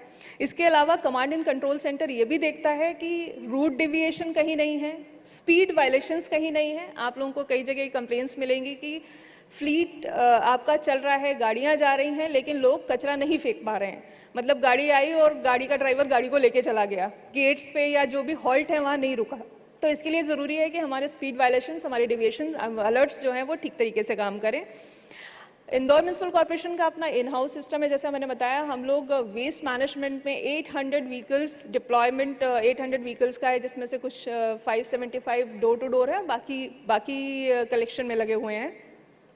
ये गाड़ियाँ खुद हम लोग चलाते हैं, ड्राइवर्स हमारे हैं, मेंटेनेंस हमारा है, वर्कशॉप हम लोगों ने इस तरीके से इस्टेब्लिश किया हुआ है कि जो भी गाड़ियाँ मेंटेनेंस के लिए आ रही हैं उनका इन एंड आउट टाइम ऐसा रहे ताकि कचरा कलेक्शन का जो मैकेनिज्म है वो कहीं अफेक्ट ना हो। जो हमारा टोटल रूट कवरेज में जितना फ्लीट हमें ज़रूरी है, उसका ज़रूरी ये भी पॉइंट है कि हमारे पास 10% व्हीकल्स कम से कम रिजर्व में रहें in case of any maintenance. Next is monitoring of system. Monitoring जो म्यूनसिपल कॉर्पोरेशन इंदौर में सिस्टम है वो हमारे यहाँ मोटरोला सेट जितने भी वार्ड इंचार्ज हैं सभी के पास में है, जितने भी व्हीकल्स के सुपरवाइज़र हैं उनके पास में है, और supervisory authorities, chief sanitary inspectors, health officers, additional commissioners and commissioners सभी लोगों के पास में है। मोटरोला सेट का ये फ़ायदा होता है कि जब भी आप गाड़ी से चलते हुए भी किसी रोड पर किसी लेन में कोई वायलेशन देखते हैं तो अब आप इमीडिएटली नॉक करते हैं और वो नॉकिंग आपकी जो 600 सेट होल्डर्स हैं सभी के पास जाती है। तो इससे एक मैसेज कौन डूज और डोंट्स क्या हैं ये सभी को आसानी से पता चलते रहते हैं।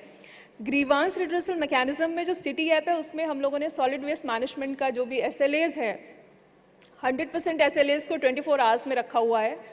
SLAs को ब्रीच ना हो, SLAs का कंप्लायंस हम लोग 100% टाइमली हो। जो हम लोगों का कंप्लायंस है that is 98%, more than 98% rather. तो ये दिखाता है कि सिटीजन्स का कॉन्फिडेंस, ट्रस्ट जब तक म्यूनसिपल कॉर्पोरेशन में रहेगा कि अगर उन्होंने कोई पॉइंट फ्लैग किया है तो वो टेक केयर हो रहा है, लोग उसको आके देख रहे हैं, साफ कर रहे हैं, कहीं पेनाल्टी करनी है तो वो पेनाल्टी टाइमली हो रही है। ये एक मैंने वार्ड का सैम्पल सर्वे रखा है, ये आप वार्ड देखेंगे, इसमें हम लोगों ने 3 टाइप की व्हीकल्स रखे हुए हैं। एक 5.5 क्यूबिक मीटर का है, 3-4 व्हीकल्स 3.3 क्यूबिक मीटर के हैं और एक व्हीकल हमने 1.3 क्यूबिक मीटर का रखा हुआ है। ये स्लाइड दिखाने का यहाँ उद्देश्य ये था कि इससे कवरेज जो वार्ड का हम लोगों ने दिखाया, जो रूट्स बने हैं, हर तरीके का व्हीकल एक वार्ड में लगता है। जो पेरिफेरल एरिया के वार्ड्स रहते हैं वहाँ हमें 5.5 क्यूबिक मीटर्स के व्हीकल्स लगते हैं क्योंकि वहाँ एरिया बड़ा है, फैला हुआ है, गाड़ियाँ जाती हैं। 3.3 का थोड़ा कॉम्पैक्ट एरिया जो ओल्ड सिटी एरिया है वहाँ लगता है, और कुछ लेन्स ऐसे हैं जहाँ हमारा 3.3 भी नहीं जा सकता, जो 3.5 फीट का जो विड्थ है उस पर हम लोगों ने 1.3 क्यूबिक मीटर का व्हीकल रखा हुआ है। कई सारे लेन्स, कई सारी कॉलोनीज ऐसी होती हैं जहाँ हमारे व्हीकल्स का कवरेज नहीं होता है। वहाँ के लिए ज़रूरी है जब हम 100% गेट कवरेज की बात करते हैं कि हमारी गाड़ी जिस हॉल्ट पे रुक रही, हो सकता है कि 300 मीटर अंदर से लोग आके कचरा डालने आए, लेकिन हमारा हेल्पर हर गेट को नॉक करे, हमारे हर गेट से कचरा आ गया है ये हमारा एम्पेनल्ड NGO इंश्योर करे। इन सभी चीज़ों को लेकर तब ये 100% कवरेज कंप्लीट होता है।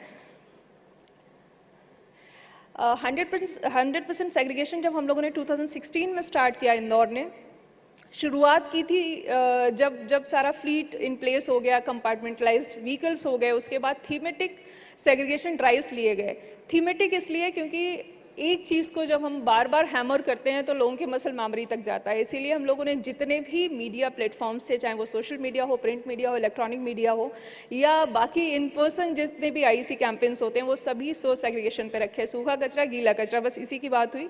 आइडेंटिफाइंग वेस्ट को कैसे आइडेंटिफाई करेंगे? इनिशियली जैसे चैलेंज आया, लोगों ने पूछा एग शेल्स को किस में रखेंगे, ये दिखता है ड्राई वेस्ट जैसा है लेकिन एक्चुअली बायोडिग्रेडेबल है। तो इस तरीके के क्वेश्चंस, इस तरीके की चीज़ें, असाइंड बिन्स कौन से होंगे, ग्रीन होगा, ब्लू होगा, ज़रूरी है क्या ग्रीन और ब्लू डब्बे रखना? तब बताया गया कि डब्बे रखना ज़्यादा ज़रूरी है, ग्रीन और ब्लू डब्बा रखना ज़रूरी नहीं है। आपको ये क्लियर होना चाहिए कि हम अपना किचन का वेस्ट एक डब्बे में डालेंगे और बाकी सूखा कचरा एक डब्बे में डालेंगे। जितने भी कैंपेन्स थे, खासकर सोर्स सेग्रीगेशन और डोर टू डोर कवरेज को लेकर, उनको सबको वीमेन सेंट्रिक रखा गया, क्योंकि they are the waste handlers. वो घर में अपना वेस्ट देखते हैं, हैंडल करते हैं, और इसका सबसे आसान तरीका है कि घरों में जाकर अगर हमने लोगों को ये समझा दिया कि आप किचन में एक वेस्ट का डब्बा रख लीजिए और एक बाकी वेस्ट के लिए, तो बहुत आसानी से कचरा अलग अलग हो सकता है। यूएलबी जो हमारा खुद का स्टाफ है जो गाड़ियों पर चलता है, जैसे हम हेल्पर कहते हैं, उसकी कैपेसिटी बिल्डिंग भी ज़रूरी है कि लोग कचरा लेकर आए और उनको अगर अंदाज़ा नहीं है कि कौन सा वेस्ट किस कैटेगरी के किस कंपार्टमेंट में जाना है, तो स्टाफ की कैपेसिटी बिल्डिंग भी लगातार हम लोगों ने की।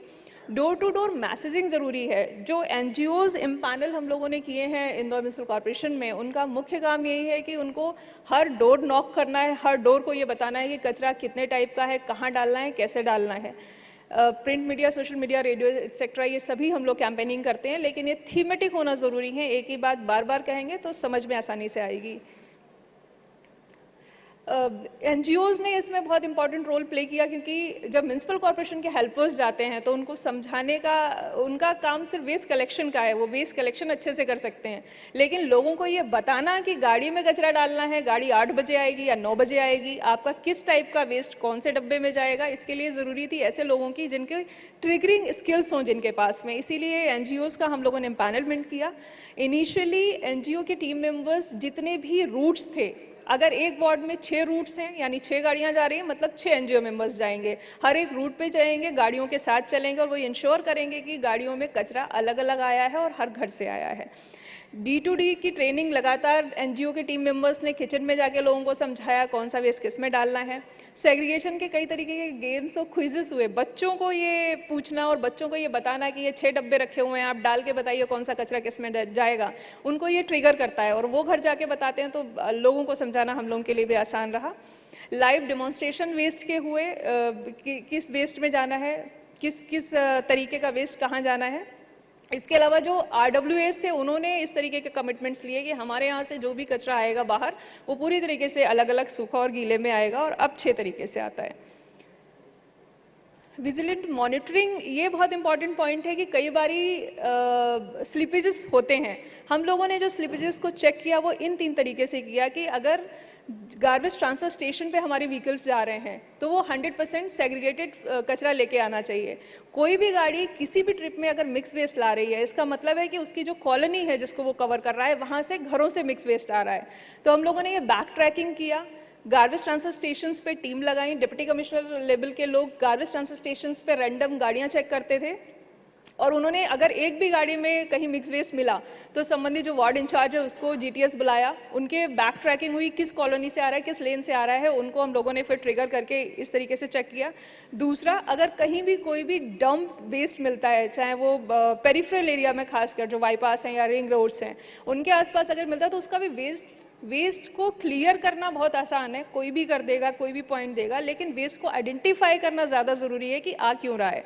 तो पूरी टीम को ये हम लोग लगातार हर बार सिर्फ एक चीज़ हैमर करते हैं फील्ड की टीम को कि वेस्ट जहाँ पड़ा है आप पड़ा रहने दीजिए, 1 घंटा लीजिए, लेकिन वेस्ट को आइडेंटिफाई कीजिए कि वेस्ट आया कहाँ से है। वेस्ट आने का रीज़न या तो हमारी गाड़ी नहीं गई होगी, गाड़ी गई है तो फिर वेस्ट हैंडलर ने मिस किया है गाड़ी में कचरा डालना, और अगर वेस्ट हैंडलर ने मिस किया है तो फिर हमारी NGO की टीम और हमारे ये हेल्पर की रिस्पॉन्सिबिलिटी है, ये उसका काम था।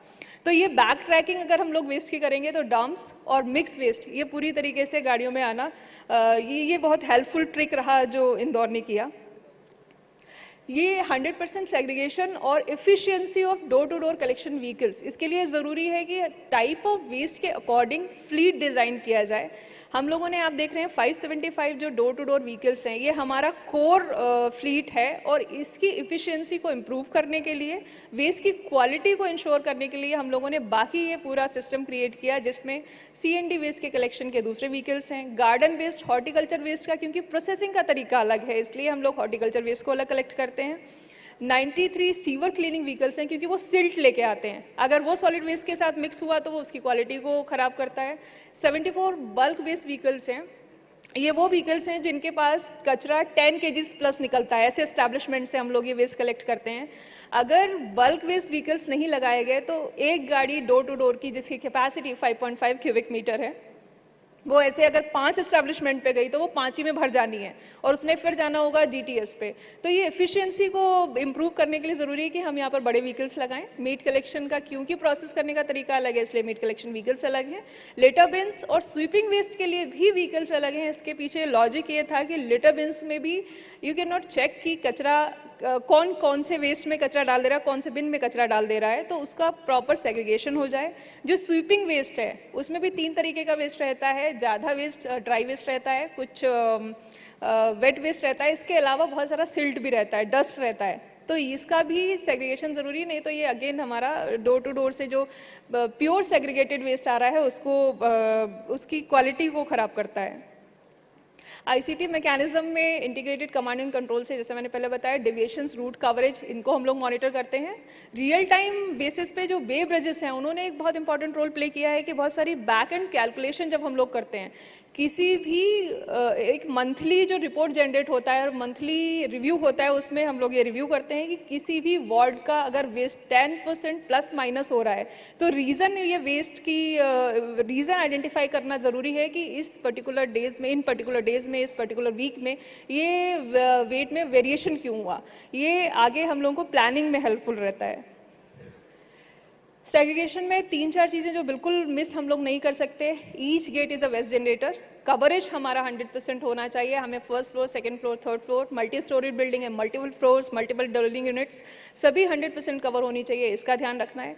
Segregation is absolute. कोई भी अगर ये कहता है कि हमारे यहाँ 70% 80% सेग्रीगेशन है, this is not true. Segregation अगर एक भी कैप्सूल मिक्स वेस्ट का अगर आपके टोटल वेस्ट में मिला, मतलब आपका टोटल वेस्ट पल्यूट हो गया, इसलिए वेस्ट इज 100% सेग्रीगेटेड और not. Zero tolerance on breach of SLAs। अगर सिटीजन से हम ये एक्सपेक्टेशन करते हैं कि वो कचरे को अलग अलग दें, हमारी गाड़ी में दें, लिटरिंग ना करें, पब्लिक टॉयलेट्स का इस्तेमाल करें, अपने घर के आगे लिटर्स ना करें, तो ये ज़रूरी है कि अगर कोई ग्रीवेंसेस हैं तो हम लोग उनको भी टाइमली सर्विसेज दें, उनके रिड्रेसल टाइमली हों, ताकि एक ट्रस्ट जो म्यूनसिपल कॉर्पोरेशन या सिटीजन्स के बीच में वो बना रहे। सेग्रीगेशन जैसा ऑन सोर्स सेग्रीगेशन हो रहा है वो उसी फॉर्मेट में सेग्रीगेटेड मैनर में अपनी प्रोसेसिंग फैसिलिटीज़ तक जाना चाहिए। व्हीकल्स ऐसे कस्टमाइज होने चाहिए जो ऑप्टिमम हम यूज़ भी कर लें व्हीकल्स का, और हमारे पूरा सेग्रीगेटेड मैनर में रेस्पेक्टिव प्रोसेसिंग फैसिलिटीज़ तक वेस्ट चला भी जाए। वेस्ट के अगर डंप्स हो गए तो एक बार वेस्ट अगर बिन से गाड़ी में नहीं गया और किसी सरफेस को उसने टच कर लिया, मतलब वो पल्यूट हो गया, आप उसे अगल अलग कोई भी दुनिया की टेक्नोलॉजी कर नहीं सकती। तो ये ज़रूरी है कि घर से जहाँ से वेस्ट निकला है वहीं से वो सेग्रीगेटेड फॉर्म में हमारी व्हीकल्स में आए। सेकेंडरी स्टोरेज बिन्स बिल्कुल भी इस मैट्रिक्स को, ये मैट्रिक्स सेकेंडरी स्टोरेज बिन्स को बिल्कुल अलाउ नहीं करती है, तो ये ज़रूरी है कि हमारे सेकेंडरी स्टोरेज बिन्स 100% कहीं भी किसी जगह नहीं होने चाहिए। सिर्फ पेडेस्ट्रियंस यूज़ के लिए लिटर बिन्स हम लोग लगाते हैं। Next, litter bins, ma'am, litter bin सिर्फ कम्यूटर्स यूज़ के लिए होने चाहिए। रोड स्वीपिंग का जो वेस्ट है उसका भी हम लोग सेग्रीगेशन कर लें, ताकि वो हमारे वेस्ट जब प्रोसेसिंग फैसिलिटी पर जाए तो इसको पल्यूट ना करे। बल्क वेस्ट कलेक्शन हमारा अलग अलग होना चाहिए। एक कोई IC या ICT टूल या कोई भी सिटी ऐप में या किसी भी ऐसे प्लेटफॉर्म पे जहाँ कोई भी सिटीजन ये जानना चाहे कि उसका किस टाइप का वेस्ट है और किस कैटेगरी में आता है, तो नो योर कचरा जो हम लोगों ने एक मॉड्यूल रखा हुआ है, इसका उद्देश्य ये है कि लोग आसानी से जान सकें। Outcome of source segregation, GBP आपके शहर में कहीं नहीं दिखेंगे। वेस्ट टू वेल्थ, सेग्रीगेटेड अगर वेस्ट है तो आपको कहीं किसी प्रोसेसिंग फैसिलिटी के लिए जाने की ज़रूरत नहीं है।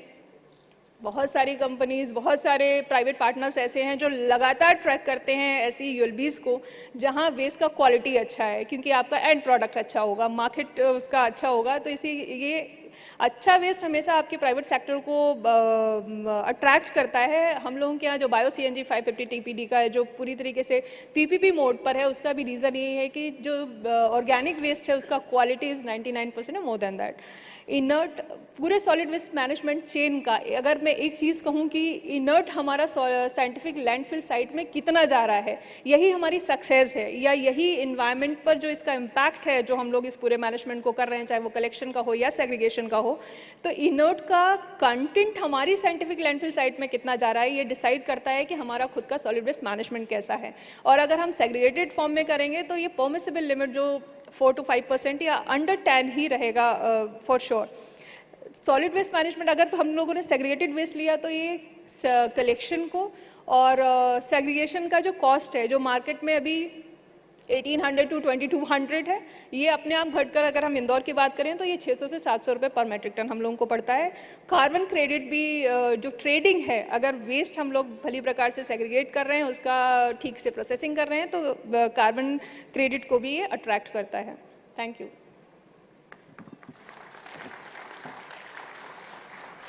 Thank you Pratibha for that wonderful presentation and for very effectively supervising and monitoring the waste segregation, waste collection and waste management of Indore city.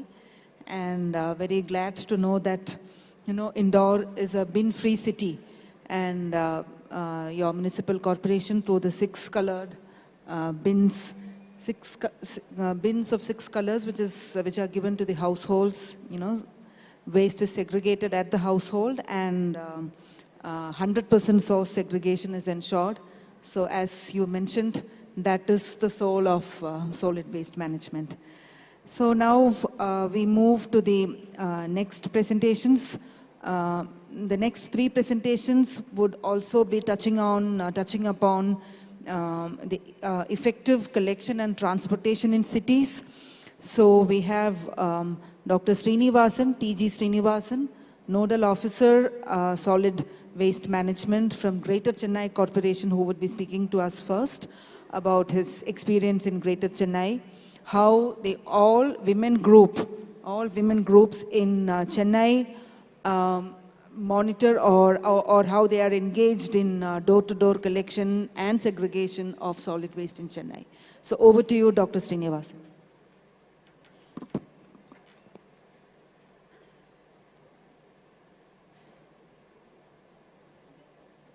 Stay closer to the mic, and this is for your presentation. You just click this, and then you can keep clicking it for your next slides. Yeah. Okay. Thank you. Any problem? I'm just here. Okay.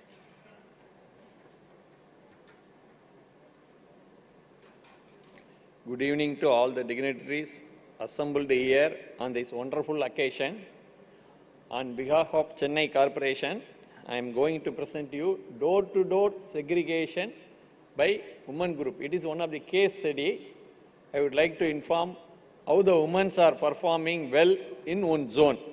Before that, let me tell about something about the Chennai Corporation, only few slides. Actually, you all are well aware that it is the oldest corporation in India, #1 corporation. Secondly, it is world's second, next to England, it is the world's second corporation. Actually, the area of Greater Chennai Corporation is 426 square kilometer. We are having totally 15 zones and 200 wards, in which these are the salient features, the population and all. Next one. Before going to women group, I would like to tell you one thing that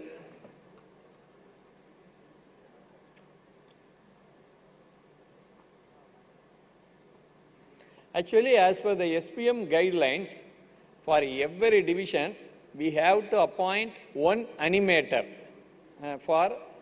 they are inculcating and educating each household about the importance of source segregation and several other activities. Example, conducting awareness program in schools and coordinating with the resident welfare association. But as per the guidelines, we have to appoint either male or female. But as per the direction and instruction of our State Mission Director, Tamil Nadu, and the ACS MAS and the Greater Chennai Corporation Commissioner, we appoint only females as a animator for all 200 divisions. After appointing them, they are actually prompt in duty. They come at office around 7 a.m. and they are doing duty till 5 p.m. They visit along with the BOV operator every house. You see, nowadays, generally, females are looking household works. If you appoint female, they can easily approach the household homemaker or anybody working, easily approach them. Because if they satisfy them, they automatically segregate the waste. That is our important criteria and as directed by the higher officials.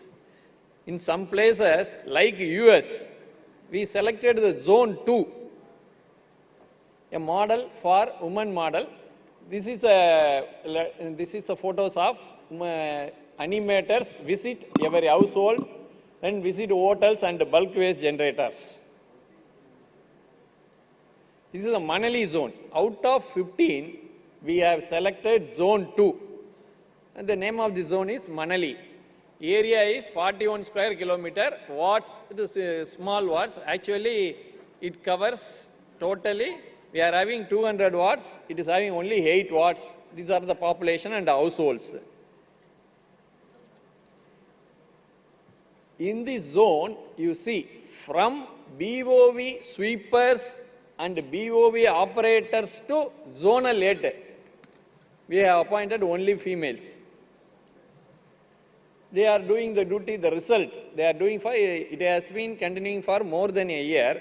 The net result, highest waste energy recovery. Earlier, the source segregation was around 70%. Now they have reached door-to-door collection 97, source segregation 85%. Next one, these are some of the duties of women workers and as well as officials. You see street sweeping daily, properly, interior and main roads. Next one, these are the same work they are doing. You know about all the works. Later on, this is another one scheme. Already our ACS Mass explained very well in the morning. Our Honorable Chief Minister of Tamil Nadu has introduced one scheme to develop modern technique of solid waste management and the roles and responsibility of managing the waste. We must give importance to the residents and households. If they are coming forward to us only, it is very easily able to segregate the waste. Then they give to us 100% segregated waste. In this scheme was inaugurated by the Honorable CM on 2/6/2022. All are taking Swachhata pledge over there along with the Honorable Ministers, Secretaries and senior officers.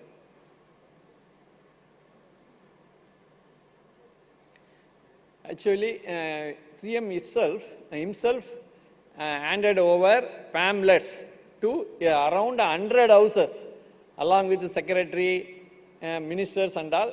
He himself explained about the importance of source segregation to 100 households on the day, and we conducted a rally. It was conducted all over Tamil Nadu. In Chennai, CM himself came and did this work. In other places, every district ministers are involved.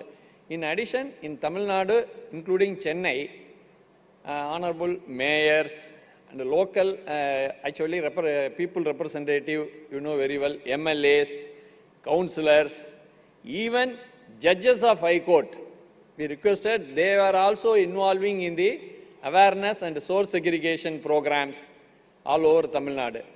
It develops at a level, earlier, 3 months back, we had only 70% of source segregation in Chennai Corporation point of view. We now revised and raised it to 78%.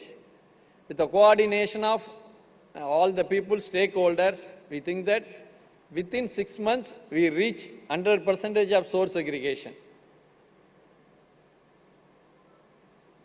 In addition, we are always giving importance to the school students. You see, in Chennai, if we add schools and colleges, around 10 lakh students are available in Chennai city. Every family are 3 to 4 members. Actually, we are having approximately 20 lakhs households are available. In some houses, 2 students also available. So, if we covered with 10 lakh students, they definitely reach at least 8 lakh families. Half of the portion they covered. So, we are always giving importance to the school and college students. You see, in the photos, we explained, not only educating them with the green, blue bins and asked them, giving some prizes also. You first give one chocolate and ask the student to add it. Then you put it, which is the correct dustbin, we asked. If you put properly, we give the prize there itself. So in this way, so far we covered 5 lakh students in Chennai city. The first one is the government school, next one is the college. You see, generally in the slum clearance board, human habitat, there are 4 to 5 floors are available. In some places, I am not telling about all the persons, in second, and even though we are sending door-to-door collection BOV operators, they are throwing the garbage from the second and third floor. We educated them several times. More than 70–80% stand up. A few of them stand down. In that case, we changed the place as a playing area. Then the families. We almost done for more than several areas, remaining also available. In that families, they never throw anything because their child should play in that place. Because of child, they are cooperating with the Chennai Corporation. Next one, recently we conducted Swachhata Pledge by administering students for Swachhata Pledge at Sai Ram Institution in Indoor Stadium, August 15, 2022. Around 12,000 students participated. They not only administered the pledge, before that we explained well with the models and everything, source segregation, bins, and showing them what are all the dry waste, wet waste, home hazardous waste, and asking questions, giving prizes. In this way, we are following in the schools and colleges. More than 12,000 students are participated. So far, already I told you, so far we covered 5 lakh students. Next one, last year, in addition, we introduced health ambassador card to all the students of Chennai city. Actually, in that card, one card also, it is actually in Tamil. It's like a ID card. That student photo fixed here and signed by the class teacher. Back side, we are having dry waste, wet waste, and how mosquito breeds and all. After giving proper training about the disease prevention and control, objectives of Swachh Bharat mission, personal hygiene, and ill effects of plastics, we take class for more 1 to 1.5 hours without boring them. That is also important, otherwise they never listen. In addition, we explained very well. After that, we issued this card and announced as they are a health and Swachhata ambassadors. I thank you very much for the MOHUA. Last year, MOHUA announced the award for this juncture, this initiative, and given our award also to us for issuing Best State Capital City in Innovation and Best Practices. We had to issue another 5 lakhs card for all cities on the job. So our main aim is we are involving all, including elected representatives, school and college students, animators, and most probably self-help group. With the cooperation of all and your blessings and madam's blessings, we will reach 100% very soon. Thank you very much. Thank you for giving me a chance. Thank you, Dr. Srinivasan, for your presentation. And good to know that in Greater Chennai Corporation you have, one woman animator per ward to convey the message of solid waste segregation and the importance of segregation and, scientific collection of waste. Women, as you mentioned, are agents of change. And when you educate a woman, you educate the entire society. So through women and through children, it's, heartening to note that the message regarding segregation and management of solid waste is communicated to the society. And when you conduct these regular IEC events, that message gets reinforced in society. So let's hope that in Chennai, in Greater Chennai Municipal Corporation area, people continue or people are committed to, segregation of waste and non-littering of waste on the streets. So now we have Sri Praveen Misra, Assistant CEO from Noida, who would be speaking to us from the experiences that he has at Noida in the on the issue of door-to-door collection and segregation of waste. Thanks, ma'am, and good evening to everyone. Actually, just like a student, we have put this result or mark sheet as our first slide, just to showcase that how segregation or controlled segregation may help a city to reach an elevated stage. In 2018 only, we were at 300th place, but because of our this intervention and focus on these all areas, now we are standing on 4th, and as far as medium city is concerned, we are India's cleanest medium city, and we are in the garbage-free city, we are having 5-star rank, and we are 4th in 1 to 10 lakh category. In fact, this result matters to us more. In Noida Authority, we are not exercising only municipal corporation role. We have to regulate, control, monetize our properties also. And recently, we have observed that the investors or the bidders, they try to see the clientage interest and clientage liking also. In recent years, the clientage, at least the ones who are having affordable capacity, they are very keen to see the city and nearby environment is clean or not. Post-corona response of these investors and bidders are quite good for us, and we have launched so many schemes and we are receiving good response. And one factor amongst all is this, our focus on segregation and transportation also. So before going into detail, I'd like to give simple picture of Noida city profile. Its only area is 203 square kilometer only. We are having 9 lakh population. Floating population is 2 lakhs because migratory workers, they come and go. Important aspect of this slide is, yes, we generate 700 metric ton garbage. Since Noida is, basically, Noida Authority is focusing on the property area only. So land is very scarce there. And as of now, no area or no residence in Noida is ready to see their spot, whether it is residential, commercial, or industrial, as adjoining city of any garbage dump site. So for us, it is more important just to have a better transportation, better segregation, and better decentralized disposal. Our dry waste is around 270 metric ton.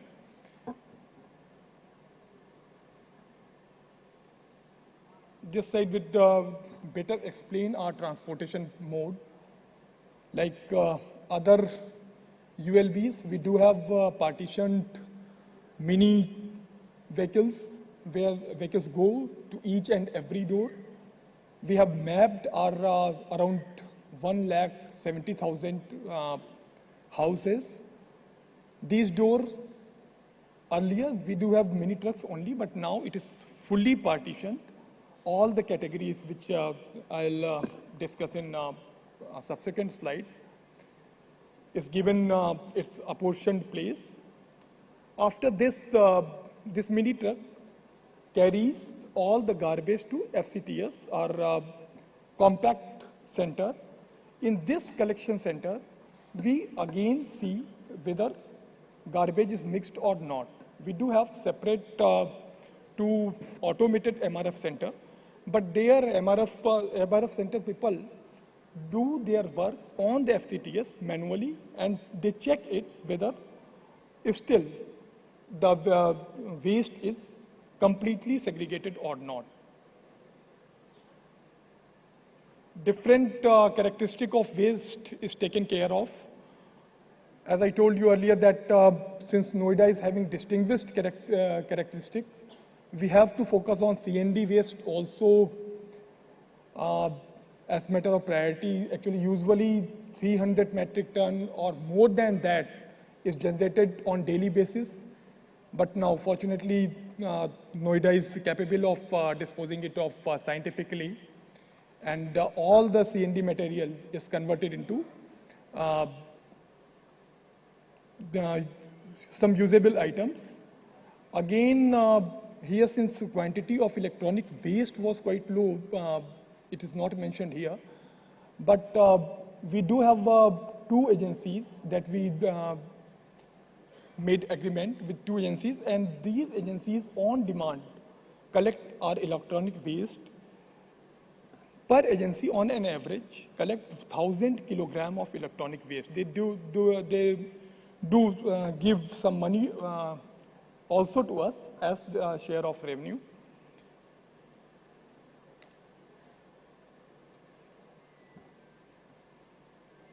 The wet waste, for the wet waste, okay, bioremediation is one thing that is being done there.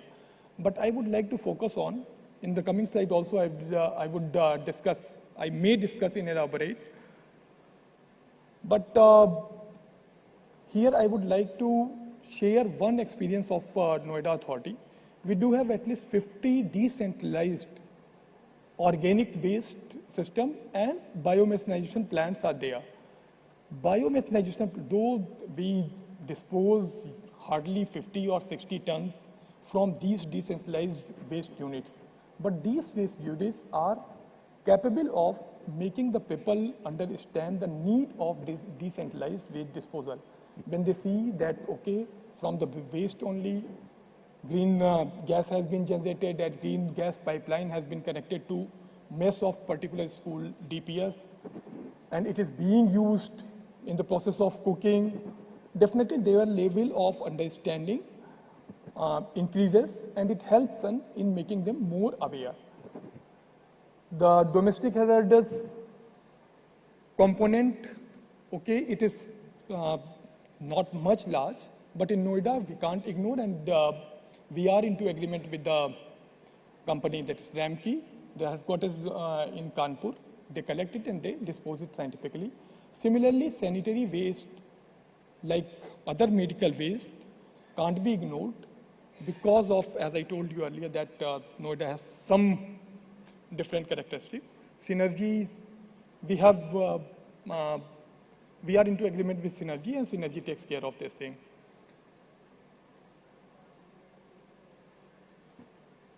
Door-to-door collection process in Noida, to us, definitely it is replication, it's worth replication, because it helped us in achieving what I told you earlier, the 4th rank, the 1st rank, etc. We do have mini trippers, the secondary vehicles, which is completely non-porous, you can say, no fall smell, nothing. From naked eye, no one can assess whether it is carrying garbage or not.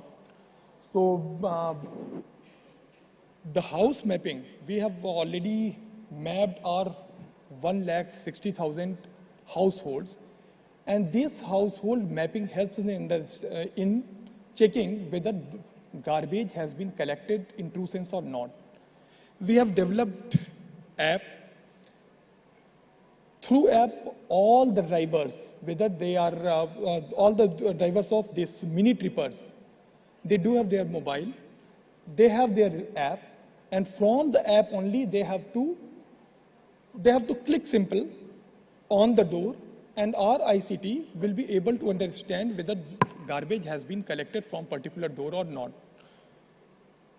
In ICT, our officers are there, whole data is there. We do analyze the data, sometimes on daily basis, and when we are on campaign mode, sometimes on weekly basis, that whether door-to-door agency in real sense is collecting or it is escaping, or even if door-to-door agency is active and it is going, but people there are not responding. The app is going to be clubbed with QR. It has been conceptualized and it's on verge of its implementation. On every household, we will be putting a barcode. The QR code will be scanned by the door-to-door agency's person or NGO. We will see it later. And the scan data of these all households will tell us the true picture of the segregation and collection as well.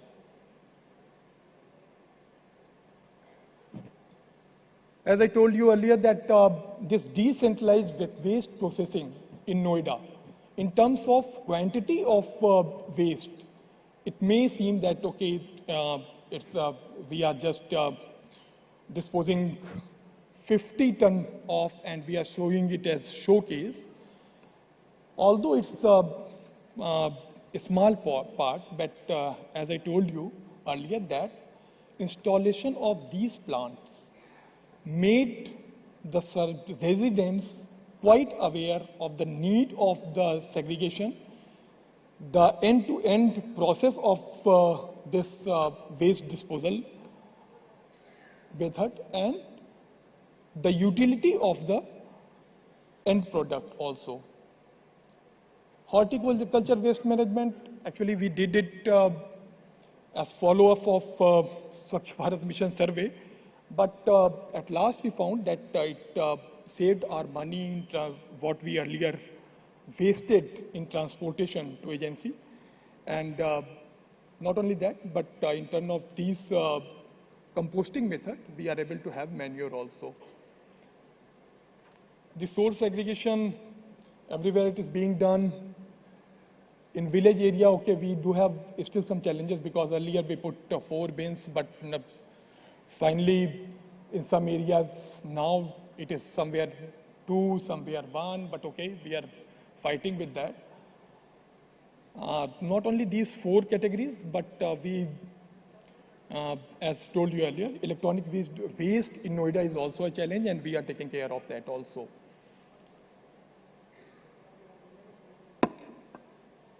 Actually, we have 2 automated MRF center, and 6 ones are simply manually operated, and one may understand that it has ancillary units of those 2.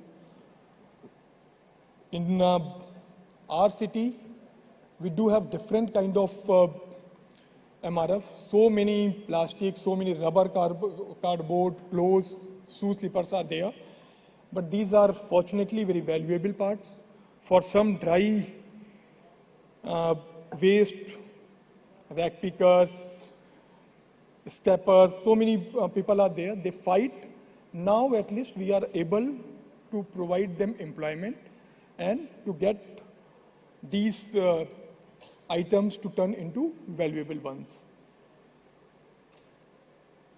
This ICT-based model of Noida, this has really helped us a lot. As you are saying in first slide, this is simply depicting the data which we see sometimes on daily basis, and on monthly basis record is there. So from this record only we can, from this display only we can see that where we stand, whether Noida is able to segregate 100% of waste, which we have never done, which we have not done so far, and how from the standard to what extent we are lagging behind, not only in segregation, but which component of our machinery is not properly working may also be seen from this ICT. Here, again, these yellow ones are the households where segregation didn't take place. So on day-to-day basis, okay, we ask, we instruct the concerned person to go there and Sir, collect it. In 1 minute. But this data helps us in having some strategy also that how can we get it in full mode. Actually, it has been clubbed with geofencing watch, with our walkie-talkie system. These all data comes here, and this make us able to be more strategic. Thank you. Thank you, Mr. Praveen Mishra, for your presentation about the waste collection and waste management activities in Noida. And good to know that Noida has said no to non-segregated waste. So now we come to the last presentation of this session.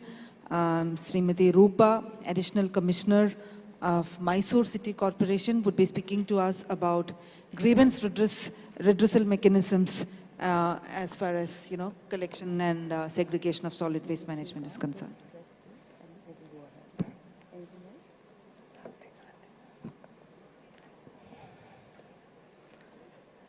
ಎಲ್ರಿಗೂ ನಮಸ್ಕಾರಗಳು.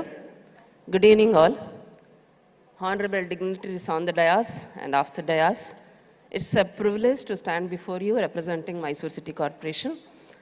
My name is Rupa MJ. I'm Additional Commissioner in the City Corporation.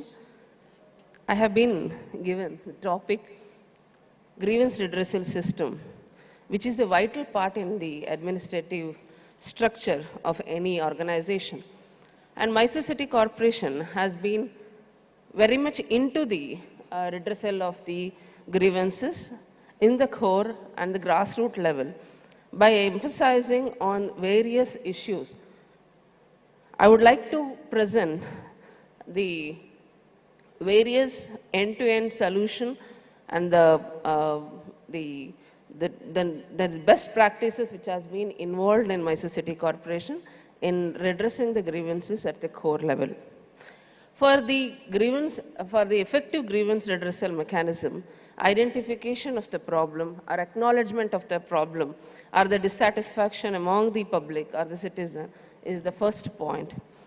And then after identification of the problem, defining the problem and finding out, collecting the facts about the problem, carrying out an analysis of the problem and deciding what action need to be taken.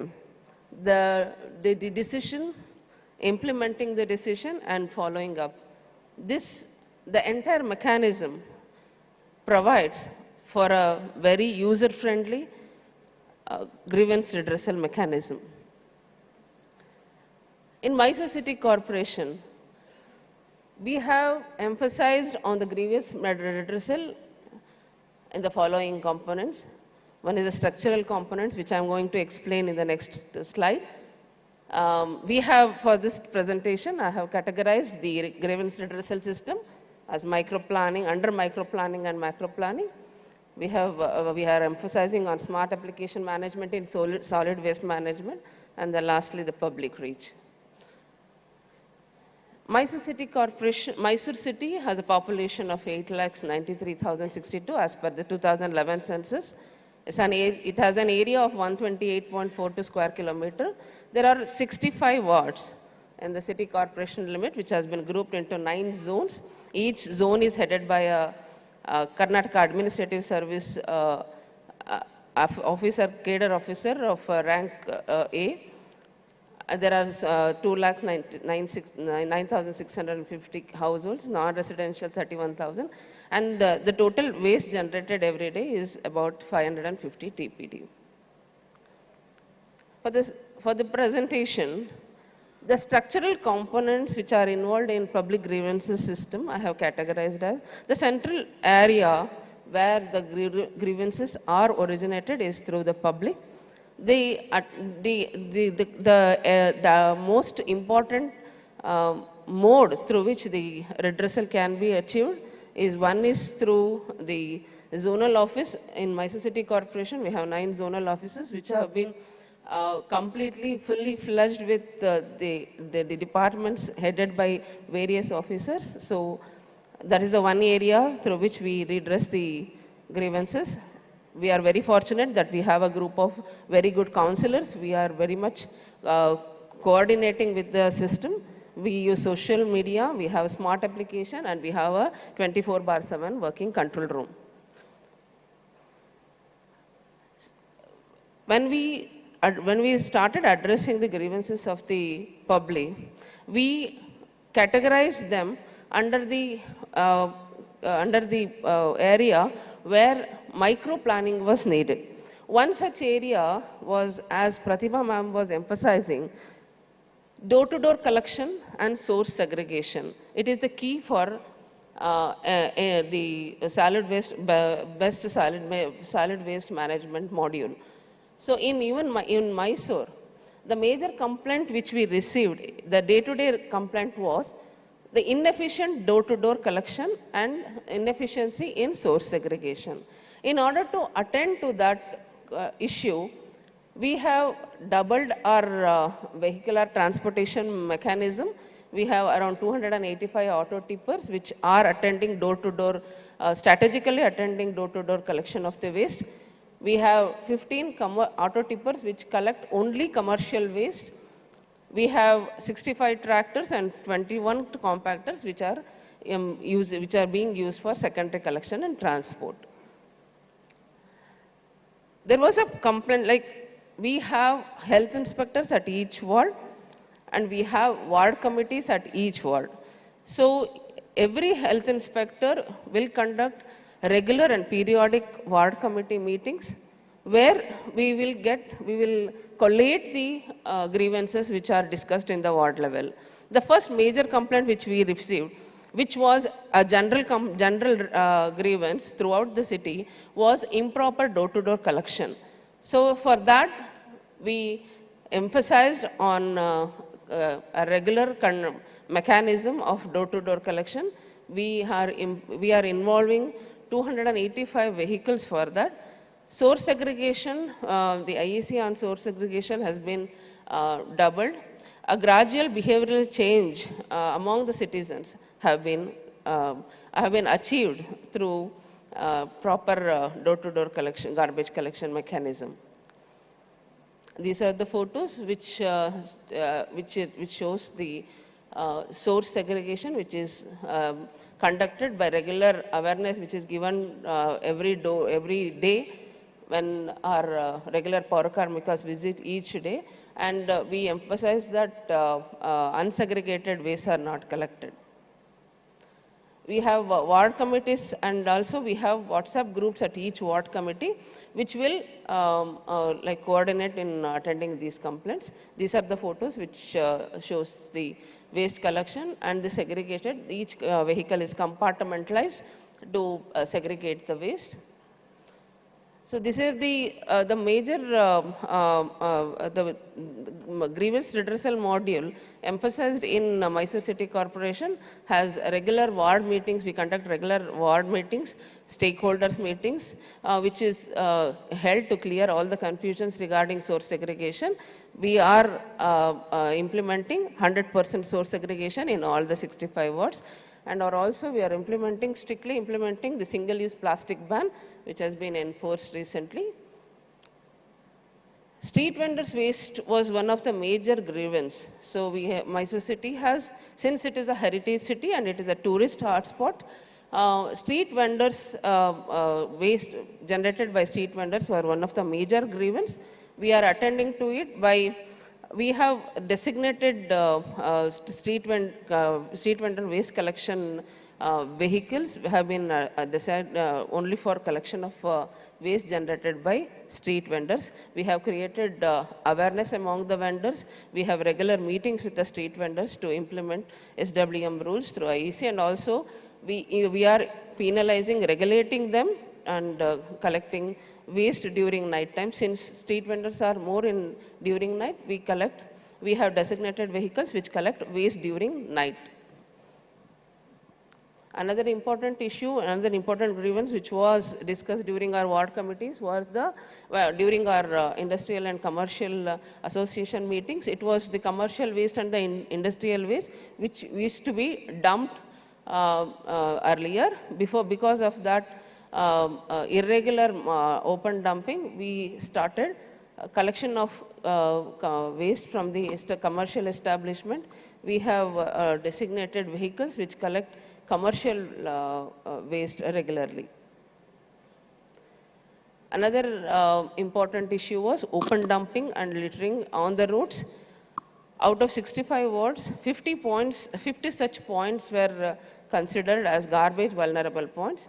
All these points were the major dumping points in the wards. These points have been completely eradicated.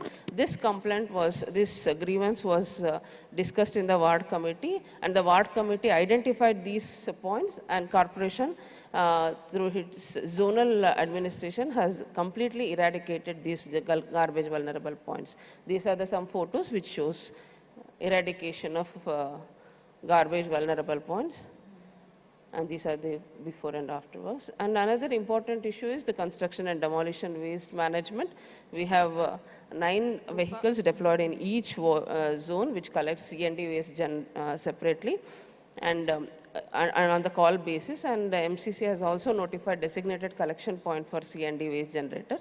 These are all the complaints, these are the grievances which are discussed at the micro level. So we have attended to it, and we have dry waste collection centers at each zone which will collect dry waste, and general citizen can also come and dump their collection dry waste there. Since it is Mysore city has this special issue with the cow dung, so we have employed special vehicle for collection of cow dung in every ward, and the SWD cleaning status as shown in the photos. Can you speed up? Can you speed up? Yes. Special collection, e-waste collection drive is also being done, and we have our deposition centers at each ward. These are the capacity building training has been given. At the macro level, we have designated 24/7 control room, which is available for public to raise complaint and also on call basis as well as on WhatsApp number. We have GPS tracking of door-to-door garbage vehicle, which as discussed by Indore and Noida, the same mechanism has been involved. Every vehicle has been tracked, tracked by the GPS mechanism, and mobile app has been developed to monitor the SWM vehicles by the officials. This is one of the important issue which has been raised. The irregularity of Paura Karmikas was one of the major menace in the Mysore City Corporation. From past 1 year, we are using facial attendance for Paura Karmikas to reduce the irregularities of Paura Karmikas by adopting smart attendance system. We have Janarahita complaint redressal system wherein general public can apply their, register their complaints. This is the proposed integrated command and control center which will be inaugurated next month. So it will have an integrated system of managing solid waste management solutions, city surveillance, smart health, smart school, intelligence transport mechanism management system, and public bike sharing and GIS layers. These are the various mechanisms which has been involved in Mysore City Corporation to attend to the grievances of the public at large. Thank you. Thank you, Srimati Rupa, for that very good presentation on grievance redressal mechanisms in Mysore. Very good to hear that there is very effective coordination between officers, councillors, and the general public in management of solid waste. And good to hear about your Janahita grievance redressal mechanism and your systems for monitoring the attendance of Paura Karmikas, the facial attendance system. and your special schemes for street vendor waste collection, etc. So that was the last presentation of the panel. So all the presentations have, come up with the effective management solutions that the different corporations, the different cities have implemented in their respective areas for door-to-door collection of segregated waste and for management of the waste thus collected. And there are, smart solutions that these cities have worked out, but no solution, no smart solution will remain smart unless there is effective monitoring, effective supervision, and effective coordination at the senior level.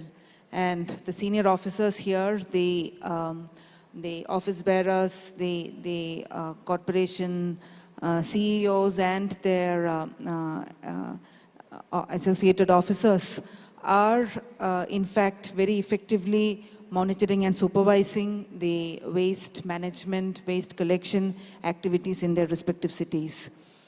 So I would like to request questions from the audience. Maybe we have time for 3 questions or maybe 4 at the max. I would request the persons raising the questions to kindly give their names and then to ask the question to any of the panelists. If they would like to specify the panelist who would like to answer. Yes, somebody has raised his hand. Yeah.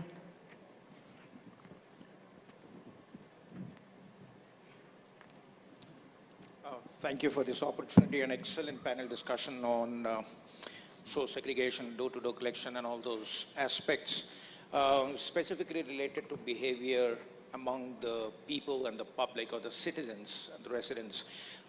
My questions, I've got 3 questions, but all directed at... So 3 questions in one go, huh? In one and short ones. This is to Indore, with the kind of experience you have and having been winners for the last 4 to 5 terms in search selection.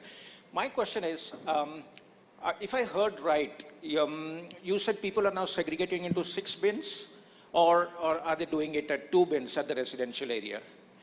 That's one. And how much time or what made them, what was the incentive they saw to move or graduate from 2-bin segregation, or let's say no bin segregation, to 2-bin segregation to 6-bin segregation? So what was the incentive that they saw in it?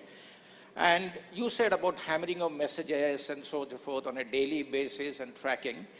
And Dr. Srinivasan from Chennai said confidence building was important in the ULB. Grievance redressal is important.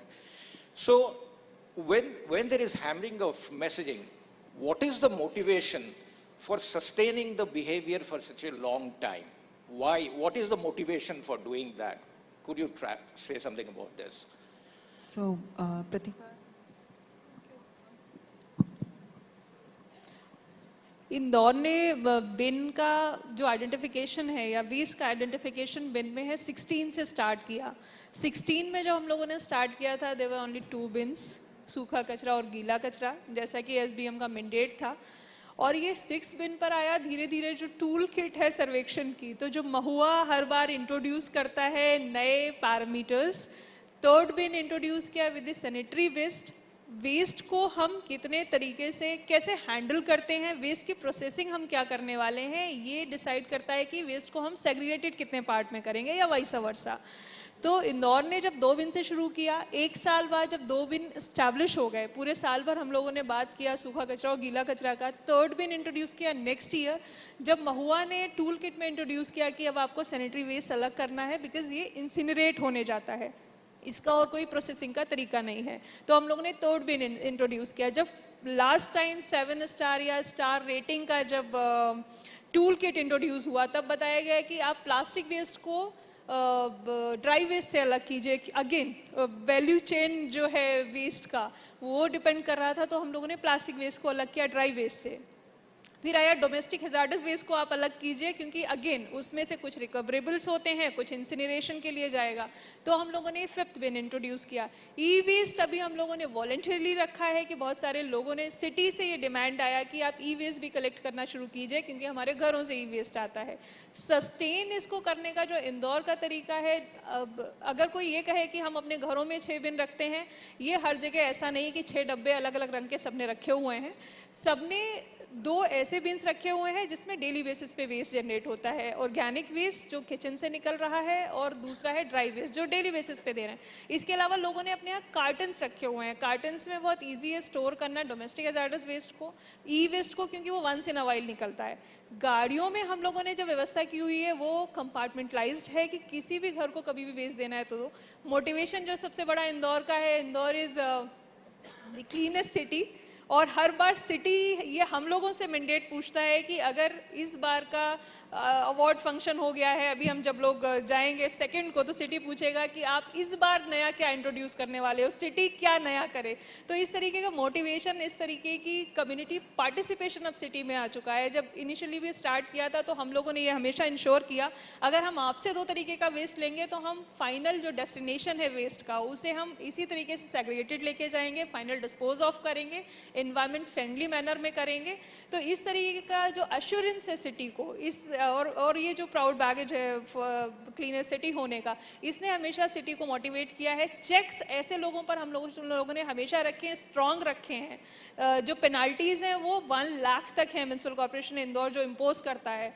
जो hotel की chains हैं, अगर उन्होंने भी किसी ने GVP dump किया, Maurya Sheraton का मैं एग्जांपल यहाँ इस फॉरम से दूंगी कि उन्होंने बाईपास पे डंप किया और कंटिन्यूसली 1 महीने तक डंप किया। जब हमारी टीम ने आइडेंटिफाई किया, पकड़ा, तो उसके बाद हम लोगों ने उन पर 1 लाख का फाइन किया। 1 लाख का फाइन उनके लिए मैटर नहीं करता, लेकिन मौर्य शेरिटन की जो इमेज थी, जो न्यूज़पेपर्स ने, जो मीडिया ने अगले दिन कैप्चर की, उन्होंने जो लोगों को दिखाया, अभी भी सिटी में ऐसे लोग हैं जो सॉलिड वेस्ट मैनेजमेंट के जो मैंडेट्स हैं उनको फॉलो नहीं करते हैं। तो इस तरीके से ये सिटीजन्स का, म्युनिसिपल कॉर्पोरेशन का, मीडिया का, पॉलिटिकल रिप्रेजेंटेटिव्स ने कभी इस चीज़ पर क्वेश्चन नहीं उठाए कि हम घरों से सेग्रीगेटेड वेस्ट नहीं देंगे, या जैसा दे रहे हैं आप वैसा ले लीजिए, क्योंकि ये उनको भी हम लोगों ने पहले ओरिएंटेशन किया, उनको एक्सपोजर दिया इस चीज़ का कि हमें वेस्ट को अलग क्यों करना है। तो ये जो 4 पिलर्स हैं, इन्होंने जो मिलकर काम किया, यही रीज़न है कि हम लोग लगातार वेस्ट को सेग्रीगेट करते गए, फर्दर सेग्रीगेट करते रहे, अच्छी प्रोसेसिंग पे शिफ्ट होते रहे, और शहर ने जब इसके एनवायरनमेंट पर इम्पैक्ट को देखा, AQI पर इम्पैक्ट को देखा, तो इसने सिटी को और ज़्यादा मोटिवेट किया। Thank you. Not anybody else would like to respond? Okay, then last question. Yeah. So I'm. Okay. Yeah. Sorry. Can I ask? Yeah. Please Okay. introduce yourself and then ask. Yeah, I'm Jay Kumar Gaurav. I'm Senior Advisor, Climate Change and Circular Economy in German Development Agency, GIZ India. And we are working with 4 partner cities to implement these low carbon waste management solutions. Ma'am, we would like to know from the panelists what if they have some solutions for areas which are really like low income slums where there's no possibility of any kind of vehicle to go, and also in areas where there are, like you mentioned, 3 floors or like 1 family living on each floor, but there are houses where it's a small house but there could be 5-7 floors and 10-15 families living, although their dwellings will be very small, but really congested, thousands of people in a very limited space. Waste volumes are high, but it's like physically impossible for one waste worker collector to go and collect. And in low income areas, you also don't get any user charges. So for the ULB to look at the long-term viability of doing door-to-door collection and even deploying enough people, because the sense I got is that the models, the examples that were shared, they were very good for people, for areas where vehicles are going. Everyone talked about vehicles. Yeah. So Noida, Mr. Praveen Misra would like to respond because you have big buildings. We are facing this situation. I'm not saying that we have resolved it or we do have any readily available solution for this thing. But what we have introduced in e-rickshaw or auto rickshaws, mini rickshaws, the rickshaw go to that gullies, that street, small with street. There they collect this all garbage. But as far as tipping charge is concerned, definitely this is an issue. This is an issue. It was, since it was within the scope of door-to-door agency, now we are compelling the agency itself just to collect and get rupees 30 or 50, whatever it is, from the household only. The householder is having the responsibility to collect all the waste into segregated forms. But still there are issues because many a times workers has to go, suppose our e-rickshaw go there by 7 o'clock. Huh? But workers' office time is 9 o'clock. So definitely he will prefer to go, to leave the house around 8. That time he may, these are daily basis problem and grievances we are facing now. He dumps this thing into that area. So what we are doing now is simply intensive IEC campaign. NGOs we have deployed there. Catchy events we do, we do there. Last year only we deployed the transgenders as our Swachhta ambassadors so that they can just draw the attention of these slum dwellers and act as per our expectation. So these simple things we are doing now. Thank you. The last question, yeah, please. Hello. Yeah, please introduce yourself and then. Ma'am, I am Yogesh. I am SBM consultant for Ujjain Municipal Corporation. For Ujjain? Yes. Ma'am, my question to Rupa ma'am from Mysore, ma'am, you have implemented this facial recognition attendance system. Basically, but in North India, many of the cities started this biometric attendance as well as the some attendance system. Even few cities faced an issue with the GPS tagged watches also. Did you face any issue? Ujjain is planning to implement this facial recognition system for the attendance. Did you face any issues while implementing this facial recognition attendance system, and how you resolved it, if any resistance faced by the staff? Yeah. Yeah. Earlier, even we had biometric, which was the device was not compatible with the weather. So for this facial recognition system, initially we had that mapping issue of the faces, that was the only issue which was raised. And then gradually the issues were solved. But there was another important aspect is there was some from the Paura Karmikas and the other officials. Even nowadays we are registering all our health inspectors into this system. So there is naturally there is a initially we had some opposition and from our Paura Karmikas. Other than that, software issues were not there. Now the system has been regularized. So this system has increased the attendance of the Paura Karmikas. That in turn has facilitated proper door-to-door collection. So this is a very effective system which has been implemented from Mysore City Corporation. Small technical issues were raised, but initially there was some opposition from the our association associated with Paura Karmikas. But proper awareness was given to the associations. Now they're all, we take two times of, attendance in 2 times, one at 6:30 and one at 2:30. So this has regulated the working of the Paura Karmikas in turn, which is facilitating us proper waste collection and management. I think I saw one last hand. So last question, no other questions. So please be very brief. To add to this question which was raised here, in slum dwelling and small pocket areas in Mysore City Corporation, we are using hand carts where the rickshaws or other vehicles cannot move into. We have hand carts and we have deployed more number of Paura Karmikas. The deployment of PKs are more in that area. We are using push carts and hand carts to collect. And even that push cart is compartmentalized. we are facilitating them, as discussed earlier, proper awareness and more, as Noida is doing, more awareness has been given in slum dwelling area. Even we are, though we are not at 100%, we are trying to achieve as segregated waste we can collect. We are using hand carts and push cart in such areas. So do you have a question or can we wind up? Yeah, I have one question. So please be very brief, yeah. I'll be brief, yeah. Hello everyone, I'm Shashank. I'm from an organization called Waste Warriors, which is working in the Himalayan ecosystem. So my question is brief. So we face one challenge in door-to-door collection because of the terrain. Because the people who are sitting here in the esteemed panel are from Indore, Noida, Mysore and other places.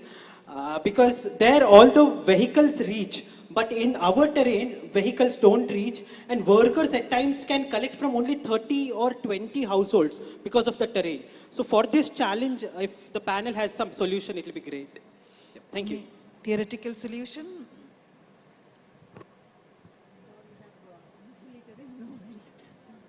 Actually, as I told you earlier during my presentation, it's effective monitoring only, and ICT-based solution only can resolve this kind of problem. I don't think that aside from this ICT intervention, anything else can be done. What we are going to do is barcoding only, barcoding on each household, and app-based solution. These, I think this QR-based solution will definitely make us able to monitor this kind of problem what you have raised here. What I can suggest is in-house composting for wet waste, and periodic collection of dry waste will be a good suggestion. So if there are bulk generators, you have to go for in-situ composting system. And you have to monitor the collection of dry waste should be the your priority. So waste waste should be composted in situ. Yeah, so that is it for the day. So we should have more decentralized collection points also for difficult areas, hilly terrains and inaccessible areas. And with, smarter solutions and effective monitoring and community participation, stakeholder participation, we should be able to, take this process forward and ensure that our cities and our towns are garbage free and are clean and neat. So on that note, I think we will end this session and I thank my panelists for their enlightening presentations, and thank you all. Thank you, ma'am. Thank you, esteemed panelists. There will now be a group photograph, and may I request Joint Secretary, Swachh Bharat Mission Urban, Ms. Rupa Mishra, also to come up on stage for the photograph and distribute the mementos.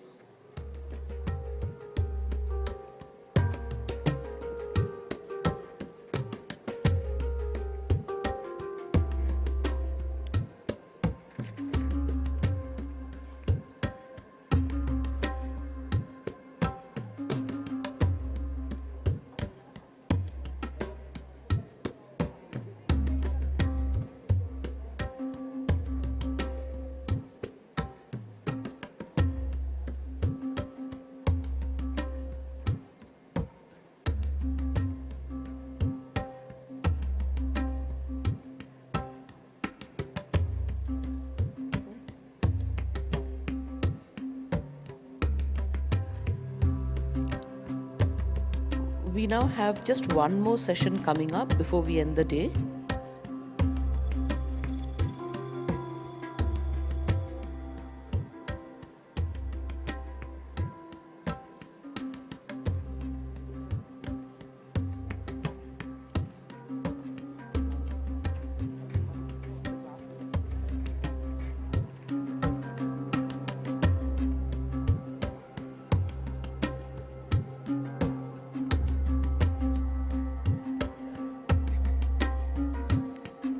Thank you, ma'am.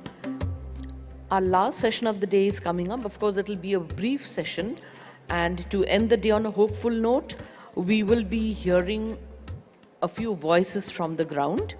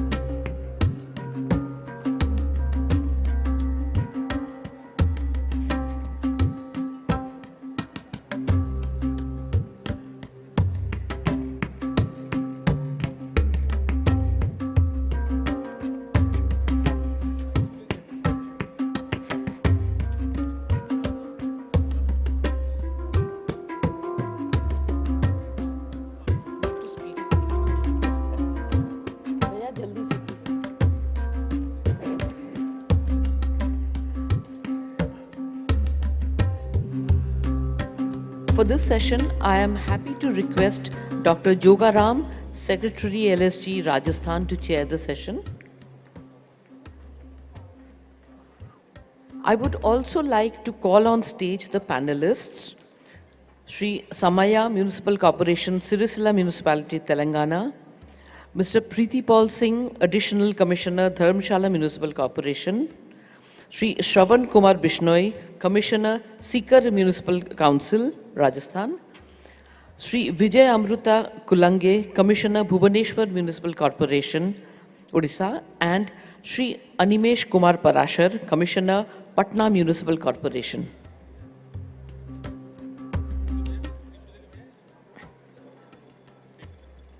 May I hand over the session to Dr. Jogaram, sir?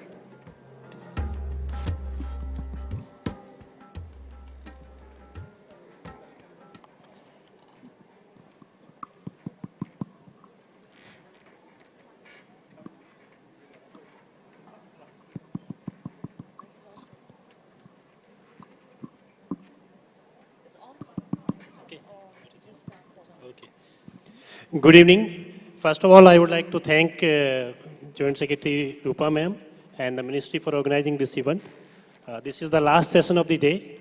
So, since the morning, we have heard the 3 sessions on the different themes. First one being the intervention by the different states, then door-to-door collection and segregation, and the dump site remediation. This is the important session, 4th and the last one. The name itself suggests that the voices from the ground, which means the as we hear that what is being done in the laboratory and what is being done in the field. So real voices from the field is very important. And the creativity which has been shown by the different cities in the implementation of the SPM as well as the cleanliness is very interesting. In the 3 sessions, we've heard some of these cities and commissioners about the different kind of aspects, different interventions done and creativity done by them.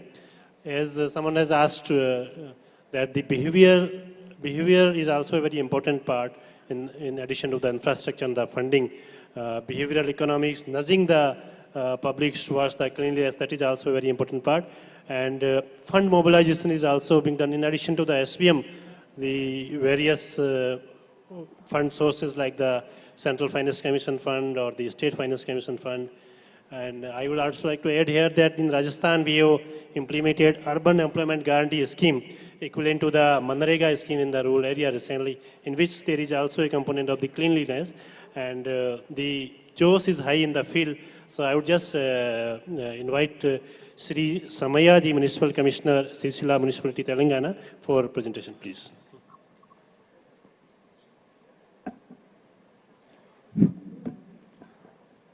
Good evening to all the dignitaries on the dais and the Secretary's Mission Director and all participants today. I would like to present the initiative implemented in our town, Siricilla, known for weavers community and textile industries towards waste management, and how our city set an example in city beautification to other initiatives, cities in Telangana. Siricilla city is constituted was municipality in 1987.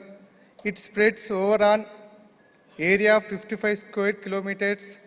Population of the town was 92,091 in 2011 and is estimated as 1.1 lakh population. Present SWM scenario. We have a dedicated team for managing SWM supported with technology interventions. Waste generator is being collected, transportation totally to the processing facilities. Treated outputs are being used within the city, such as manure, biogas, and treated water.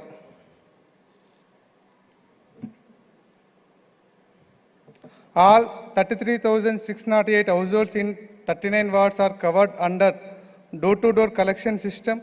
Source segregation is being practiced in 98% of households. 17 number of tractors and 10 Swachh autos are deployed for residential waste collection. 4 tractors are deployed for commercial waste collection from 4 p.m. to 10 p.m. Separate autos for deployed for bulk waste collection. Each vehicle has designated route fitted with GPS tracking devices and monitoring through the online system by the sanitary inspector or other officials. ICT-based garbage collection tracking system being implementation to monitor the waste collection, biometric attendance for public health workers attendance. These are the snapshots showing the door-to-door and segregation, collection, sanitation workers scanning the QR code to register that the waste is collected. All the waste transported to processing facility will be weighed and record will be maintained. We have established an integrated resource park where wet waste is being processed using windrow and vermicomposting. Dry waste is managed through a dry resource collection center which is maintained by self-help groups. A biogas plant of 500 kg capacity is installed to manage the waste collected from market areas. Dry resource collection center is established by the ULB and is maintained by the self-help group women. The revenue generated through the selling of segregated dry waste is being used to meet the operation and maintenance expenses. We did many IEC awareness activities that has resulted in effective solid waste management. ULB has 17 public toilet facilities and out of these 17, 2 are model she toilets. 3 out of 17 are maintained by self-help groups. We have a PPTMS app to monitor the maintenance of public toilets. A fecal sludge treatment plant with 18 KLD capacity was established to treat the fecal waste collected from the septic tanks in the city. Being Sirsilla is a textile city, wastewater generated from these units is being treated of effluent treatment plant. ULB facilitates all the active workers engaged in sanitation by the chairperson on monthly basis. All workers are provided with government benefit schemes. Various city beautification initiatives have been implemented on pilot basis in our city. I will show some snapshots in the subsequent slides. Junction improvement. All junctions are developed with the greenery and equipped with fountains. Gandhi Junction and Ambedkar Junction.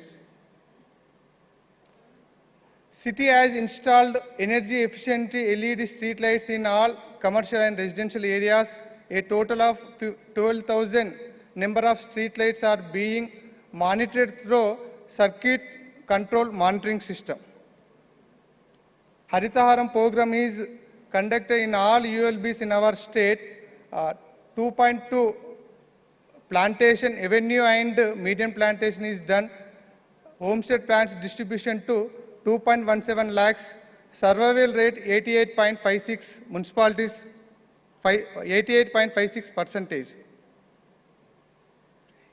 Integrated veg and non-veg market is developed.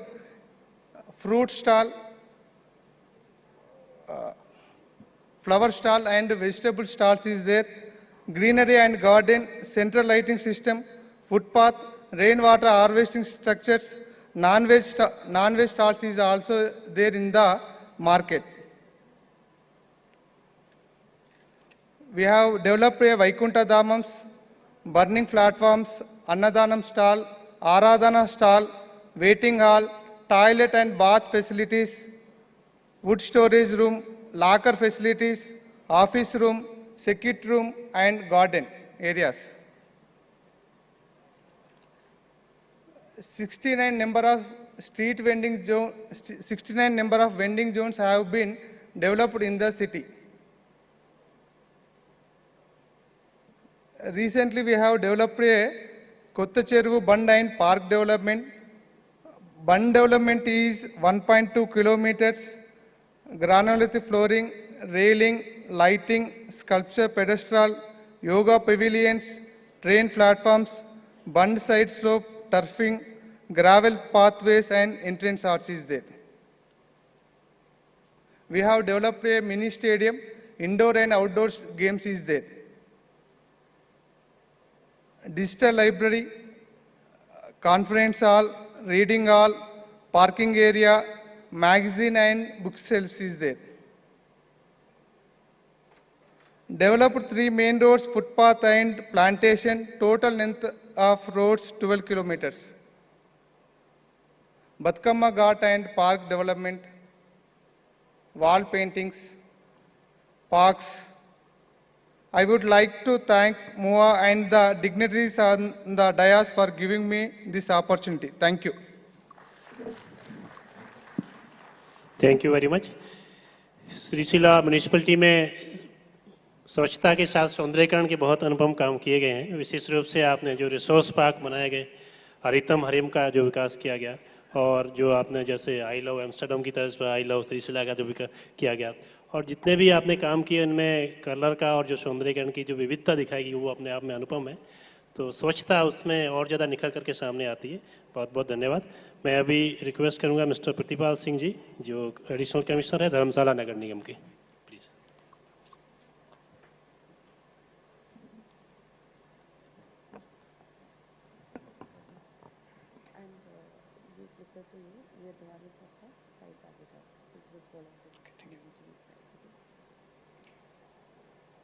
Good evening, Joint Secretary ma'am, Swami Mishra ma'am, dignitaries on the desk, and elite audience in the hall. Dharamshala. Dharamshala is a famous tourist destination of Himachal Pradesh. It is actually a city, one of the oldest cities of Himachal Pradesh, which goes back to pre-independence time. After getting various forms of urban bodies, it became a municipal corporation in 2016. It is a small municipal corporation having only 17 wards and an area of about 29 square kilometers and a population of about 53,000 people. But the population which indicates that it has population of 53,000 people there is something shows a false parameters of population, because being a famous population tourist destination, it holds around 1 lakh person per day there due to various factors. The Tibetan government in exile settles there. His Holiness Dalai Lama has a headquarters there. People from various countries come to Dharamshala to have blessing of him. There are many tourist attractions there like Dal Lake, Baksu waterfall, various tea gardens. You are seeing there. There is HPCA stadium, which is called the most beautiful stadium of India, cricket stadium of India, where people come to see this stadium only. So, the people who come here generate garbage, which is a major problem to municipal corporation for the disposal of the garbage. So, we come with the slides. धर्मशाला में देखा जाए तो ये हमारे की matrices हैं। जिसमें population इसकी 53,543 है एज पर सेंसस ऑफ 2011। इसका एरिया अबाउट 27.6 स्क्वायर किलोमीटर है। 13,017 इसके हाउस होल्ड हैं और 17 वार्ड्स हैं। इसमें अबाउट 18 मीट्रिक टन जो है कचरा हम जनरेट करते हैं, जिसमें 15 मीट्रिक टन जो वेस्ट है कलेक्ट करते हैं। डोर टू डोर जो वेस्ट कलेक्शन है जी 100% है और अबाउट 17 मीट्रिक टन जो हम सिंगल यूज़ प्लास्टिक जो है इसमें से हमने सीमेंट फैक्ट्री को अभी तक दे चुके हैं, जिसमें आगे हम बताएंगे आपको। इसमें गार्बेज कलेक्शन के 267 वर्कर्स जो हैं वो काम कर रहे हैं दिन रात, और 23 रजिस्टर्ड रैग पिकर्स है, जिसमें 5 स्क्रैप डीलर हमने इन्वॉल्व किए हुए हैं। 140 से अंडरग्राउंड स्मार्ट बिन्स भी हमने लगाए हुए हैं और 3 TPD मटीरियल रिकवरी फैसिलिटी है और 5 TPD जो बायोगैस प्लांट जो हम वहाँ पर लगा रहे हैं।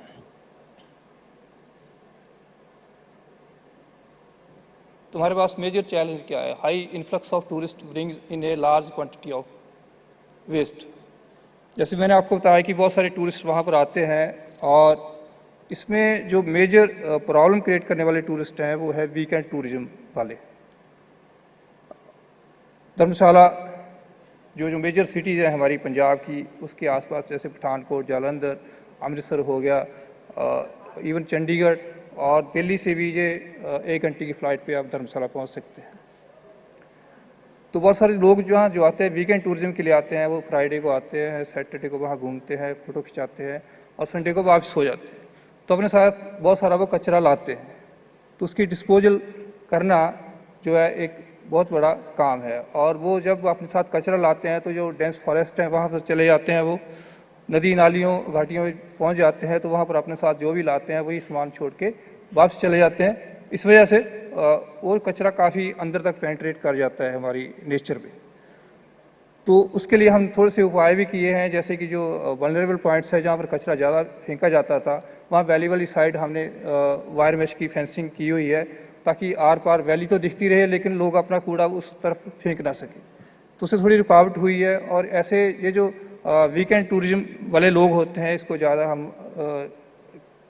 एजुकेट नहीं कर सकते, इनको ज़्यादा समझा नहीं सकते, क्योंकि ये जो हमारे साथ इनकी जो इंटरफेरेंस होती है, इंटरफेस होता है वो बहुत कम होता है, लगभग 24-30 घंटों का होता है, इसलिए उनके साथ बातचीत करना भी थोड़ा सा मुश्किल रहता है। तो ये वहाँ पर एक गार्बेज की एक मेजर प्रॉब्लम है। तो ये हमारा एक चैलेंज है major. Littered waste in forest and river, जैसे मैंने आपको बता चुका हूँ। Behaviour change of citizen and tourist. Citizen का बिहेवियर चेंज पर हमने काफ़ी काम किया है। टूरिस्ट का बिहेवियर चेंज हम थ्रू जो हमारे अपने टूरिज्म, हमारी होटल्स हैं, रेस्टोरेंट्स हैं, या बाकी जो टैक्सी ऑपरेटर हैं उनके थ्रू हम उनका करते हैं। थ्रू स्लोगनियरिंग, थ्रू साइनेजेस हम उनकी थोड़ी एजुकेशन करने की कोशिश करते हैं।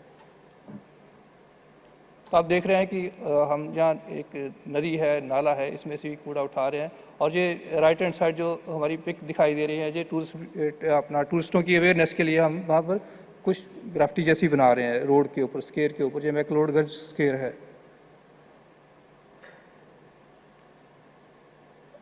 अब धर्मशाला में कूड़ा निष्पादन के लिए हम पूरे 17 वार्डों में तो कार्य कर ही रहे हैं, लेकिन हमने 1-2 वार्ड ऐसे पकड़े हैं जिनको हम मॉडल वार्ड बनाना चाहते हैं। ये वो वार्ड हैं जिसमें मैक्सिमम जो गवर्नमेंट के एम्प्लॉइज़ हैं, गवर्नमेंट के ऑफिसर हैं वो रहते हैं, और दूसरे जो एलीट लोग हैं जैसे बिजनेसमैन, अपने एडवोकेट्स या ऐसे दूसरे लोग हैं बुद्धिजीवी, जिनके जो वार्डों में जिनकी संख्या ज़्यादा है, उनको हमने 2 वार्ड वहाँ से लिए हुए। तो इसमें हम model ward programme by Dharamshala municipal corporation in partnership with waste warrior society, हमारे पास एक NGO वहाँ पर काम करी वेस्ट बैरियर करके, और उनको रोप इन करके हम वहाँ पर उनका बिहेवियर चेंज जो है 2 वार्डों में मॉडल वार्ड क्रिएट करके करने की कोशिश कर रहे हैं। मॉडल जेल का कंसेप्ट भी वहाँ है। वहाँ पर हमारे पास डिस्ट्रिक्ट जेल है, जिसमें हम जेल का जो कूड़ा है, ड्राई वेस्ट और वेट वेस्टिंग की वहाँ हम कंपोस्टिंग करते हैं। जो पेड़ों से पत्ते गिरते हैं उनकी हम लीफ की कंपोस्टिंग करते हैं, और साथ में और बहुत सारे कंसेप्ट वहाँ किए हमने, जैसे कि वो जो रिसाइकल वाली हमारा सॉलिड वेस्ट होता है उसको हम अलग से लेते हैं, और जो रिसाइकल नहीं हो पाता है उसको अलग से लेते हैं, और साथ में उनके साथ रैग पिकर जो होते हैं उनको साथ में एसोसिएट किया है, ताकि वो अपना जो कूड़ा उनको बेच सके और उनसे वो जेल में इनकम भी जनरेट हो सके।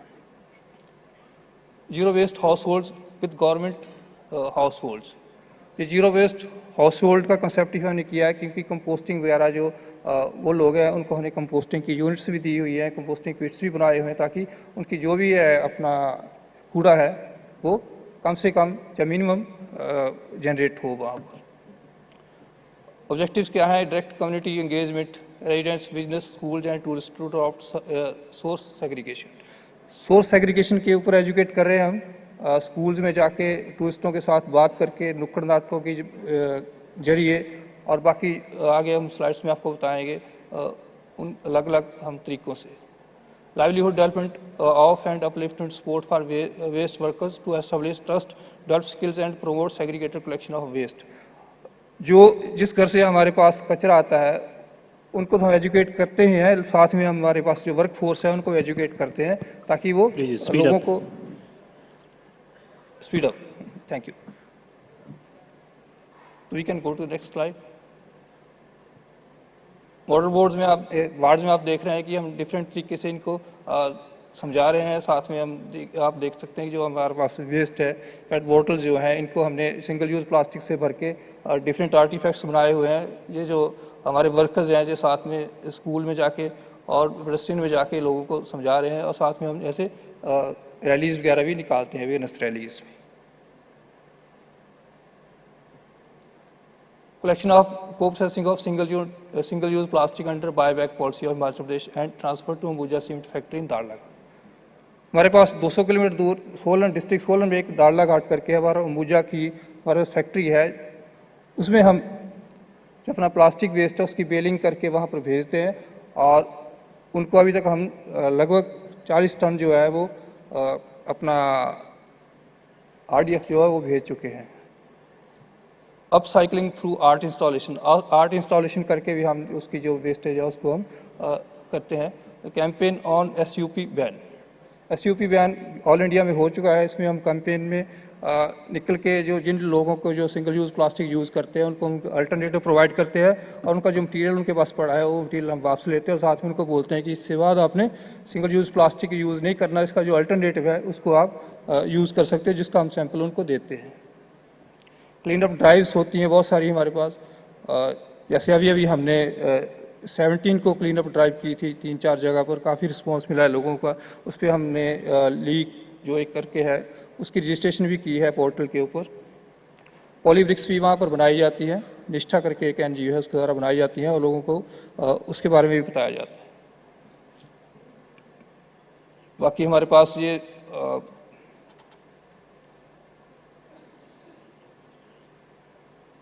this is the biodecomposer which we have provided to the hotels and households. Another concept is there, that is underground dustbins. Household से हम door to door garbage collect तो करते हैं, लेकिन जो टूरिस्ट हैं हमारे पास जो पेडेस्ट्रियन है वो अपना कूड़ा इन अंडरग्राउंड डस्टबिन में डालते हैं। और ये 3 प्रकार के इनके चैम्बर है, एक तो वेट वेस्ट है, दूसरा है अपना रिसाइकलेबल और नॉन रिसाइकल वेस्ट। और उसको हम जैसे ये भर जाते हैं इसके इंडिकेटर जो है हमें बता देते हैं कि ये भर गया है, और हम इसको ट्रेन से लिफ्ट करके आगे फर्दर डिस्पोज करते हैं।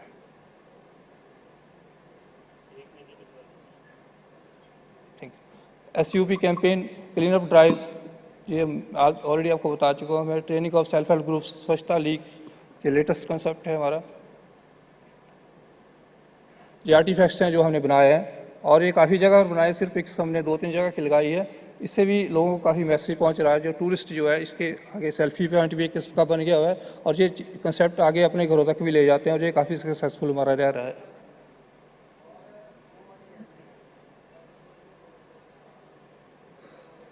This is also part of various campaigns. जैसे कुछ छोटे छोटे बच्चे हमारे नुक्कड़ नाटक के जरिए लोगों को संदेश देते हैं।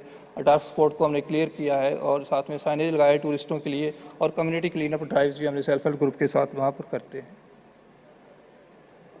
ये फर्दर उसी का ही है। ये जिंगल हमने लोकल लैंग्वेज में जिंगल लॉन्च की है, ताकि लोग घर घर में इसको सुन के थोड़ा मोटिवेट हो सके। और से साथ में स्पेस ट्रांसफॉर्मेशन की हुई है। हमने जितने भी हमारे साथ में म्यूनसिपल के काउंसलर हैं, हमारे मेयर साहब हैं, वो साथ में बीच में ब्लू टी-शर्ट में खड़े हैं लोगों को मोटिवेट करने के लिए। जो हमारा लीगेसी वेस्ट प्लांट है, इसमें हम 40,000 मीट्रिक टन जो लीगेसी वेस्ट है इसको हम क्लियर कर देंगे। Please finish it. Time. This is our MRF plant, and we are also planning a bio gas plant here. Thanks.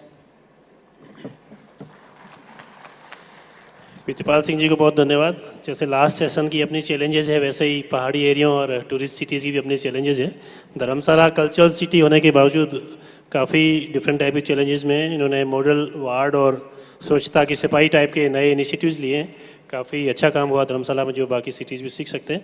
अब मैं श्री श्रवण कुमार विश्नोई कमिश्नर सीकर से निवेदन करूँगा कि आप प्रेजेंटेशन करें।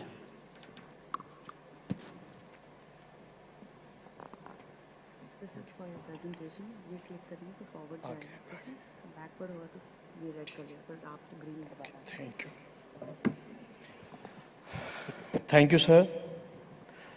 सम्मानित मंच, आज के कार्यक्रम में उपस्थित प्रतिभागीगण को मेरा नमस्कार। हम आज बात करेंगे Sikar model for IoT based door to door collection, waste collection. IoT based door to door collection की बातें पहले भी हो चुकी है, जैसे इंदौर ने भी बताया, नोएडा ने भी बताया। लेकिन हमारा जो सीकर मॉडल है IoT बेस्ड जो वेस्ट कलेक्शन है वो थोड़ा 2 कदम आगे है। ये सिंपल VTS सिस्टम नहीं है, ये step by step navigation system है, जिसकी कुछ जो कैरेक्टरिस्टिक्स हैं वो अलग टाइप की हैं, जिसमें सर्वे एप्लीकेशंस हैं। एक ये विशेषताएं हैं उसकी, जिसके बारे में अपने डिटेल में चर्चा करेंगे। सर्वे एप्लीकेशन में यूनिक आइडेंटिफिकेशन नंबर होता है, जियो लोकेशन होती है एंड बेसिक डेटाबेस होता है। जैसे हाउस होल्ड घर पे RFID कार्ड लगा होता है, उसमें उसको एक यूनिक नंबर मिलता है, उसकी जियो लोकेशन होती है, उसमें बेसिक डेटाबेस जैसे उसके मकान मालिक का नाम है, उस मकान का यूज क्या है, रेजिडेंशियल है, कॉमर्शियल है, इंस्टीट्यूट है, क्या है। Easy field verification and upgradation, यानी वो अपनी एप्लीकेशन से अपग्रेडेशन भी हम उसमें कर सकते हैं। जैसे कल को कोई उसका मालिक का दूसरे मकान बदल लिया तो उसका मालिक का नाम चेंज हो सकता है, फ्लोर यू चेंज हो गया तो यू चेंज हो सकता है। फिर है citizen applications, public announcement and acknowledgement और व्हीकल अराइवल अलर्ट। जैसे एक हर सिटीजन के पास एक मोबाइल ऐप होगा, वो एंड्रॉयड फ़ोन से प्ले स्टोर में जाकर सीकर मॉडल के ऐप है जिसको डाउनलोड कर सकता है, जिसमें उनके नंबर रजिस्टर्ड होंगे, जिससे उसको ये पता चलेगा कि आपके घर पे गाड़ी कब आने वाली है। उसको अलर्ट भी जाएगा इस बारे में भी, हाँ अब हमारे घर पे गाड़ी आने वाली है, 5 मिनट पहले अलर्ट चला जाता है। और उससे वो किसी भी प्रकार का अगर उसको पत्राचार करना है नगर परिषद के साथ में, कोई कंप्लेंट करनी है, तो वो कंप्लेंट भी इस ऐप के माध्यम से कर सकता है। IoT बेस्ड नेविगेशन सिस्टम, ये क्या स्टेप बाय स्टेप नेविगेशन है। इसमें no dependency on regular driver.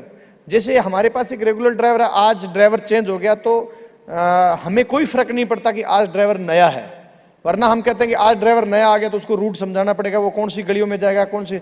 जैसी वो आएगा उसका बायोमेट्रिक ऐप, जैसी उसकी अटेंडेंस होगी, वो मोबाइल एंड्रॉइड फोन उसके पास है, वो मोबाइल उसको ऐप अपने आप उसको लोकेशन देता जाएगा, भाई अब तेरे को यहाँ जाना है, अब यहाँ जाना है, अब यहाँ जाना है। ड्राइवर चाहे नया ड्राइवर हो चाहे डेली ड्राइवर चेंज हो, हमें ड्राइवर पर जो ओल्ड रेगुलर ड्राइवर पर डिपेंडेंसी है वो बिल्कुल भी नहीं है। Step by step navigation system से हम मतलब किसी भी ड्राइवर को लगाएं तो वो उसी रूट पर जाएगा और उसको किसी भी प्रकार की लोकेशन ट्रेस करने में दिक्कत नहीं आएगी।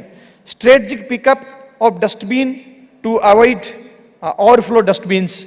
जैसे ही हमारे इसके डोर टू डोर कलेक्शन के साथ साथ में डस्टबिन जो है वो भी, उस पर भी RFID कार्ड लगे हुए हैं, तो डस्टबिन फिलअप होने से पहले ही उसके पास अलर्ट चला जाता है ड्राइवर के पास, भी अब तेरे को ये डस्टबिन उठाना है, और डस्टबिन कहाँ है वो लोकेशन अपने आप एप्लीकेशन बता देता है कि डस्टबिन यहाँ पर है।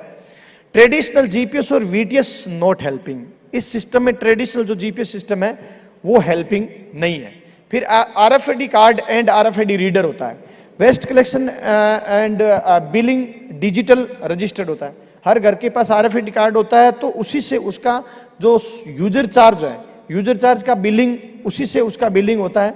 अब हम एक स्टेप में और जा रहे हैं भी, म्युनिसिपलिटी कुछ और चार्जेज हैं, जैसे सीवरेज कनेक्शन का चार्ज है, जैसे प्रॉपर्टी टैक्स है, उसको भी इसमें ऐड करने की सोच रहे हैं। इसका यानी ये फर्दर यूज भी हम ले सकते हैं। Timely grievance redressal for citizen satisfaction, citizen की सेटिस्फेक्शन को ग्रीवेंस रिड्रेसल है वो भी अपने सॉल्यूशन कर सकते हैं। Waste user charge bill generated and distributed, जो स्टार्टअप है वो waste user charge bill generate करता है और डिस्ट्रीब्यूट करता है। पब्लिक जो है वो उस ऐप के माध्यम से भी बिल भुगतान कर सकती हैं, नगर परिषद में आकर भी बिल भुगतान कर सकते हैं। एक हमारे पास पूरा रिकॉर्ड रहता है भी किसका यूजर चार्ज आ गया, किसका यूजर चार्ज नहीं आया। अभी तक लोगों में आदत यूजर चार्ज की नहीं पड़ी है, बट धीरे धीरे ये आदत पड़ रही है। Dynamic strategy plan for resource management, जैसे हमारे पास resource management dynamic strategy plan मतलब ये होगा भी हमारे पास जितने भी ऑटो टिपर्स हैं और मैन पावर है उसका ऑप्टिमम यूज हम कर पा रहे हैं, जिससे कि जो बीच में अनावश्यक हॉल्ट होता था, अनावश्यक जो रूट ढूंढने में तलाश करने में वेस्ट टाइम लगता था, वो टाइम हमारा बच रहा है। Real time monitoring of waste collection status within the ward, skipped route, unintended halts and real time GPS locations. इस चीज से हमें क्या एक रियल टाइम मॉनिटरिंग सिस्टम पता चलता है। मेरे ऑफिस के अंदर एक स्क्रीन लगा हुआ है, डेस्कबोर्ड, उस डेस्कबोर्ड पर सारा आता है। मैं किसी भी वार्ड का किसी भी वक्त उसी डेस्क बोर्ड पर उस वार्ड का नंबर डाल के और उसका रियल टाइम मॉनिटर कर सकते हैं। अब ऑटो टिपर ने कितना % गलियां कवर कर ली है, अब ऑटो टिपर का ड्राइवर कहाँ खड़ा है, उसने कौन कौन सी गलियां स्किप कर दी है, वो भी उस पर डिटेल आती है। और उसने कितना अनावश्यक होल्ड किया है, जैसे कहीं पर ऑटो टिपर ड्राइवर है वो बैठ जाता है, घंटे भर के लिए बैठ गया, तो वो सारा उस पर होल्ट मतलब उसमें पता चलता था भी इसमें इंटेंडेड होल्ट जो है इतना 1 आवर का है, आधा घंटे का है, कितना है, उसके अनुसार उसको अलर्ट किया जा सकता है उसी वक्त, और उसकी तनख्वाह में से वो कटता भी है। तो इससे एक परफॉर्मेंस बेस्ड जो पेमेंट होता है या जितना काम उतना दाम है, वो भी इससे संभव हो पाया है। फिर है एनजीटी, इसमें के शेड्यूल्ड इंटीग्रेटेड रिपोर्टिंग होता है। जैसे आजकल एनजीटी भी कंप्लायंस मांगती है, आपका डोर टू डोर कलेक्शन कितना हो रहा है, तो उसके लिए हमें कोई ऐसी ऑथेंटिक चीज चाहिए, भी शपथ पत्र देते हैं तो उसके साथ में हम ये रिपोर्ट भी पेश कर सकते हैं भी इस तारीख को इस वार्ड में इतना % डोर टू डोर कलेक्शन हुआ है, 90%, 95% है। फिर इस पर मंथली MIS रिपोर्ट भी जनरेट कर सकते हैं। स्वच्छता सर्वेक्षण में भी हम इस ऐप के माध्यम से लोगों को मैसेज डाल सकते हैं, स्वच्छता का जो फीडबैक है वो भी ले सकते हैं। गार्बेज पर स्टार रेटिंग में भी ये जो मॉडल है ये काम का आया है। तो इसी पर नेक्स्ट ये भी आप देख सकते हो भी किस तरह से ये काम करता है। जैसे ड्राइवर आता है, ये घर के आगे RFID कार्ड लगा हुआ है, ये घर के बाहर गीला और सूखा कचरा रख दिया जाता है। यहाँ से इनको आते ही और वार्ड अलॉट हो जाता है, ऑटोमेटिकली रूट अलॉट हो जाता है। उस रूट से ये वर्क अजाइंड हो गया, वर्क अजाइंड होते ही work assigned to the driver and helper. 7 AM पर वो शुरू हुआ है। फिर ये इसके पास मोबाइल है, इसके अंदर driver use navigation app to from door to door collection, waste collection.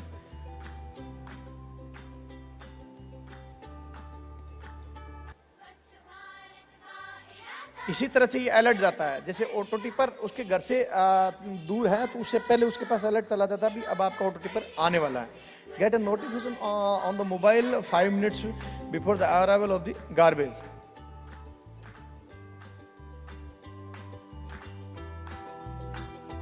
RFID card scan कर लिया, card placed outside the homes are scanned through the PCB। इसमें हमने एक और किया, जैसे बल्क वेस्ट जनरेटर तो होता है ना, बल्क वेस्ट जनरेटर जिन लोगों के पास ये डैशबोर्ड है जिस पर हम मैं स्क्रीन के ये वार्ड है तो कितना % इसने काम कर लिया है, वो अपने आप उस चार्ट पर सारी चीज वो क्लियर दिख जाती है भाई अभी हमारा इतना काम है, इतना बाकी है। मेकिंग ये सीकर मॉडल ये है विवोइस लैब्स प्राइवेट लिमिटेड। ये एक स्टार्टअप है जिसने सीकर में काम शुरू किया था, उसके द्वारा ये डेवलप किया था, जिसे भी स्वच्छता स्टार्टअप चैलेंज के अंदर टॉप 30 में इनका नाम आया है। ये सॉलिड वेस्ट है। The Sikar model successfully implemented from April 2019। It और वाइड वेराइटीज ऑफ टूल्स है, such as the citizen app है, ड्राइवर एंड हेल्पर ऐप है, इंजीनियर्स ऐप है, web portal to manage different task and challenge of solid waste management. ये सारी चीजें इसके अंदर है। The model is independent of experience and regular staff availability. जरूरी नहीं है कि हमारे पास हर कोई बहुत ही एक्सपीरियंस या डेली जाने वाला स्टाफ हो। हमारे पास ये जो ऐप है वो अपने आप उसको ट्रेंड करता है, अपने आप उसको सारी चीजें बताता है। फिर उसके बाद इंपैक्ट ऑफ सीकर मॉडल, क्या इंपैक्ट आया? इंपैक्ट जैसे हमने सीकर मॉडल तो हमारी स्वच्छता सर्वेक्षण में जैसे जैसे रैंक है, 18 में 293 थी, भी 204 आई, फिर 141 आई, 21 में रैंक थोड़ा कम हुई, सुधार नहीं हुआ बिकॉज कोविड की वजह से ये कुछ फीडबैक नहीं मिल पाया। फिर waste collection has been linked to performance based payment system. सबसे बड़ी बात हुई कि पेमेंट है वो परफॉर्मेंस बेस्ड हो गया, और वेरिफिकेशन जो बिलिंग का वेरिफिकेशन है वो मेन पर डिपेंड नहीं होकर मशीन पर हो गया, इसलिए जो अनावश्यक एलिगेशंस हैं वो भी कम हुए। Efficient utilization of resources, vehicle, man power and fuels है। Efficient time management with automated monitoring system, fuel saving on route optimism होने से fuel saving भी हो गया। revenue from city compost, door to door collection होने से हमारे segregated waste जो है वो बहुत बेस्ट क्वालिटी का आने लगा, जिससे सिटी कंपोस्ट है वो भी, उससे भी रेवेन्यू शुरू हुआ। Satisfaction and ownership in citizens है। Significant reduction in grievance pertaining to cleanliness है, वो भी कम हुआ है। Sikar model has been implemented in Sikar के बाद में अब राजस्थान में इस मॉडल को कई शहरों में यूज किया जा रहा है। जयपुर में किया, रिंगस में, चाकसू, किशनगढ़, निवाई, भिवाड़ी, जैसलमेर, शाहपुरा, इन ग्वालियर में भी ये सीकर मॉडल भी चल रहा है, शुरू होने वाला है। थोड़ा फास्ट, ये हमारा कंपोस्ट जो है विंडो बेस्ड कंपोस्ट बनाने हैं। ये कंपोस्ट के जो प्लांट है वो लगे हैं, जिसमें टेम्परेचर मैनेजमेंट का, वेट वेस्ट की विंडो है, फिर आतिश जैसा वेस्ट वो है। ये कुछ वीडियोस है, ये डोर टू डोर कलेक्शन करते हैं, उनको समझा रहे हैं कैसे अपने सेग्रीगेशन करना है, कौन कौन से चीज।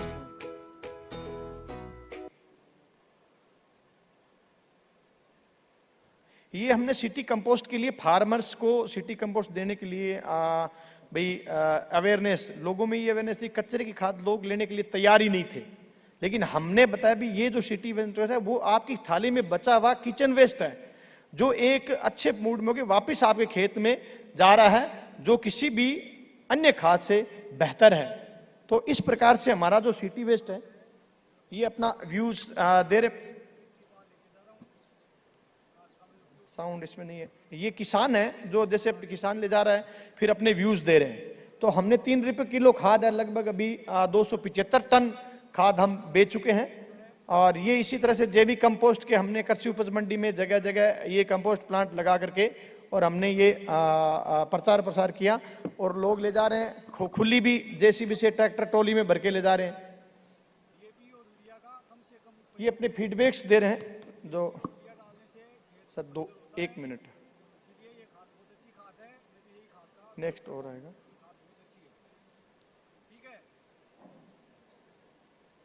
ये अदर इनोवेशंस, कुछ अदर इनोवेशंस भी हमने किया सॉलिड वेस्ट मैनेजमेंट के संबंध में। ये हमने एक प्लास्टिक वेस्ट मैनेजमेंट के लिए एक इनोवेशंस किया, जिसमें लोगों को ये मोटिवेट करने, ये बताने की कोशिश की अभी plastic is not a waste, ये किसी का पेट भी भर सकता है। एक जैम इन्वायरमेंट है, उसने CSR फंड के तहत हमारे एक बोतल क्रशिंग मशीन लगाई है, जिसका नाम है revered based plastic reverse vending machines, जिसे इंदिरा रसोई राज्य सरकार की एक बहुत ही महत्वपूर्ण योजना इंदिरा रसोई, जिसमें गरीब लोगों को 8 रुपए में खाना दिया जाता है। तो इसमें यह अभी कोई भी व्यक्ति अगर बाजार से प्लास्टिक की बोतल ला करके इस मशीन में डालता है तो उसको 8 रुपए का कूपन मिलेगा और वो वहां फ्री में खाना खा सकता है। यानी बाजार में पड़ी बोतल ला करके कोई भी व्यक्ति उसमें बोतल क्रैश करे खाना खा सकता है। 1 मिनट में फिनिश करें, 1-2 मिनट। अब तक 72,000 लोग खाना खा चुके हैं इससे। ये एक पूरा सिटी का वीडियो है जिसमें देखना चाहते हैं सीकरवासियों की भावना को समझते हुए नगर परिषद सीकर दिन ब दिन निरंतर इस कार्य में लगा हुआ है कि किस तरह से सीकर को देश और दुनिया के सामने एक बेहतरीन नाम के रूप में लाया जाए। ये हमारा ऑफिस है नगर परिषद। वैसे भी देश में नगर परिषद सीकर का डंका जोर शोर से बज रहा है। स्वच्छता सर्वेक्षण 2020 में सीकर शहर ने राजस्थान में समस्त परिषदों में पहला स्थान प्राप्त किया था। यही नहीं, लगातार 4 सालों में नगर परिषद सीकर ने अपने कदम बढ़ाए, हर बार एक नए लक्ष्य की तरफ। साल 2018 में देश के 3000 शहरों में सीकर 297 पायदान पर था और राजस्थान में 22वां नंबर प्राप्त किया। साल 2019 में कुल 4500 शहरों में सीकर का नंबर था 214 और राजस्थान में चौथा स्थान। 2020 में सीकर ने सफलता के नए आयाम दर्ज किए और देश के 4500 शहरों में सीकर की रैंकिंग थी 141वीं और राजस्थान में दूसरी। नगर परिषद सीकर तत्पर है ग्रीन सीकर, क्लीन सीकर के अपने लक्ष्य को ये रेड पूरी बॉक्स तरह से है हासिल करने जिसमें डोमेस्टिक हैजार्डियस वेस्ट के लिए हर ऑटो टिपर के पीछे रहता है। समय पर हो। ये गीला कचरे के लिए एक 100 लीटर का डब्बा रहता है, 2 अलग। नगर परिषद सीकर ने एक नई और सबसे बेहतरीन टेक्नोलॉजी का सहारा लिया है। ये अभी हमारा इसी सारी मॉनिटरिंग यहाँ से कर सकते हैं। कोई भी अपने IoT बेस्ड व्हीकल्स कहाँ जा रहा है, कोई जैसे ड्यूटी कंप्लीट करता है, व्हीकल नहीं आया तो इसमें सारा वेरिफिकेशन हो सकता है इस चीज। सीकर को स्वच्छ और स्वस्थ बनाने के लिए इसी प्रकार ये डस्टबिन खाली करने का है। डस्टबिन खाली होने से फोटो, उस पर फोटो लेता है, फिर खाली करने के बाद की लेता है। पूरी बोर्ड पर आती हुई ये डस्टबिन कितने बजे उठा, पहले क्या पोजीशन थी, अब क्या पोजीशन, नंबर क्या है, ये क्या उस गाड़ी ने आपके घर से गली से कचरा कलेक्ट किया, ये सभी जानकारियां नगर परिषद सीकर के पास होती हैं और यही सब जानकारियां आपके thank you sir. Thank you Shravan Kumar ji. Sikar में जो IoT और टेक्नोलॉजी को लेकर के जो काम हुआ उसका राजस्थान के हम बाकी शहरों में भी काम कर रहे हैं, वहाँ देखते हैं तो काफ़ी अच्छा इम्पैक्ट आया। जो खाद भी वहाँ पे बनी लोकल, जो शेखावाटी एरिया में काफ़ी किसान इसके लिए डिमांड रहती है, मैंने खुद देखा है। तो अपने अभी रिसेंटली मिनिस्ट्री ने भी यहाँ के जो स्टार्टअप है उसको अवार्ड भी दिया 20 लाख का, तो सीकर को मैं धन्यवाद देना चाहूँगा। अभी मैं श्री विजय अमृता कुलुए जी, कमिश्नर भुवनेश्वर म्यूनिसिपल कॉर्पोरेशन से रिक्वेस्ट करूँगा कि प्रेजेंटेशन दें। Thank you, sir. Very good evening to all of you. It's a hard time now at the end of day, but still we'll try to finish within timeline. I have used this word Team Bhuvaneshwar. So the presentation, whole presentation is roaming around that word team, and entire solid waste management in Odisha and in Bhuvaneshwar, it's managed by WSAG Group, and that is the team. Mission Shakti is one campaign in Odisha now. So in every sector, and especially in sanitation, we are using Mission Shakti groups, WSAG groups, to ensure end-to-end activities from doorstep collection, processing, and then further activities. And these are the groups, different groups we have engaged through WSAG. I will not go through data.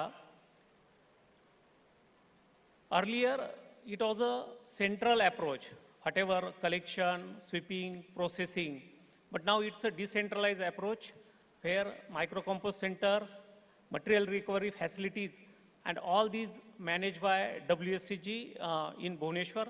The benefits of this decentralized approach we have mentioned here, especially low capital expenditure, low operation and maintenance, and accountability. Every stakeholder, especially these women stakeholders, they feel that accountability and responsibility through this model. All these 100% segregation, then processing, then whatever benefits and profit and revenue generation that is circulated and shared among these WSAG.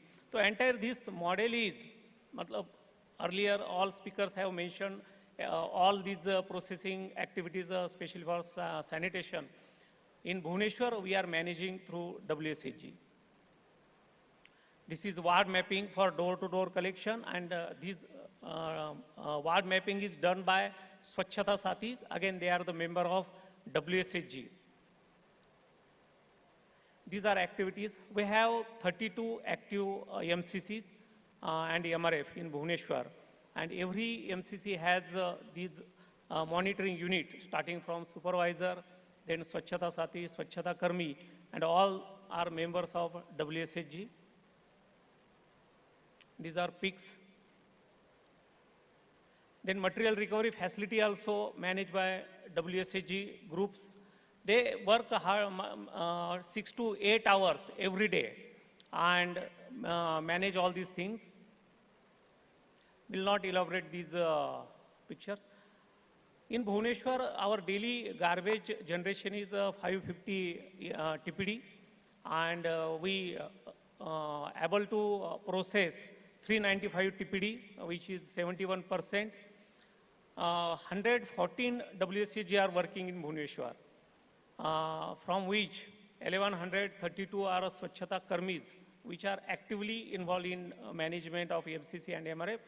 And for supervision purpose, Swachhata Sati and supervisors 335.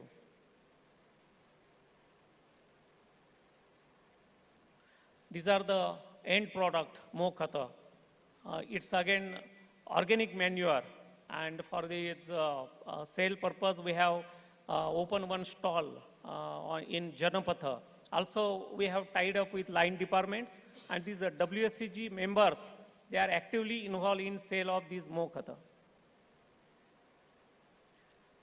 This is well center. One MCC is one cluster, and in one cluster we have 3 circles, and for monitoring purpose point of view, we have engaged members, staffs through WSAG. These are some photos, and you can see all these members are from Women Self-Help Group. Also in Odisha, in Bhubaneswar, we have tied up with ITS for small repair and maintenance of different machineries which are used in MCC, MRF, like shredders. Then, and these ITI students, it's a win-win situation. They get experience also, and again, when operation and maintenance cost, we are able to put at a minimum level through this participation. Now, these wealth selling Moh Khata, user fee collection, and selling of recyclable waste like plastic. All these activities, whatever activities we run through WSCGs, and it's that revenue generated shared through these WSCGs. This is the beauty of this model. And that's why the accountability and responsibility generated among these women. And they every day, this is the initiative, every day they actively participate in these sanitation activities.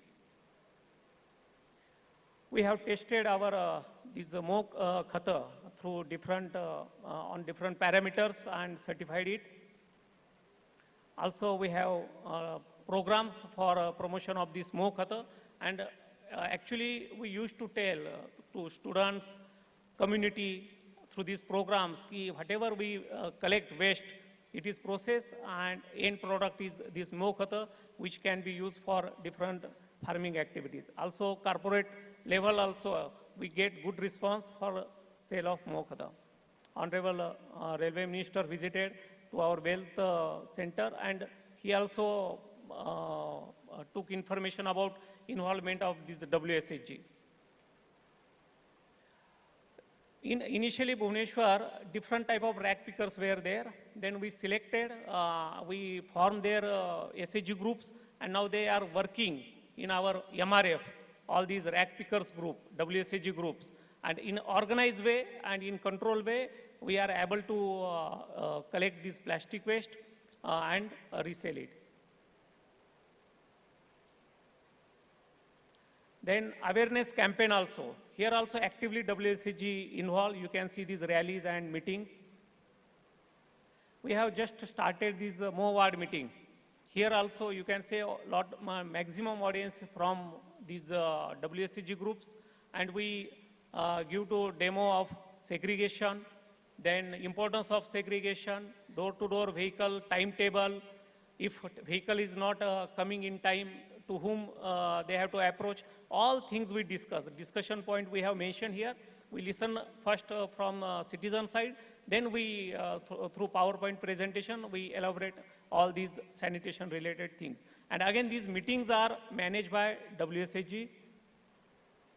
The rack picker WSAG formation, these are, this process we followed: survey, then group formation, then giving I-card. Then e-waste collection.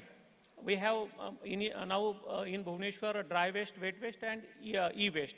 These three types of waste we are collecting. So every Saturday we used to collect e-waste, and you can see these WSC members making awareness for e-waste especially. Then domestic hazardous waste also, creating awareness and then collection.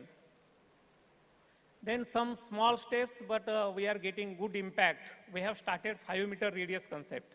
Every shopkeeper, every family, they have to keep 5-meter radius area in front of their shop or house clean by themselves.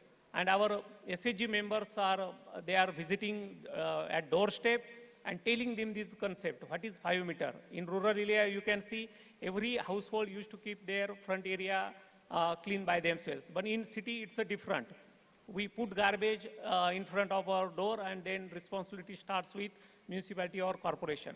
But now, again, we started IEC activities through WSHG, and we are requesting everybody to keep this 5-meter radius area clean. And we are getting good response.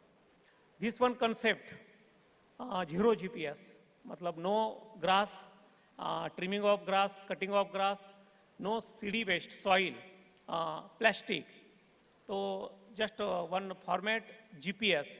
And now to clear concept about sweeping among our sweepers, our WSCG members are working with this concept. Wherever they are visiting, monitoring, supervising, that zero GPS they are ensuring on daily basis, whether grass, soil, plastic clean up or not.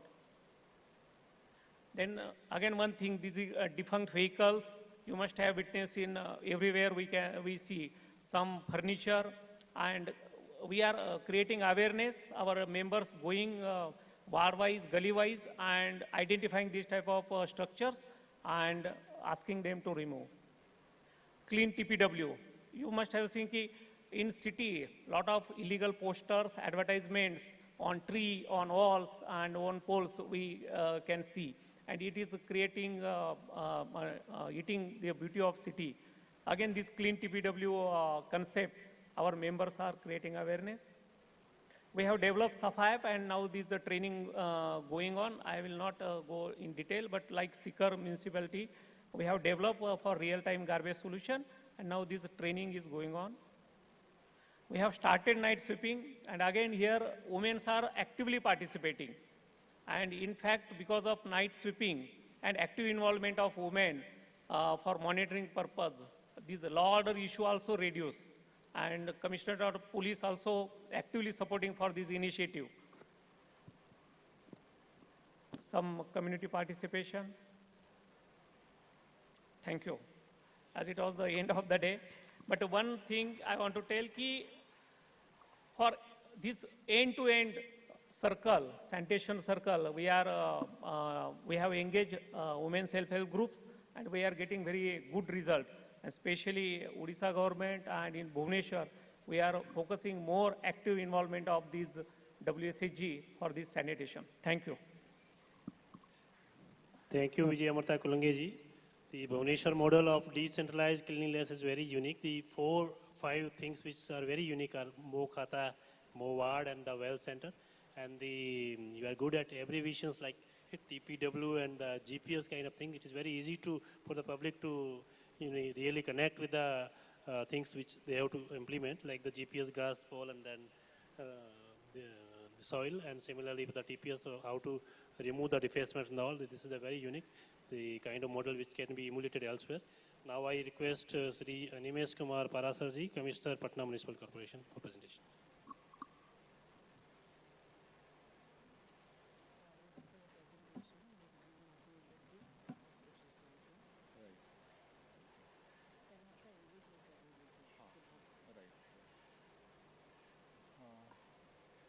Very good evening to all of you. Jogaram sir was hinting that last session is challenging. So being the last speaker of last session is even more challenging. So sir, I will try to stick to timeline. So I have deliberately kept my presentation very brief and to the point. So I will start with a video, please.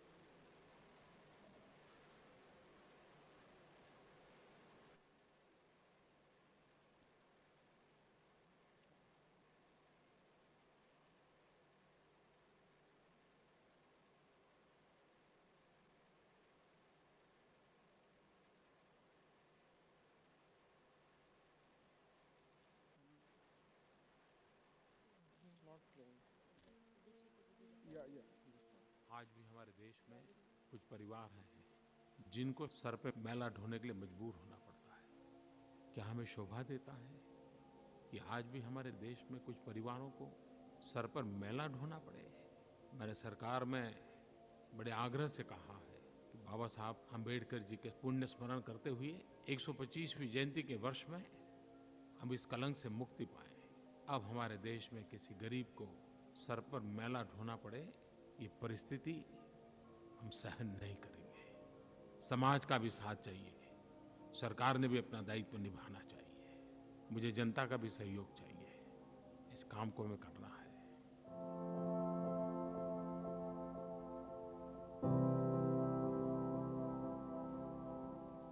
इस कार्य को करने में न केवल सफाई कर्मी बल्कि निजी कार्य क्षेत्रों में कार्य करने वाली महिलाएं एवं पुरुष होते हैं, जिनका पूरा जीवन अवहेलना, उपेक्षा और भेदभाव में व्यतीत होता है। ये अवहेलना, उपेक्षा और भेदभाव केवल सफाई कर्मचारी तक नहीं रहता, बल्कि उसके पूरे परिवार के ऊपर भी रहता है, जिसके चलते सफाई कर्मी एवं मैला ढोने वाले परिवारों की महिलाएं एवं बच्चों पर इसका अधिक प्रभाव होता है। बच्चों को अच्छी और उच्च शिक्षा ना मिल पाना, रोजमर्रा की जरूरतें जैसे कि पीने के लिए स्वच्छ पानी, कम उम्र में बच्चों की शादियां, विभिन्न प्रकार के स्वास्थ्य के लिए खतरा, महिलाओं को कई प्रकार के हिंसा में अपना जीवन व्यतीत करना पड़ता है। कानूनन मैला ढोने के कार्य पर प्रतिबंध है, लेकिन फिर भी हमारे देश में हाथ से मैला ढोने का कार्य लाखों लोग कर रहे हैं और 2 वक्त की रोटी के लिए अपनी जान जोखिम में डालते हैं। हाथ से मैला ढोना या सेप्टिक टैंक में घुसकर काम करना अमानवीय कार्य है। इस प्रथा को समाप्त करने और किसी सफाई कर्मी को अपनी जान खतरे में ना डालनी पड़े, इस हेतु हमारे देश के माननीय प्रधानमंत्री श्री नरेंद्र मोदी द्वारा केंद्र सरकार से सफाई मित्र सुरक्षा चैलेंज नाम के तहत मशीन द्वारा सफाई करने की मुहिम चलाई गई है। माननीय प्रधानमंत्री जी के आह्वान पे पटना नगर निगम सफाई कर्मचारियों के बस्तियों और उनकी परेशानियों को देखते हुए संयुक्त राष्ट्र जनसंख्या कोष के सहयोग से सफाई कर्मचारियों के उत्थान एवं सशक्तिकरण और मैला प्रथा को संपूर्ण रूप से समाप्त करने का कार्य शुरू किया गया है, जिसके तहत सेप्टिक टैंक, सीवर क्लीनिंग या मैनहोल की सफाई आधुनिक मशीनों द्वारा करनी है, ताकि किसी सफाई कर्मी को अपनी जान जोखिम में ना डालनी पड़े और सफाई के लिए नाले में नहीं उतरना पड़े। इस परियोजना के तहत संयुक्त राष्ट्र जनसंख्या कोष द्वारा स्लम बस्तियों में उन महिलाओं का चयन किया गया जो कि सफाई कर्मचारी परिवार से या स्वयं हाथ से मैला ढोने वाले कार्य में कार्यरत थी। ये मुहिम उनके पुनर्वास को ध्यान में रखकर शुरू की गई है, जिसमें उनका सामाजिक तथा आर्थिक विकास को ध्यान में रखा गया है। मैम बोले कि ये गटर का काम है, ये जेटिंग उटिंग करना है, उसमें से कचरा उचरा निकालना है, तो हम लोग डर गए कि ये तो जेंट्स लोग का काम है। डर गए तो मैम बोले नहीं, ये मशीन द्वारा काम है, तुम लोग भी कर सकती हो। हम लोग को गटर उटर में घुसना नहीं पड़ रहा है, हम लोग ऊपर से काम कर रहे हैं और हम लोग जैसे कर रहे हैं काम, हम लोग बच्चा लोग को भविष्य थोड़ा अच्छा बनाएंगे कि पढ़ा लिखा के काम करके पढ़ा लिखा के आगे में बढ़ा सकते हैं। इन महिलाओं को आर्थिक रूप से सुदृढ़ बनाने के लिए उनकी ऑन जॉब ट्रेनिंग कराई जा चुकी है, जिसमें उनको जेटिंग और ग्रैबिंग द्वारा सीवर और सेप्टिक टैंक की सफाई करना सिखाया गया और मशीन को चलाने के लिए ड्राइविंग भी निरंतर सिखाई जा रही है। इसका मुख्य उद्देश्य इन महिलाओं को इस मुहिम के द्वारा उद्योग से जोड़कर उनको स्वरोजगार का अवसर प्रदान करना है। इसके साथ ही उनके चहुमुखी विकास हेतु उनका निरंतर क्षमता वर्धन किया जाता है, जैसे कि लिंग आधारित हिंसा, बाल विवाह, घरेलू हिंसा, महिलाओं के स्वास्थ्य, खासकर उनके यौन एवं प्रजनन स्वास्थ्य जैसे विषयों पर जानकारी देना और जागरूक करना है। कि सबसे बड़ी बात कि जान जाने का डर रहता था। जो मशीन में उठते, जो नीचे मर्द लोग उतर रहे थे, अब तो इतनी मशीन द्वारा काम हो गया। अब तो इतनी महिला भी अच्छे से काम कर लेती है, बढ़िया से काम कर लेती है। अब हम ये काम करके दिखाएंगे। इस परियोजना का उद्देश्य एक संगठित वातावरण प्रदान कर इस समुदाय की महिलाओं को सामाजिक स्तर पर गरिमामय जीवन प्रदान कर वित्तीय स्थिरता की ओर ले जाना है।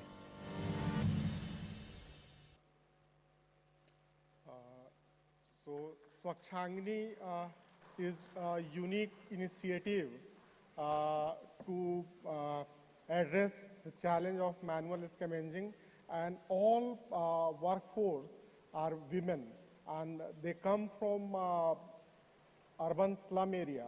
So they are from the most deprived section of our society. So these are the objectives with which we started this women cooperative. This is how we organized these women in our in cooperative. So first we started mobilization in slum areas. Then there were executive committee meeting. Once capacity building was done, then we formed this advisory group. Then there was a business model developed with the help of our CA team. And finally, this women cooperative took shape. So this is the whole framework. So currently, we are having 12 teams, and each team is having 6 women. So in total, we are having 72 women engaged in this activity. So each ward is having about 4 teams. So currently with 12 groups, we are covering 3 wards. So this is the structure.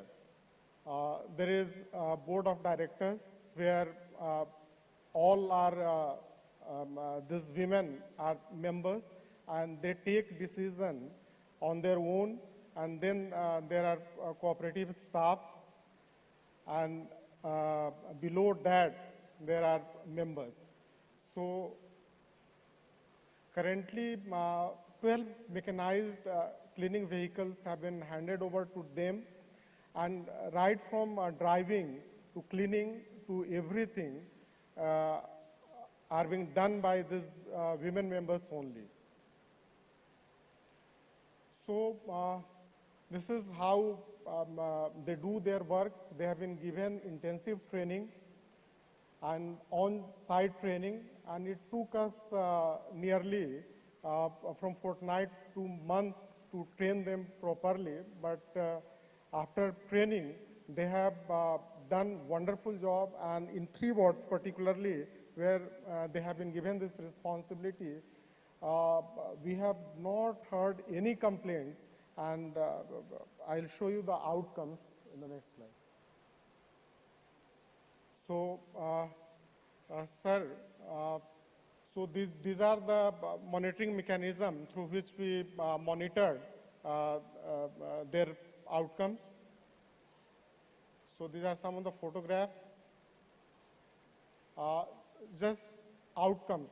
When I'm talking about the outcomes, so there was complete elimination of manual scavenging. Social and economic benefits are there for everybody to see. And most important of all is number 4, less incidents of waterlogging. Patna was very prone to urban flooding, but after this initiative, in particular these 3 wards, there was no incidents of flooding during the monsoon season. So this is the last slide.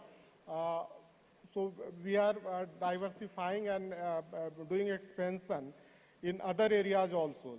On 2nd of October, we are handing them over our 350 e-cards, and they'll move from home to home and collect door-to-door garbage. So all these responsibilities have been entrusted to them only. So these are our plans to expand. So this is all from our side. Thank you. Thank you, sir. Thank you Animesh ji. Manual scavengers को लेकर के हमारे देश में act भी बना हुआ उनको प्रतिबंध करने के लिए, और मैकेनाइज स्वीपिंग और जेटिंग मशीन्स और इन सब का एसबीएम और स्टेट गवर्नमेंट्स ने काफ़ी काम किया, और पटना में भी इस तरीके का काम किया जो अनुभव में दूसरी जगह भी उनका एप्लीकेशन किया जा सकता है. तो मैं धन्यवाद देता हूँ आपको. मैं ऑडियंस से पूछना चाहूँगा कि कोई any questions from the panels. 2-3 question क्या? ओके, हाँ madam.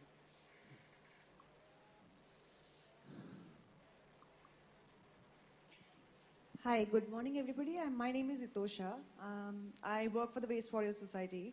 I wanted to ask the woman that you're working with in Patna and Bhubaneswar, do you face the problem of the locals not being a part of it? Because this is something that we face in our corporation or any other areas where majorly the people working in waste are from outside the area, like they are immigrants or somebody who do not belong to that particular corporation or urban area as such. So do you face that also when the employment comes in for the SAGs that you're working with? No, in Patna we have 111 slum areas. So these women are from those slums only. So they are, most of them are from local ward and population. And when I compare their motivation and their work with other sanitation workers, I find them better. So they are more motivated, they are more organized, and they are more committed for this cleaning work. Is it the same in... In Bhubaneswar, that's why we have formed groups and it's a totally 100% localized groups. If we consider one ward and the entire system of door-to-door collection, then transportation to MCC and then MCC. We have MCC and MRF in every ward. Our garbage, our responsibility in that way. That जहाँ पे garbage create होता है वही process करे वही treatment. So this is the concept, and that's why because of that local SHG formation, there is no issue of this what you raise this question, ki outsiders and all these are insiders and they feel very proud and responsible, accountable while performing duties about all these. And because of that group, that team spirit is there. And and the incentive is that the area is getting clean and people appreciate their efforts. These local women are taking interest and ensuring all these things.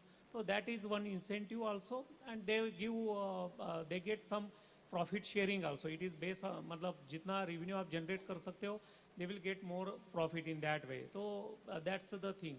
That's why this type of issues are not there in Bhubaneswar. Thank you. Any other question, please? And we can wind up. So I thank all the panelists for making the great, interesting presentation and the enormous work done by them. Thank you very much to all the panelists. Thank you. Thank you, sir. Thank you, esteemed panelists. If you can kindly come in front for the group photograph, I would also like to request Ms. Rupa Mishra, Joint Secretary, Swachh Bharat Mission Urban, to join the group here and also give away the mementos after this.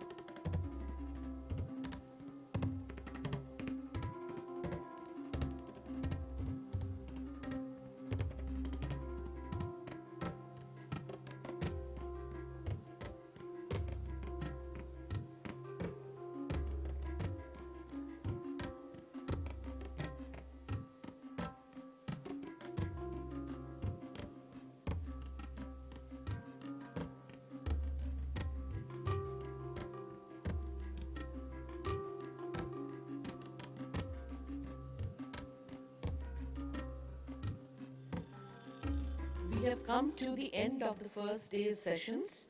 Wishing all of you a very good evening, and we look forward to resuming our sessions tomorrow morning at 10 a.m. You are invited to have some tea and snacks outside on your way out. Good night.